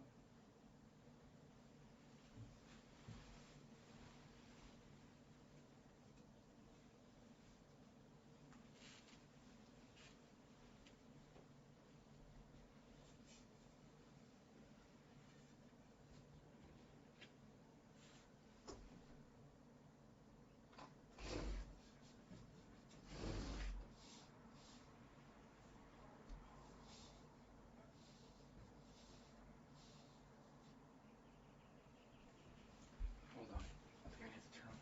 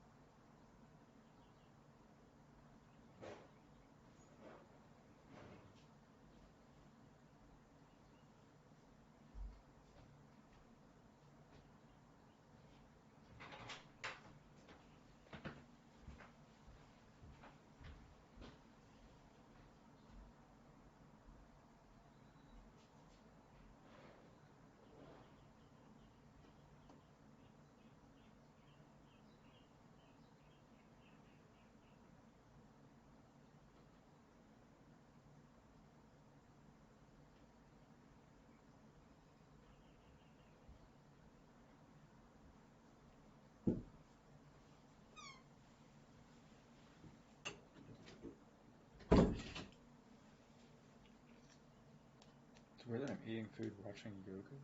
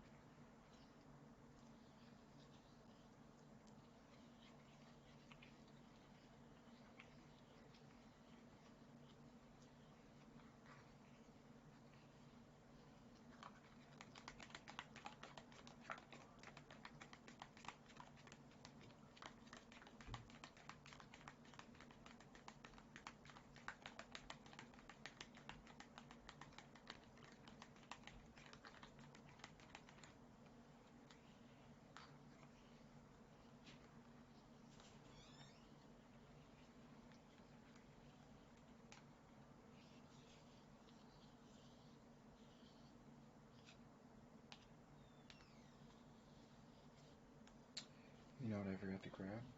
I forgot to grab the almonds from the kitchen. Oh. Yeah, but I want to eat this. But then I do want to follow along the yoga. This yoga lessons.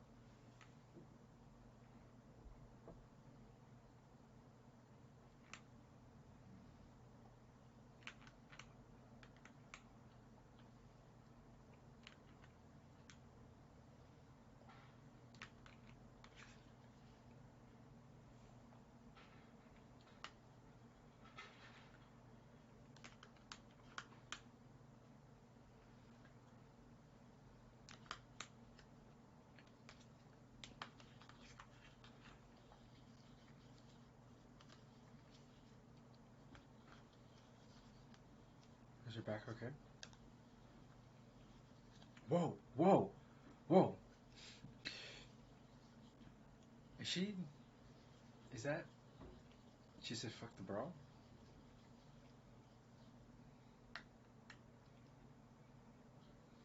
Soki! You silly goose. She's being a funny bunny right now. Is this cat camel pose? Oh, it's actually good. Is it? No. I'm not bad for yogurt.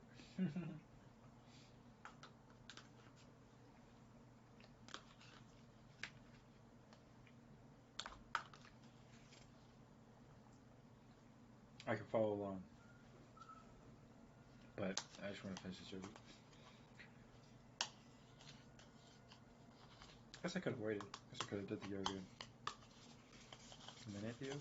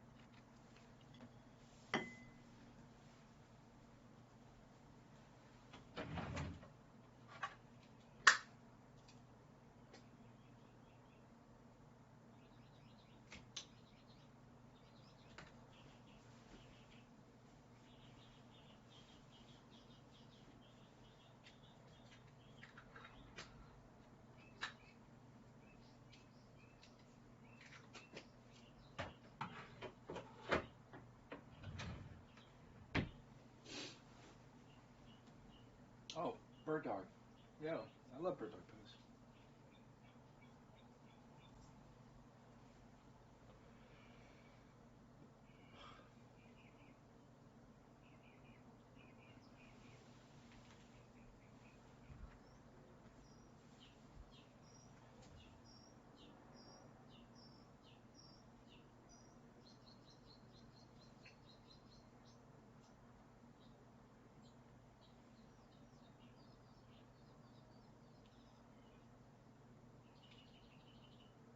But I also think it should be more of a like it's the sun.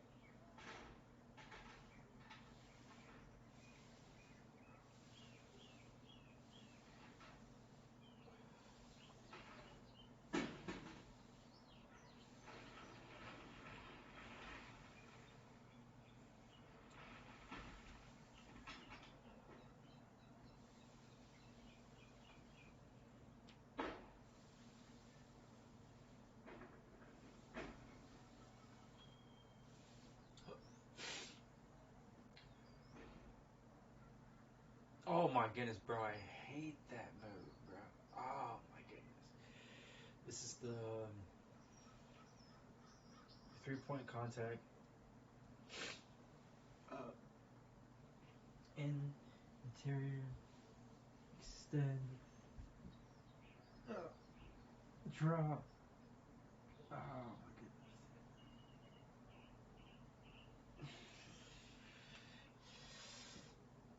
Oh, she's still holding the pose? Oh my god.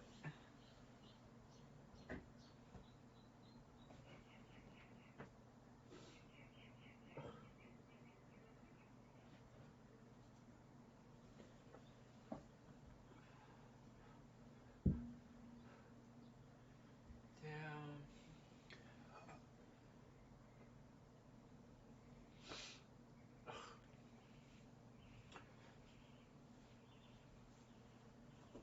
Up. Okay, camel pose. Down and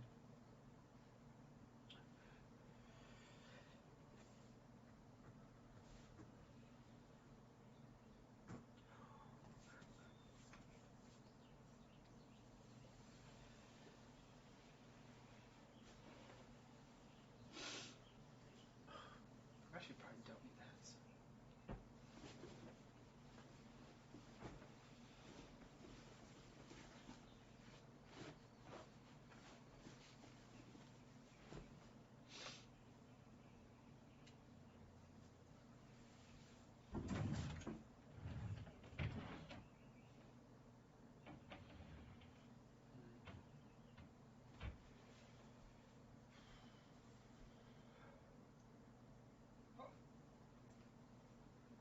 I should use that. So.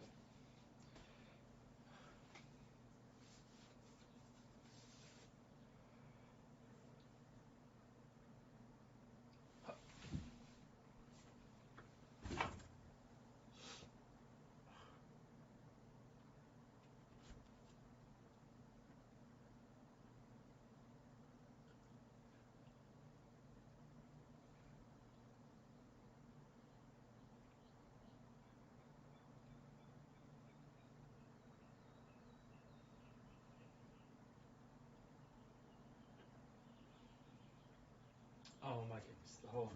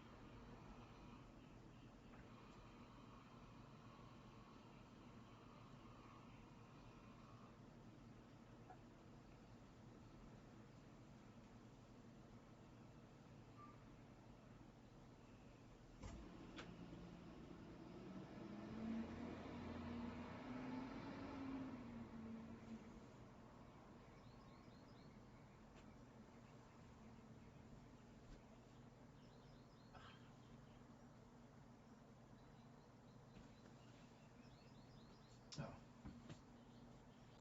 Is it elbow? Oh, okay.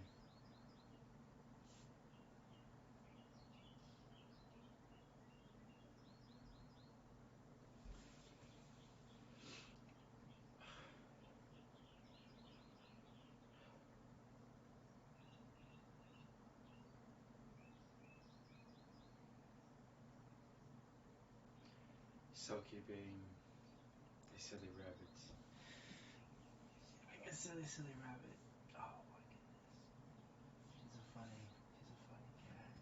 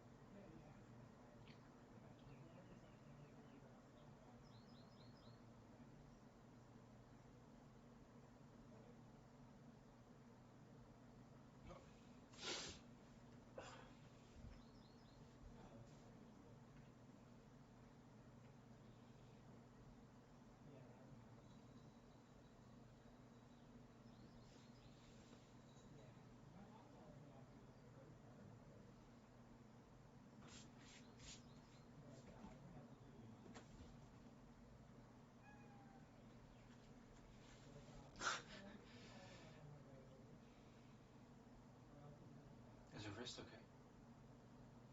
Selkie's. Is she okay?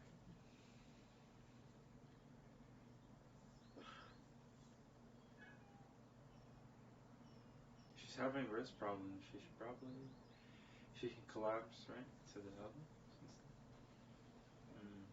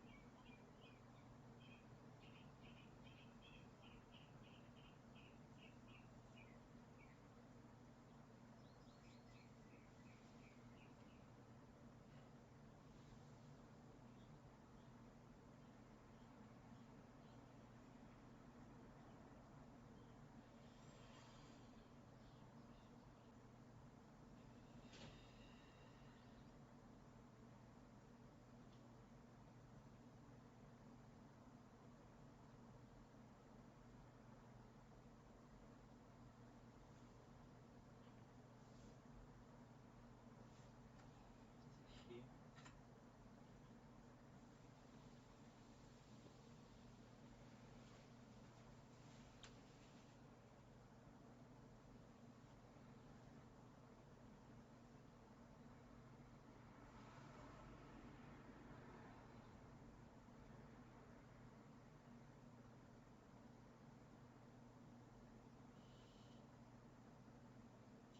It's supposed to be like an audiobook because I'm also surprised she isn't showing like a separate window if it was a YouTube video.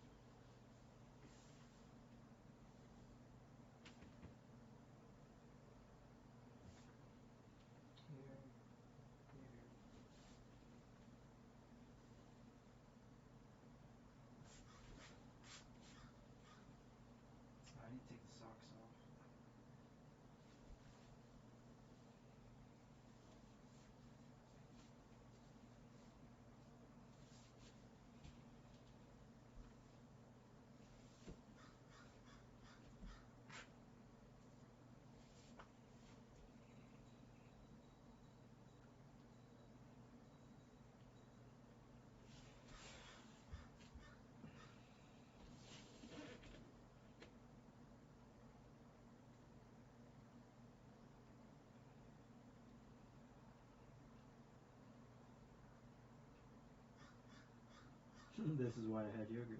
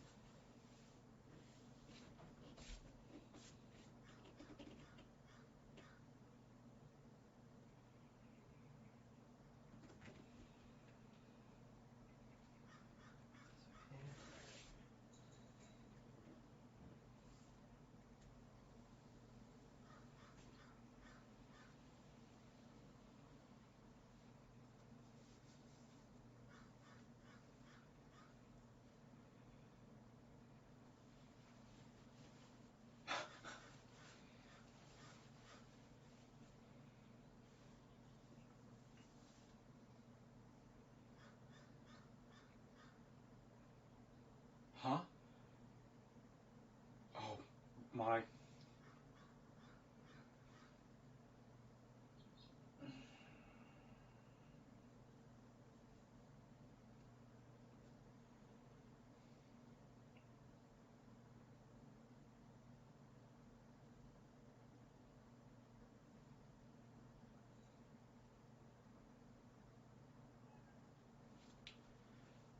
I don't know what the yoga person's doing.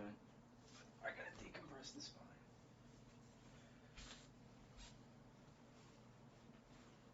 Whoa. Yeah, I'm not doing that.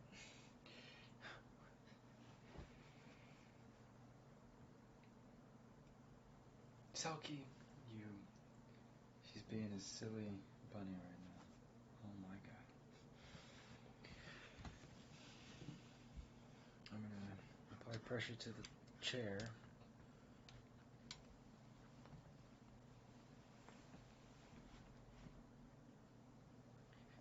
And now all my weight is on my thighs and my hands.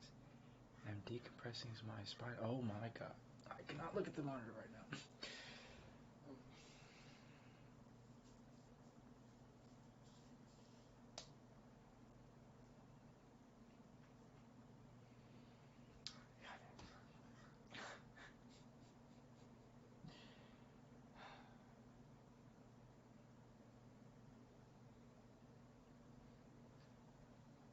I'll follow along. I'll follow along. Right foot here, here, here.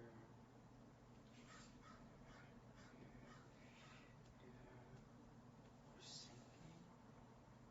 Oh, I can't. I love the range of motion.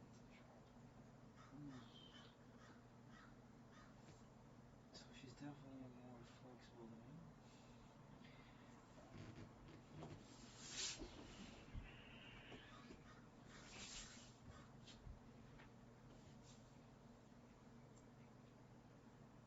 Relax. Sink into the yoga position.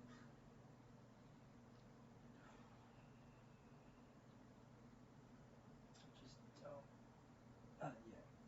Missing this much flexibility.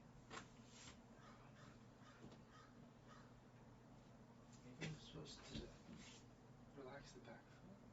Back foot is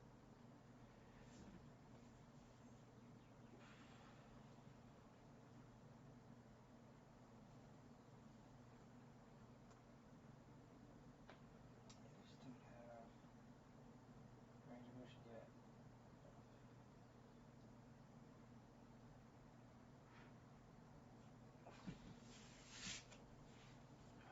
What?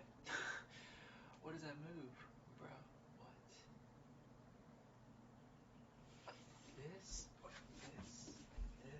and then like.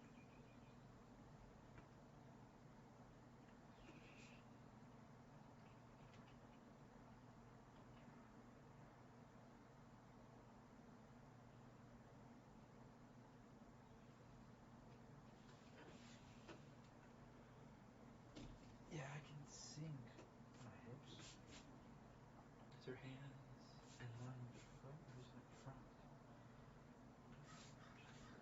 Show me how it is. Like it.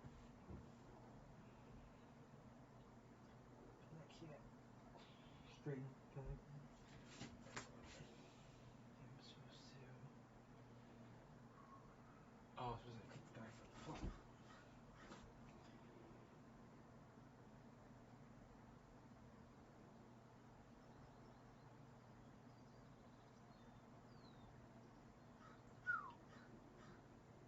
Okay.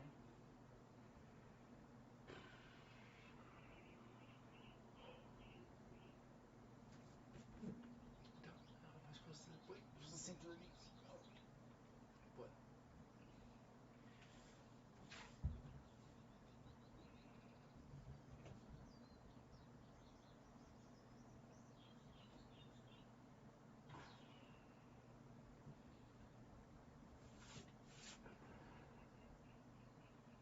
She turning in to the knee? What?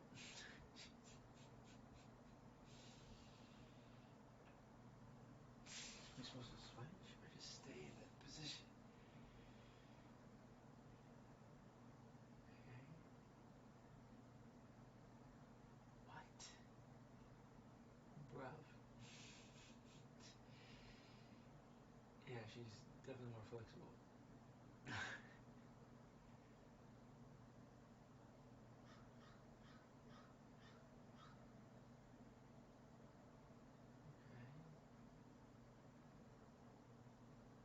That's why the mat is important.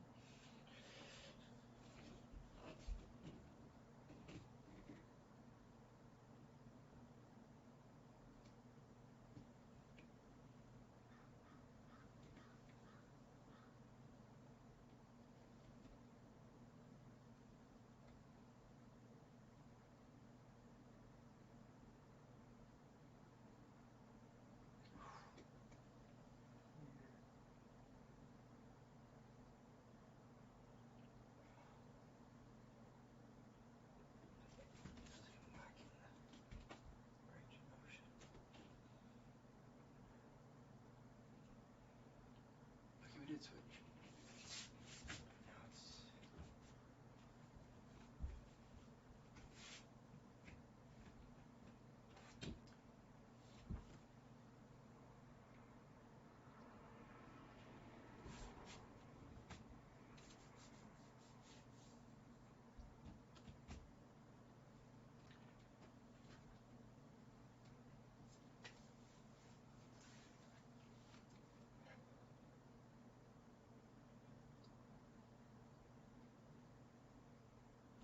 looks like it's more of an extension.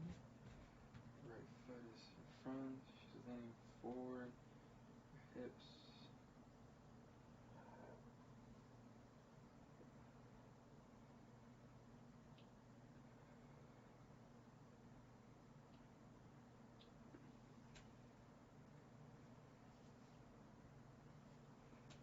Left foot flat.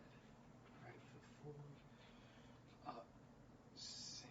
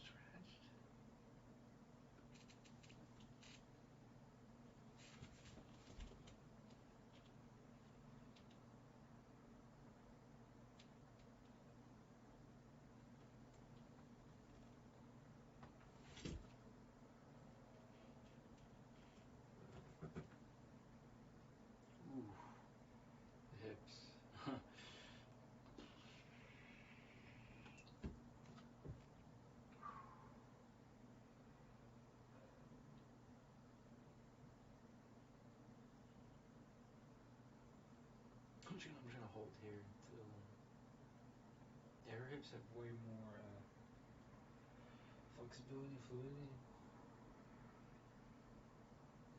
I can feel tight tension around the hips as they're firmly holding up.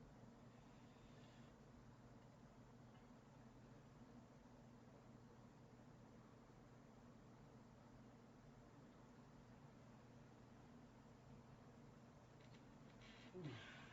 Yeah, she has at least. Oh, she. It is.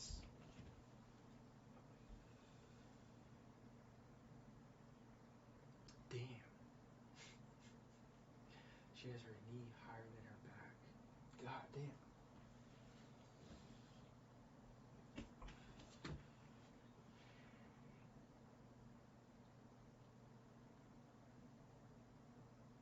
Which means her hips can open up. Because if her knee can go to your back, then they're pretty good. Yeah, I can't do that.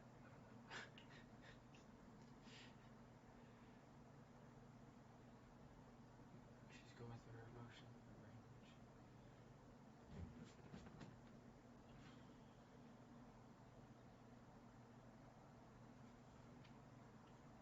Just slowly letting the hips kind of sink and disengage from.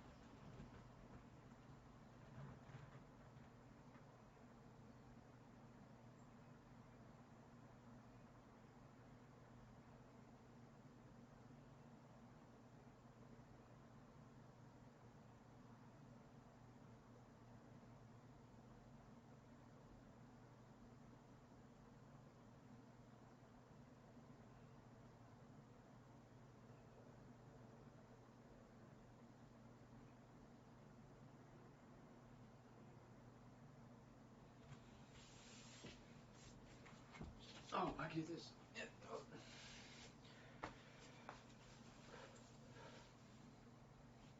Oh.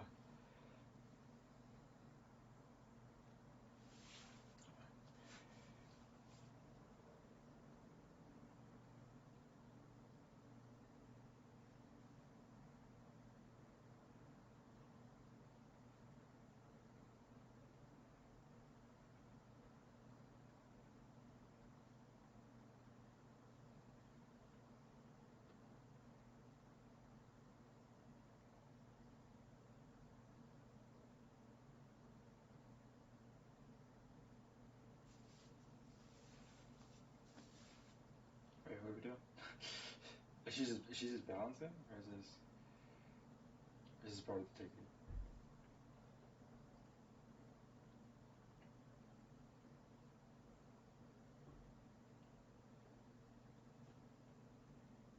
Oh.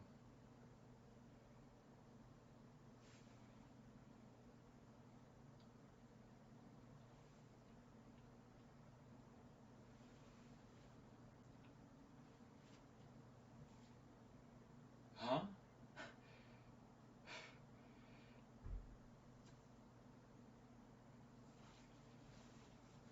Did the instructor say Warrior 3? Is that what they said? Oh, okay, this is the classic.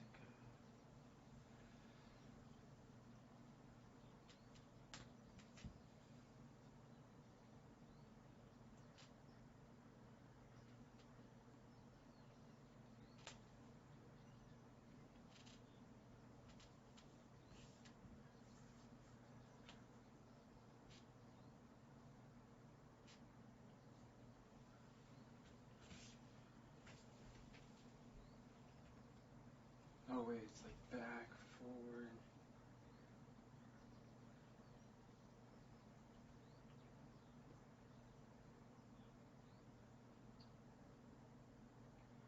What?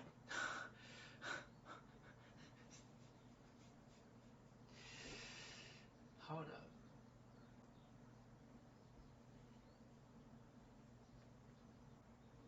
I don't understand how this way into the knee on the outside arm? What? Like, what?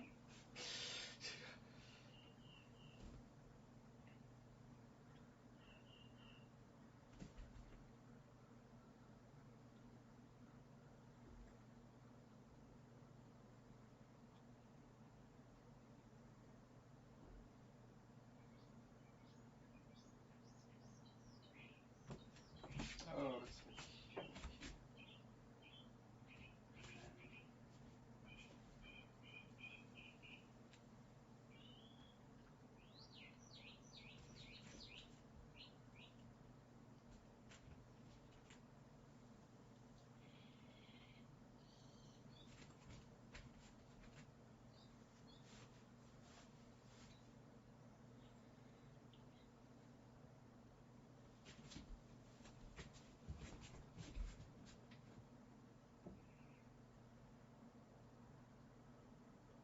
Warrior 2.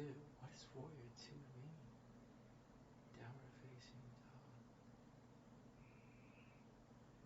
Oh, they're like this?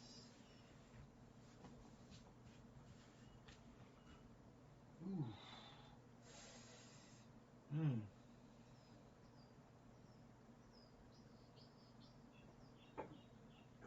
Wait, what? What did you say?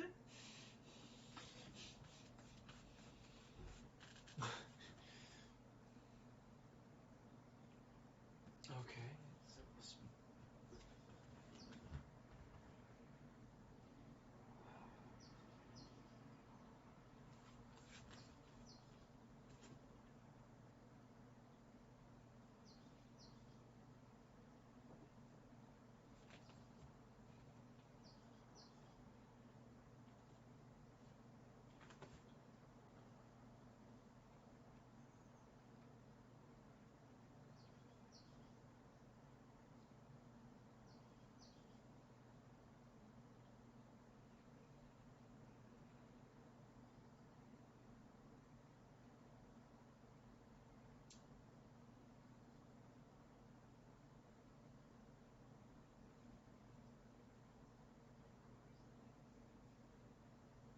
Oh my god.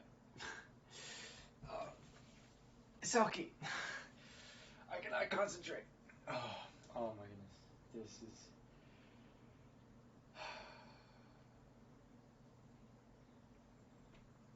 Oh my goodness.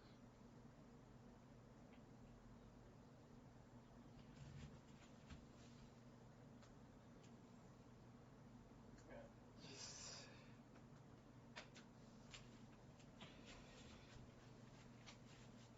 While they're doing that, I'm gonna decompress my sprocket. I gotta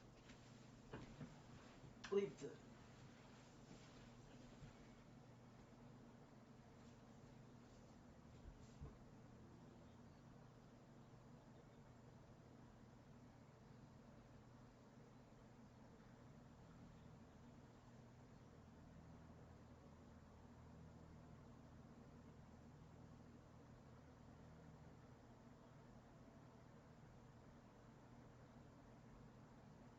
Oh my goodness. Okay.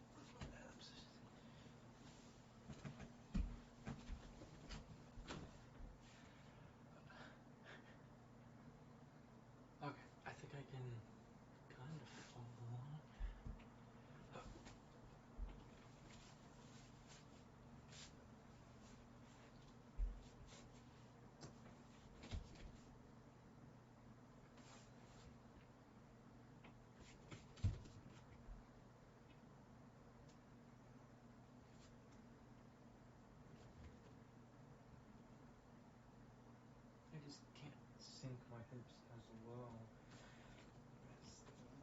lesson, but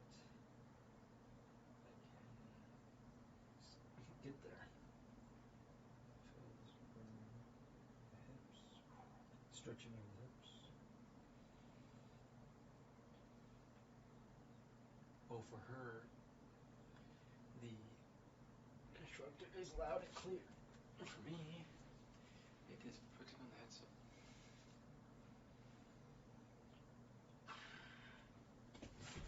Oh, I bet.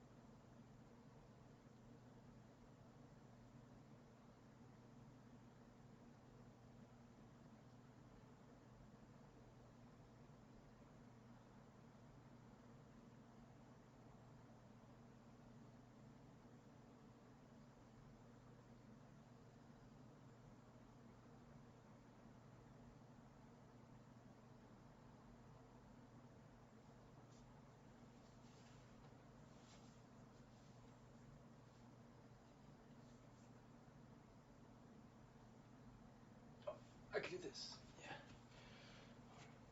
Okay.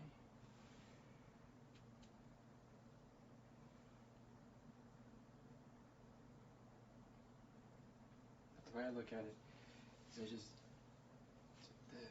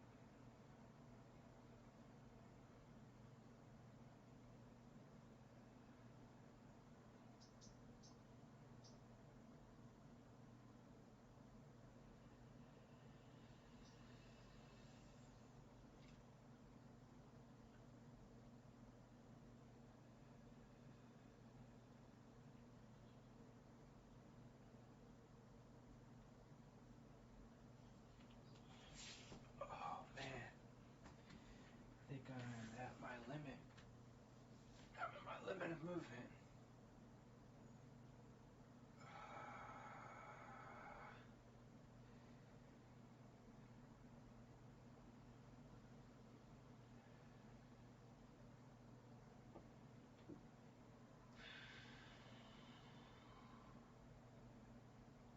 My hips are just like trying to do the yoga stuff, but just oh man. And I'm a disabled United States Air Force veteran, so just I'm already dealing with lower back pain, and the yoga might help, but man, it just feels like it's the pain and the nerve damage and the right leg nerve damage and the right leg pain, the lower back and the waist nerve pain, the waist damage. So I think the yoga stuff probably definitely does help. A compound on top of nerve damage and physical damage and physical pain. It's oh nice child pose. I can definitely put the neutral back to this position. This is what they call child pose or prayer pose.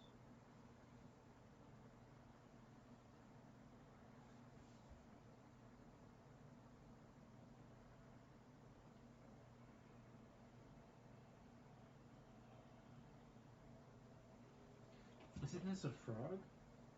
Isn't this the frog pose or something?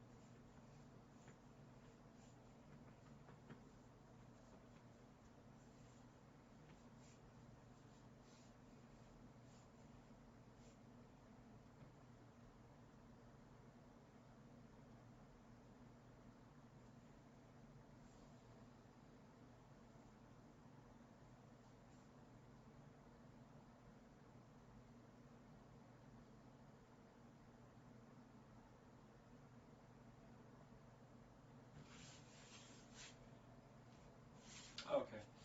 Yeah.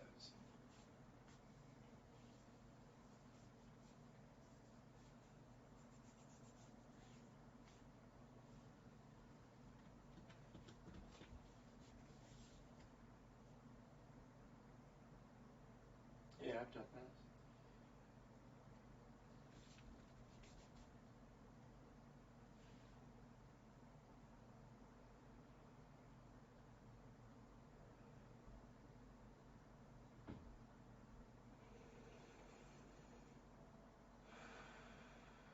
Little yoga poses.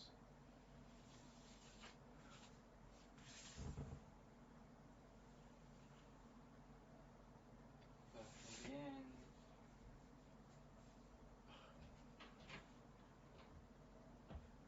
And then now the opposite.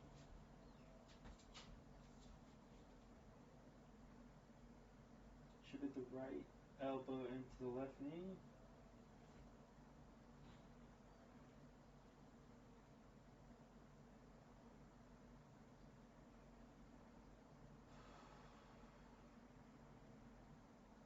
Open the shoulders. Breathe.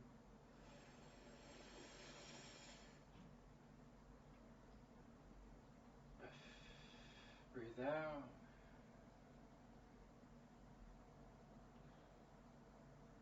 Good old yoga pose.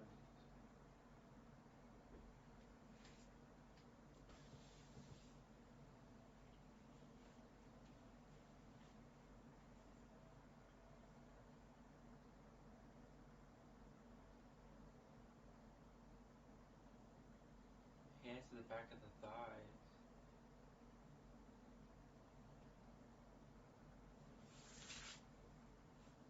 Oh, I get it.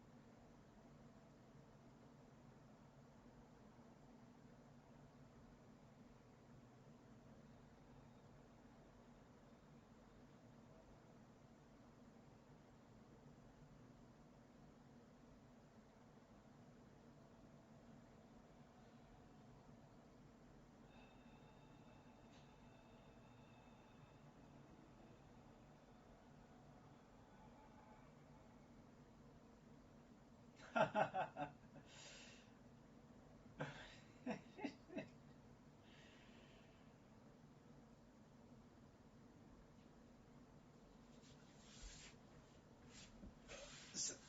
don't know if Selkie was being serious or being silly in that moment. Let's turn the desktop audio.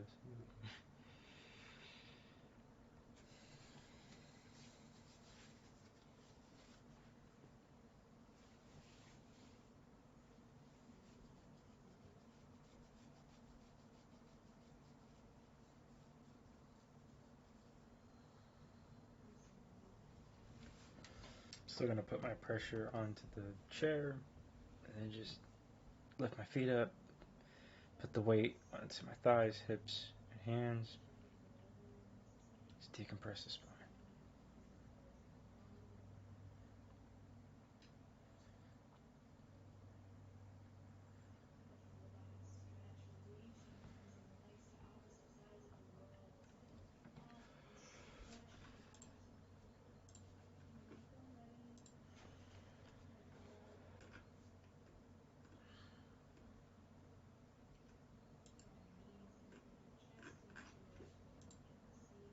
Oh, I finally to sleep during the day.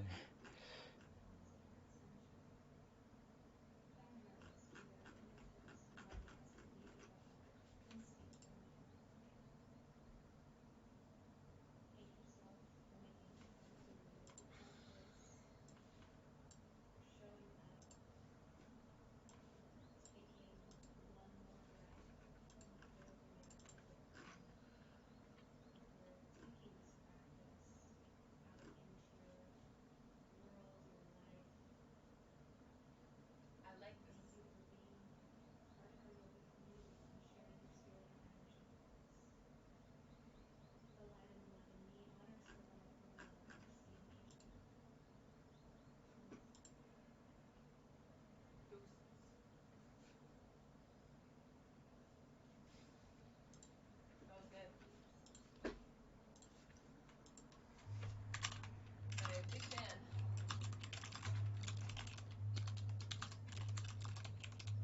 Yeah, I like casual sequences. They're very kundalini. They're very like active, challenging, heat inducing. Big fan. Big, big fan. Let's see, do I have any more that I need to do? That's Definitely. pretty good. It's actually really good. I So, feel we just I have a good finished. I have a good stretch now. Okay.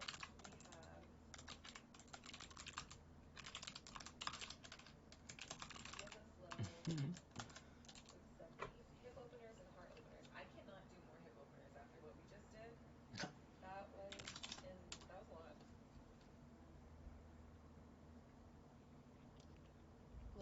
Especially the hardest pose that we did for me personally was um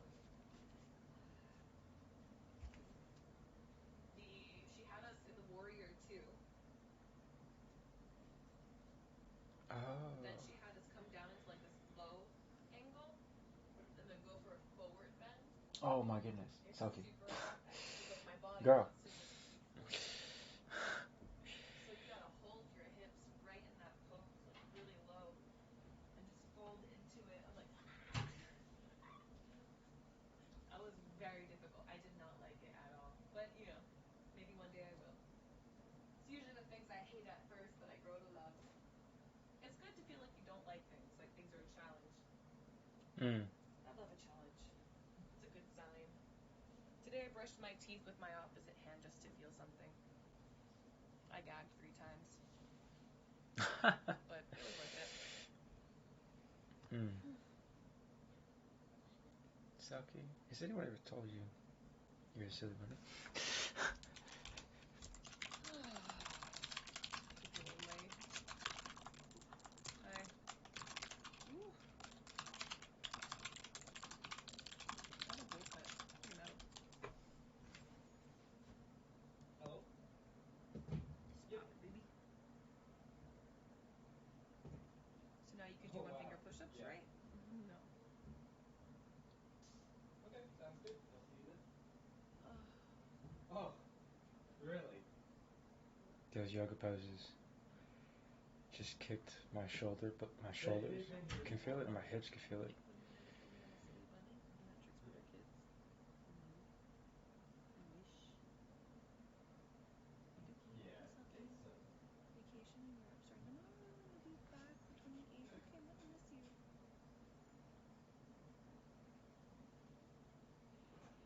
It'll be fun. I expect you'll be posting a bunch of pictures in the Discord. Should be exciting. Who's watching your dog?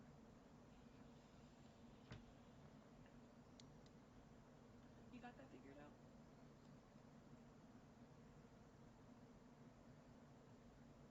How did you guys like the yoga today? When I log off, I'm gonna go back to that yoga sequence and I'm gonna write it out. I really like that sequence and I'd like to create my own rendition of it. I liked the flow of it a lot, though it was very challenging. I'm a big fan. I like what she did. I'm typing it.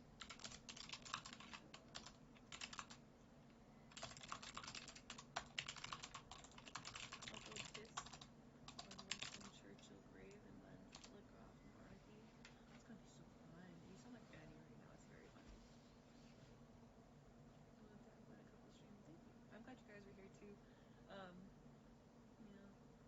I was like, it's a slow day here on Twitch for me. And then I started doing my yoga and I just stopped paying attention and then everyone popped in.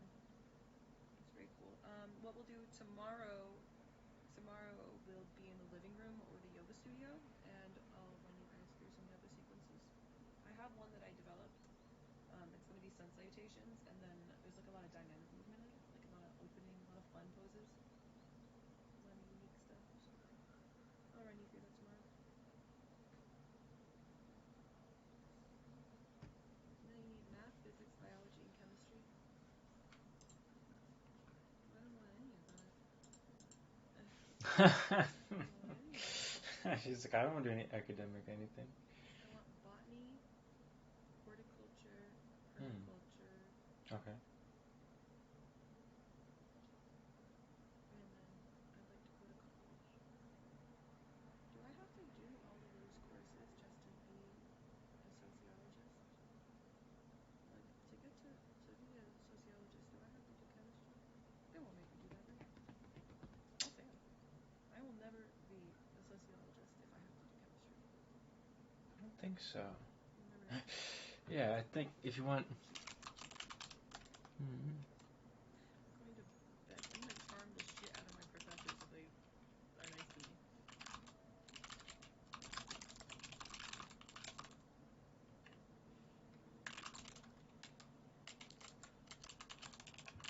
Thank you, Emily. We just finished an hour-long yoga sequence. Feeling really good. Did anyone jump in today, or did you just watch? Like, if you would ever join in yoga, what would you like to do? What would pique your interest? Outside Good of that, question. I think you following me, hitting the follow button, knowing that I'm live, and checking in, I think it's like a thing because it inspires you, like whether or not you think you're learning or like changing or growing. I think that when you see me do these yoga poses, a couple of them stay in the back of your head. And that's what I'm hoping, at least. I'm hoping that you'll catch me doing a pose one day that you're like, you know what? That could fix me. And like you may not do it then, but you do it in the future. When you feel that pain, you're like, holy shit, I remember doing this, you know? I remember dropping my shoulders away from my ears because you know when you stretch up, you wanna, but then dropping them away and you get this big little stretch. It's very nice. Or at least what not to do. True. No.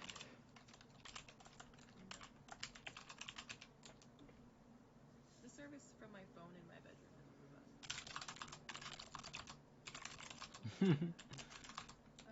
I've been doing yoga maybe a year now. What do you guys think? Like when did it eventually start? I don't know. Maybe water. Water definitely counts.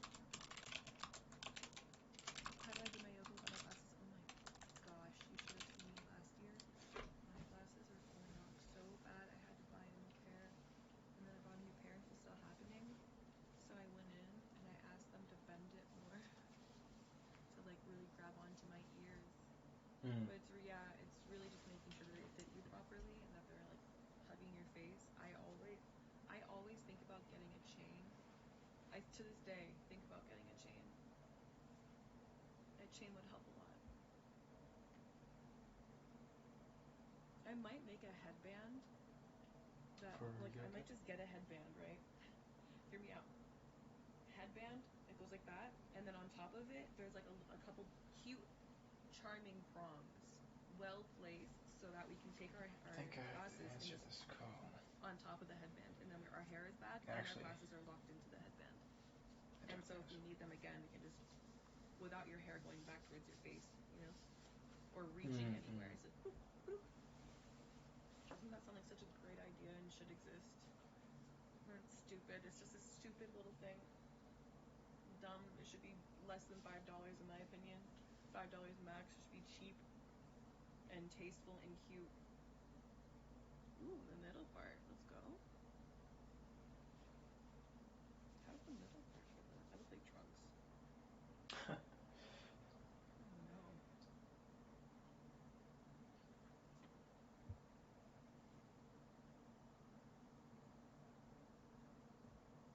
Do I look like a boy? A little bit? Don't answer that question. I take that question so far back. I take that question back. Don't answer. Anyways. Nice color, thanks. Mm. Yoga Mm. Forge. It's so silly. What? Mm. 50 yoga sessions all included? And your guided lessons here. Yeah, but like what would you want to be looking for? Mm. What do you guys like to stretch? You'll always be enough. Oh, thanks, FFA. God, it would make me cry. You're right. Caring about things that don't matter. Silly. Anyways. Cosplay of Trunk?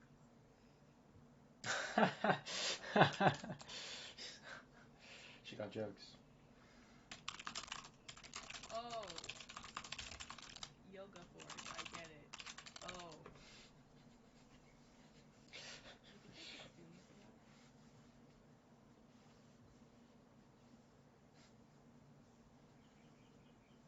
Do they have a yoga studio there? Because I would teach a class.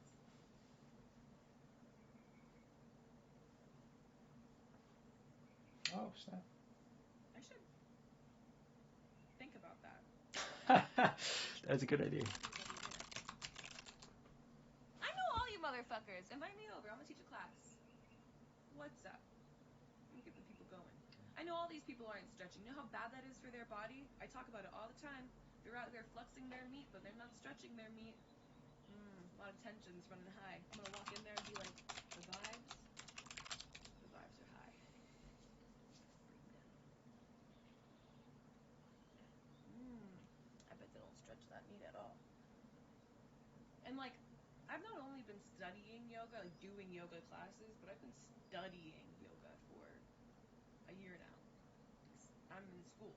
So I feel like I feel confident, if not pretty qualified to instruct people on the yoga sequences I've created and that I've submitted to my school and gotten good grades on.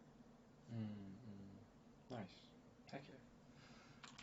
I need to see my hair transition first. That'd be cool. Yeah.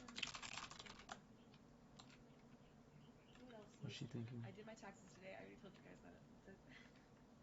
I was so fast. I did my taxes so fast.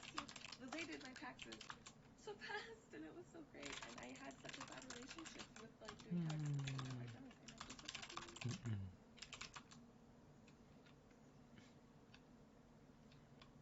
Yeah. So different schools. There's like a universal. There's like a yoga alliance, and different schools across the country and globally get involved or like partnered with them, listed, and you can study yoga and do a 200, 500, a bunch of like meditation courses, yoga courses, prenatal courses, and things like that, so that you can learn to instruct people.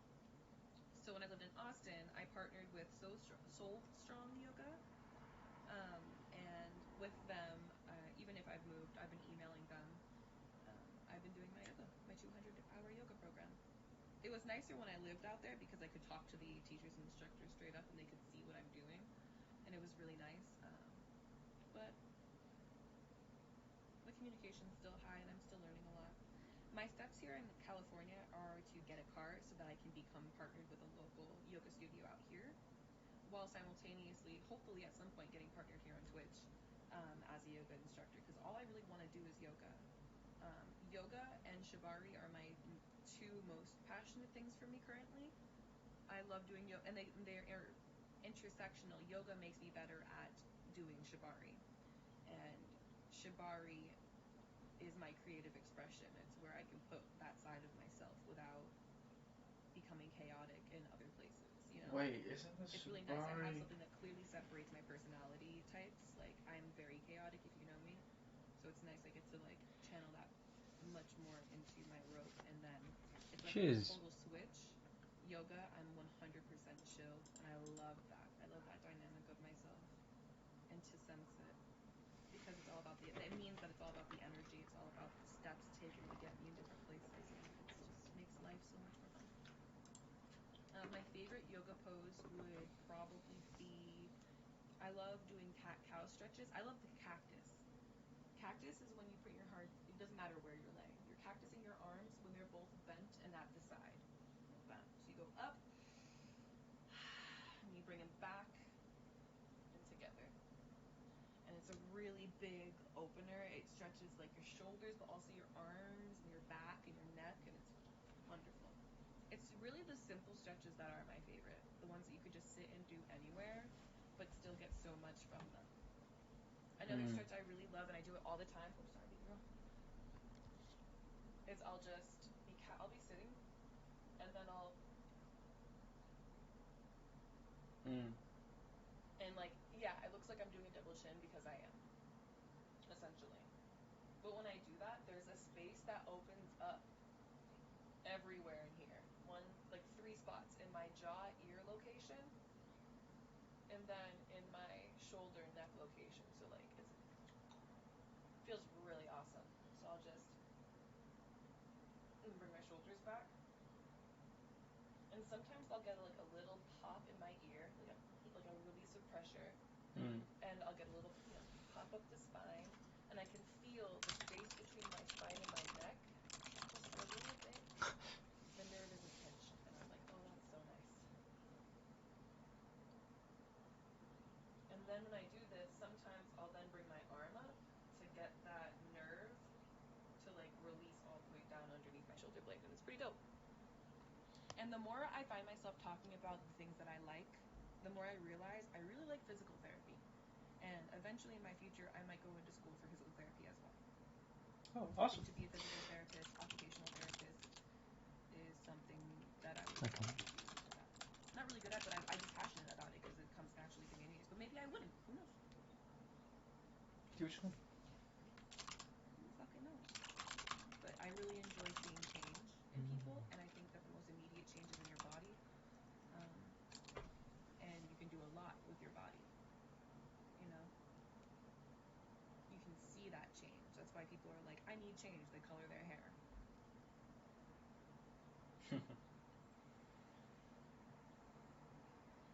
I totally understand.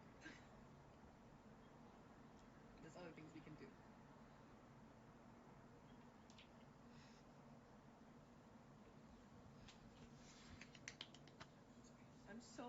So that right there, when I hear that you tried something and you got a result or there was a response, I love that. I'm like, perfect. And how did that make you feel, right? Do you want to keep engaging with that? Do you want to see how far that sensation can go? And that's the beauty of it all. And that also goes into shibari as well. It goes into my rope as well. Rope, when you're tying with people especially, you're finding ways to elevate a sensation. So you have one movement. All right, that's nice. And then you deepen it. Oh, wow, that's awesome. And then as you settle into that, more. And you're just you're furthering and furthering I'm the trying. sensation. And then you realize how far you can go and how much you can endure. And then sometimes it can lean into suffering, because that's kind of the hidden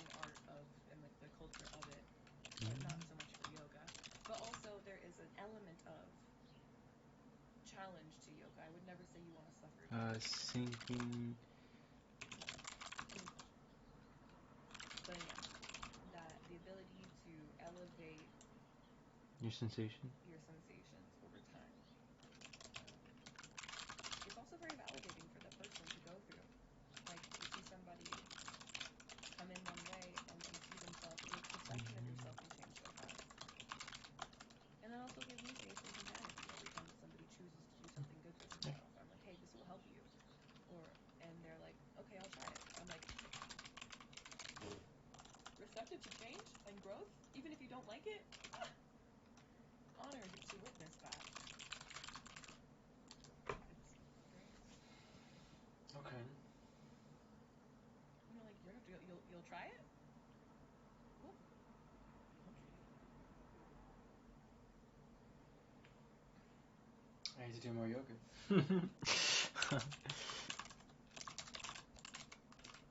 Okay. So while we were live today, almost for 3 hours, I have gotten quite a few text messages. So I do need to check them. They're definitely not casual ones. Those are for like I did a photo shoot last week on Wednesday. It was really cool, and I got a lot of stuff to talk about with that. So we're trying to figure out just content stuff in the meantime. But we have a future goal of doing a sushi experience, like a food experience, where I will be showing up, and it's going to be called Sushi Bari, and so they'll be cutting up sushi, and people will be gorgeous, eating their food, serving each other, fucking fish, hopefully falling in love, and then I'll be guiding them to tie each other as well. And I just look forward to it. Oh. So we have the photo shoot for that. There'll be questions so I can see that. And yesterday I had a roast session, and we're trying to figure out how to create our first reel, but the video is like my boy is too intimate, and so I don't know how to edit it. It's gonna be an interesting experience. But they have the photos. I have to go through and edit them and select what I want. So you've got a bunch of stuff to do now. Whee! Woo! What would I recommend for your lower mid-back child's pose? Cat-cow. Do cat-cow stretch. She's correct. You can do it seated. You can do cat-cow. She's correct. Cat-cow. Into an extended child. Or cat-cow into downward dog. Then lower yourself down into an extended child. Then extend yourself into cobra. And then bring yourself back into extended child. And then come up into your tabletop. Cat-cow. Bring your butt up into downward dog. Yep. Bring yourself back into extended child. Cobra. Just really those couple of stretches together in any sequence. They kind of naturally flow. But your extended child, make sure your knees are together. Knees are together, feet are together, forward fold with your chest into your thigh. Forehead on the mat. You feel like you want to put your chin usually, but forehead down. So then you're elongating from the back of your neck all the way, and because your torso is over your thighs and your thighs are together, it's going to round. So your thighs are going to be supporting the weight. Also, honestly, straddling pillows. No one ever does this anymore, bro. I fell asleep like this last night. It was so good. Also, I probably need a hug, but whatever. I have a body pillow. I really suggest you guys should get some. And dead ass straddle that and lay over it. And it's the same thing that you would be doing in child's pose. The child's pose, it hurts your knees. It could hurt your knees because your knees are bent and then they're together. And then you're putting all your weight on top of it. It could be a lot. So if you have a bolster or a big old pillow, stack your pillows, fuck it. And just Oh, okay. Oh yeah. But doesn't that still open up the So hips? yeah. Everything's open. Your body is supported by the pillow. Okay. It's really nice. You could even Oh, that's the best. Actually, I would recommend this. I felt it immediately. I need to try it. Put the hip back. Big fan. Love it.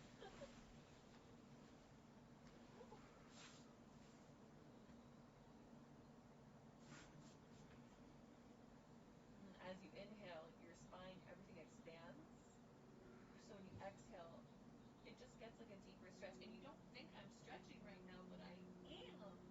Isn't that crazy? I was so confused the first time I paid to go into it, like a restorative yoga class, and I was just laying on the floor in fetal position for like 2 hours. It wasn't that long, anyways. 75-minute class, fetal position for like 6 minutes. We did a total of like 7 poses over a stretch of an hour. Like the times, you know what I mean? It's like $75 class. I'm so confused. Where's the yoga? And then I get in it. When you hold a pose for more than like a minute or two, your body wants to instinctually move because you've settled into it more and more over time. So then it's what she was saying. I don't know if you were listening towards the end of the video, but I was following along. And she was talking about how during your savasana, your rest after your yoga, when you lay down, it's usually the hardest part for a lot of people is to just stay still. Yeah.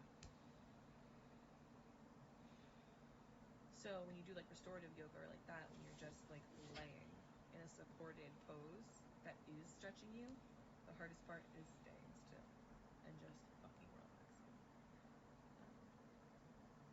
Not even doing the yoga pose. It's not about holding a pose. It's about just chilling wherever you've dropped your body. You know? Now we're strategically dropping our body so that while we relax, we are in an active stretch. And it's dope because I can just watch TV and I'm in active stretches, chilling. And that's my new favorite thing to do. My new favorite thing to do. I moved the table out of our living room. I know my roommate's probably not too pumped about it. No, she's probably cool about it, honestly. And I just do yoga and play TV at night. I really would like to build a ladder, or I'd like to buy a ladder that goes right here on my wall. I'd like it to be this wide. I'd like it to stretch up the entire length of the wall, and I'd like it to not destroy the integrity of the apartment wall at the same time. Yeah. Because if I have that, I can do more like back supported pull-up stuff, or just like hanging things. And then on that note, I could also do shibari on it, ladder shibari, so I could suspend. But I don't really know where to start. Like, how do I not fuck up? How do I not? That's something I've been thinking about though. So now I'm just brain farting. How to have like a workout ladder inside the room. Cobras are one of what I learned in my school. I don't know if this is universal yet. I haven't heard contrary information, but your lower back spine is the most likely area people are going to slip a disc. Yeah. Yep. And when you do a cobra, that is the area that you are primarily stretching. And you wouldn't think that, and it doesn't look like that. You're like, I don't want to do that stretch because it looks like it's going to pinch my shit. But it's actually one of the most beneficial stretches for your body. Oh. So learning how to get into cobra, you could do low cobra. You don't always have to go full extended cobra. There's so many different ways to do cobra. Oh. My favorite way to do cobra is a wide arm cobra because I'm also getting I love arm stretches because my arms are weak. They're my weakness, remember? But also I lean into that. Leaning into it is important. Know yourself. So my Okay. favorite stretch Noted. for cobra I'll write this down. is, so this is cobra. Okay. Nice. And that's very active, very intense. This is baby cobra. I need to do. Put your hands up. And then you can bring your arms out to the outside of the mat, just go wide. Basically putting your hands underneath your elbows. And then Dig your fingers into the stretching. ground. I kind of like it like that more. Because it feels like it's stretching down my wrist into my fingers, rather than when my hands are like palm down.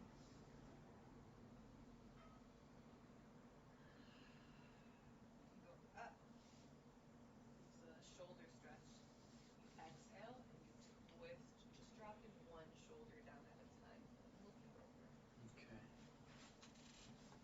some movement and some twist to it. Feels very full body. Oh, I love it. First time I did this, I was like, okay, I'll stay here for a bit. This is my favorite thing.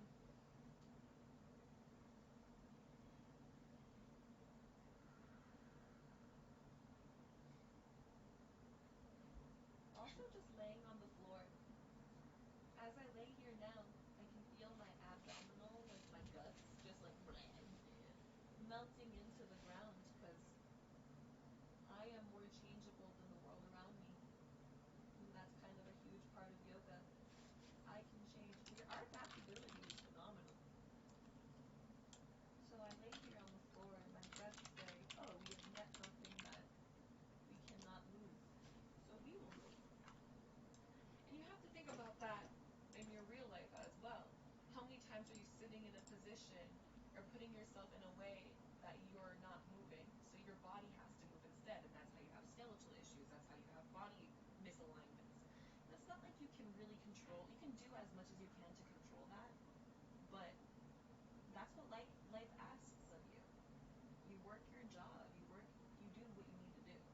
So yoga is just that one opportunity you can offer yourself to get a little bit more balance in your physical body, because no matter what, you're going to be misaligned. And it's happening. It's happening. So I wish that people inspired stretching more in gym classes. Mm-hmm. In high schools and younger, and all the gym classes. I just wish that it was much more important.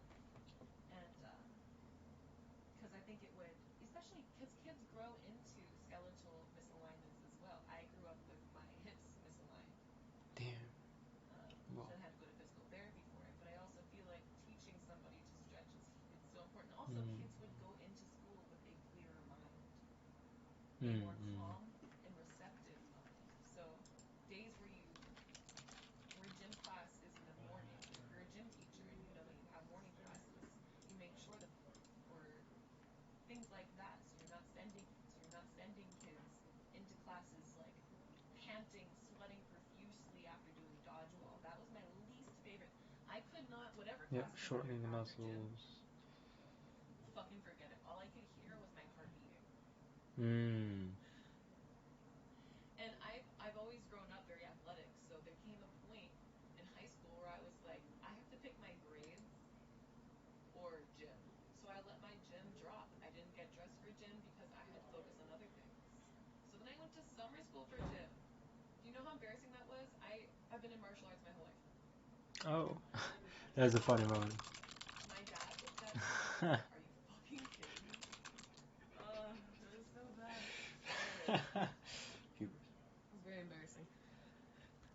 But those are my thoughts on the system.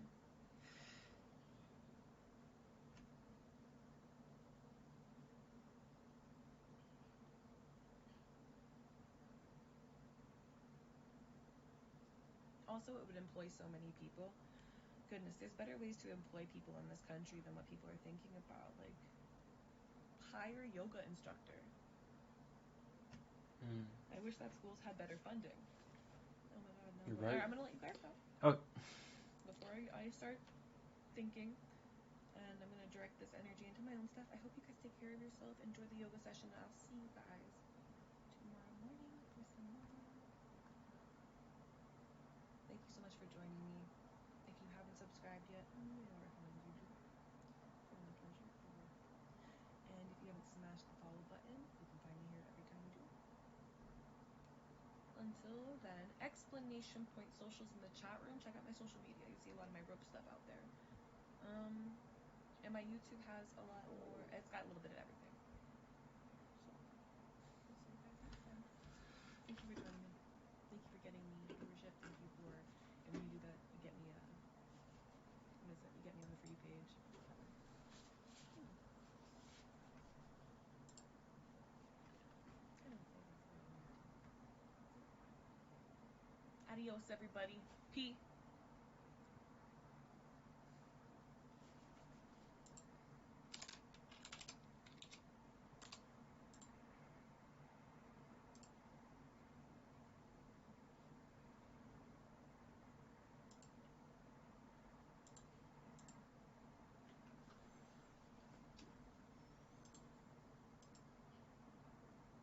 This channel has been removed because it violated community guidelines. Oh no. What happened? Oh. YouTube being strict on their content.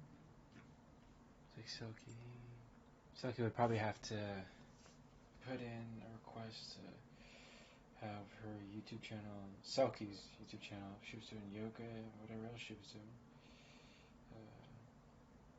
reestablished. Nice, 10.6.14. This is support silence? Interesting. And the CS doesn't matter now, it's all about, oh, I can't help. Puglias. She has, it's a lot of mushrooms, what the hell?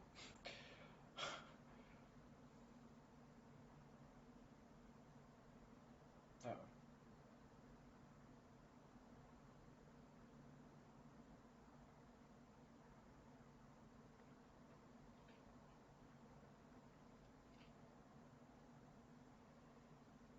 I'm surprised she fought with all those mushrooms around.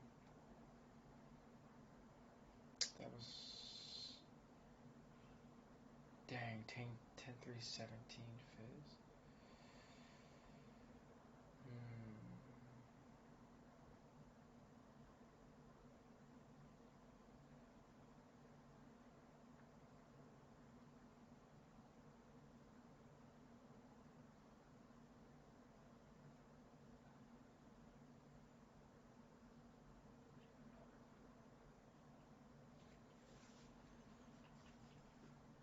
It's like just grouping, defending, doing absolutely anything.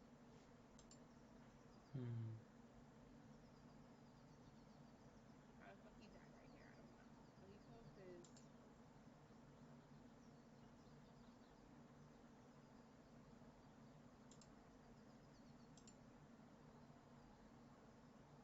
It's freaking team.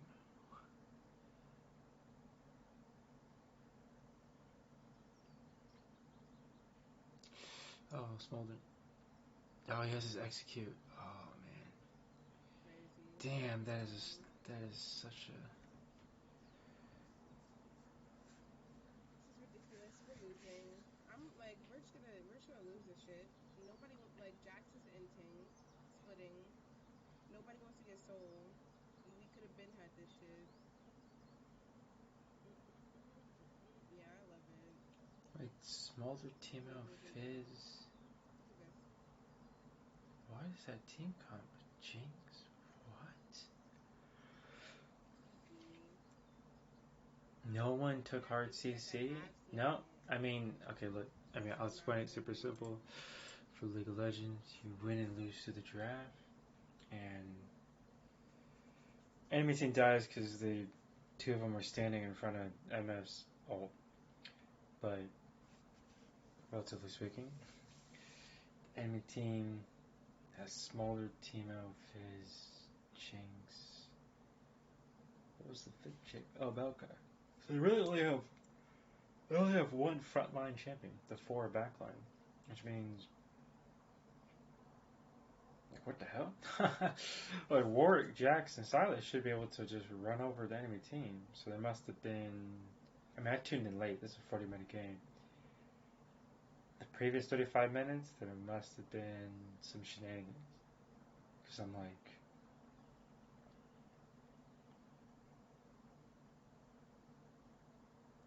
yeah, I was just like, Sylas, Jax, Warwick, especially MF should be just like rolling over, destroying the enemy team. But this is, but I can only speculate because I didn't see the first 35 minutes. But I can already assume that too many mistakes were made, allowing the opponents to capitalize on those mistakes. Yeah, especially with top lane junglers died 23 times. Holy cow. That double-digit deaths for the top lane and jungler, that just makes everything harder. It's no excuse, just facts. It makes everything harder. But, Oh, she got him? No. Oh yeah, he can dash away. Wait, what? Oh, that's such a strange looking ult. How far is that ult? What was that? It's a white AoE ult that can also execute trigger or something? Or like what? Because pass will have to gauge stacks.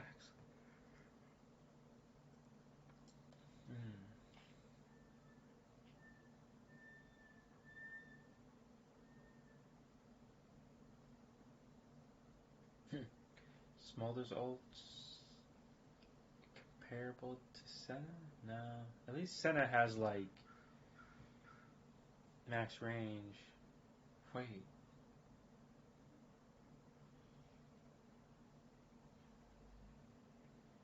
I think if the MF fights there, I think it's like a better exit trade than Jax trying to base race and he can't even kill the Teemo. And then dies trying on the Nexus. The Jax would have focused his energy and attention and health resource on the Nexus, not the Nexus, on the inhib,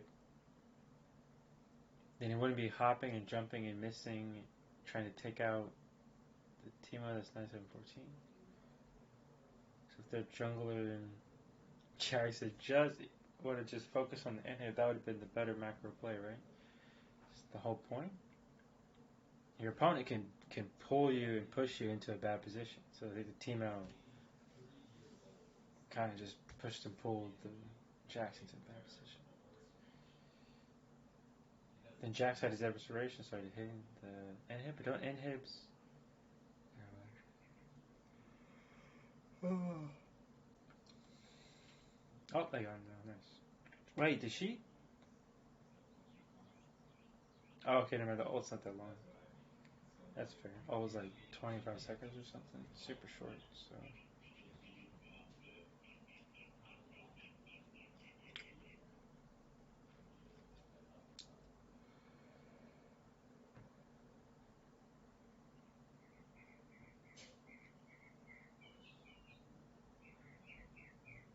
It's a lot of mushrooms.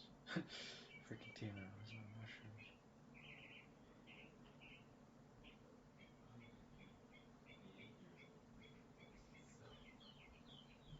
Oh, she is the support. Damn, bro. How many mushrooms can he drop? Oh, Fizz. Oh, wait. They're all fighting on Dragon. Did they get him? Oh, did Fizz E away? Because Warwick wants to chase an inhib, dude. What?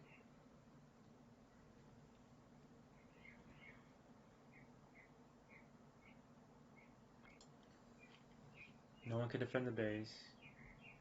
They're pushing their resources and they're punished on the overextend. And then 3 teammates die. It's a 45-minute game. Yeah, her team just like let her down. Damn. Now she doesn't have to click all of them. I know that she's mad. I know Puppy is mad. But God damn it, Jack. Oh my goodness, bro. Did he defend the Nexus? I can't tell. She's looking. I can't see the map. I see blue. I see a little red. Holy shit, it's not over. It's over because two inhibs appear intact and the Nexus tower is intact when the game's not over. Nice. Which is good because trying to win and get the LP, right? They gotta walk it like they're talking. Walk it like they're talking. But let me hop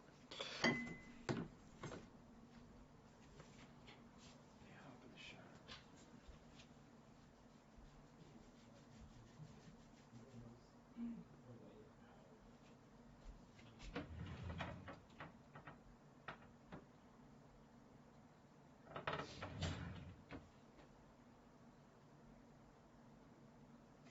Didn't I have? Oh, snap! Oh, I forgot. Where's the broken hanger? It was the hanger, freaking plastic hanger.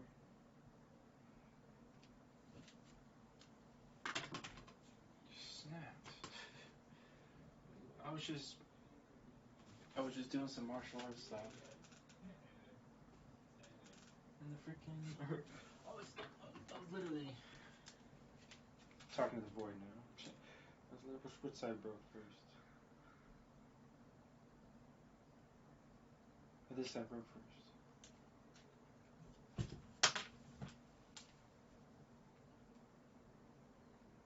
I was just like this,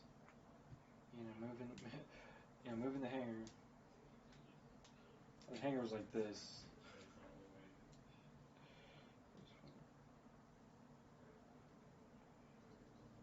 Hanger was like this. I was just moving, and then it just snapped. I was just like, oh, that's fine. Classic game.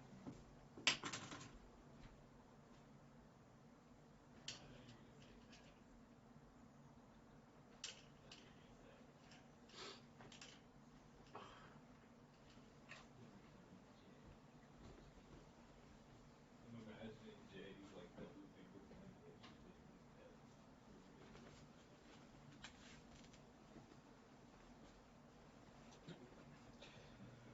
Still on this shit.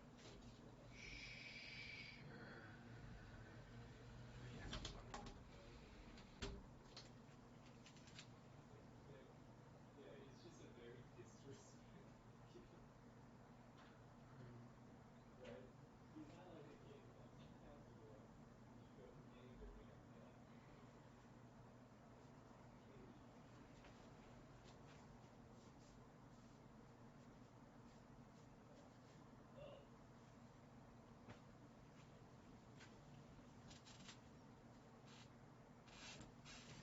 Actually, Actually.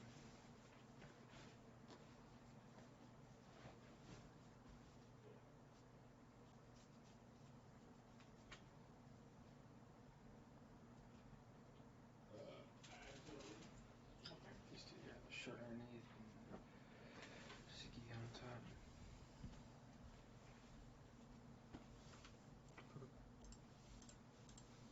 Pies. Just do a thing.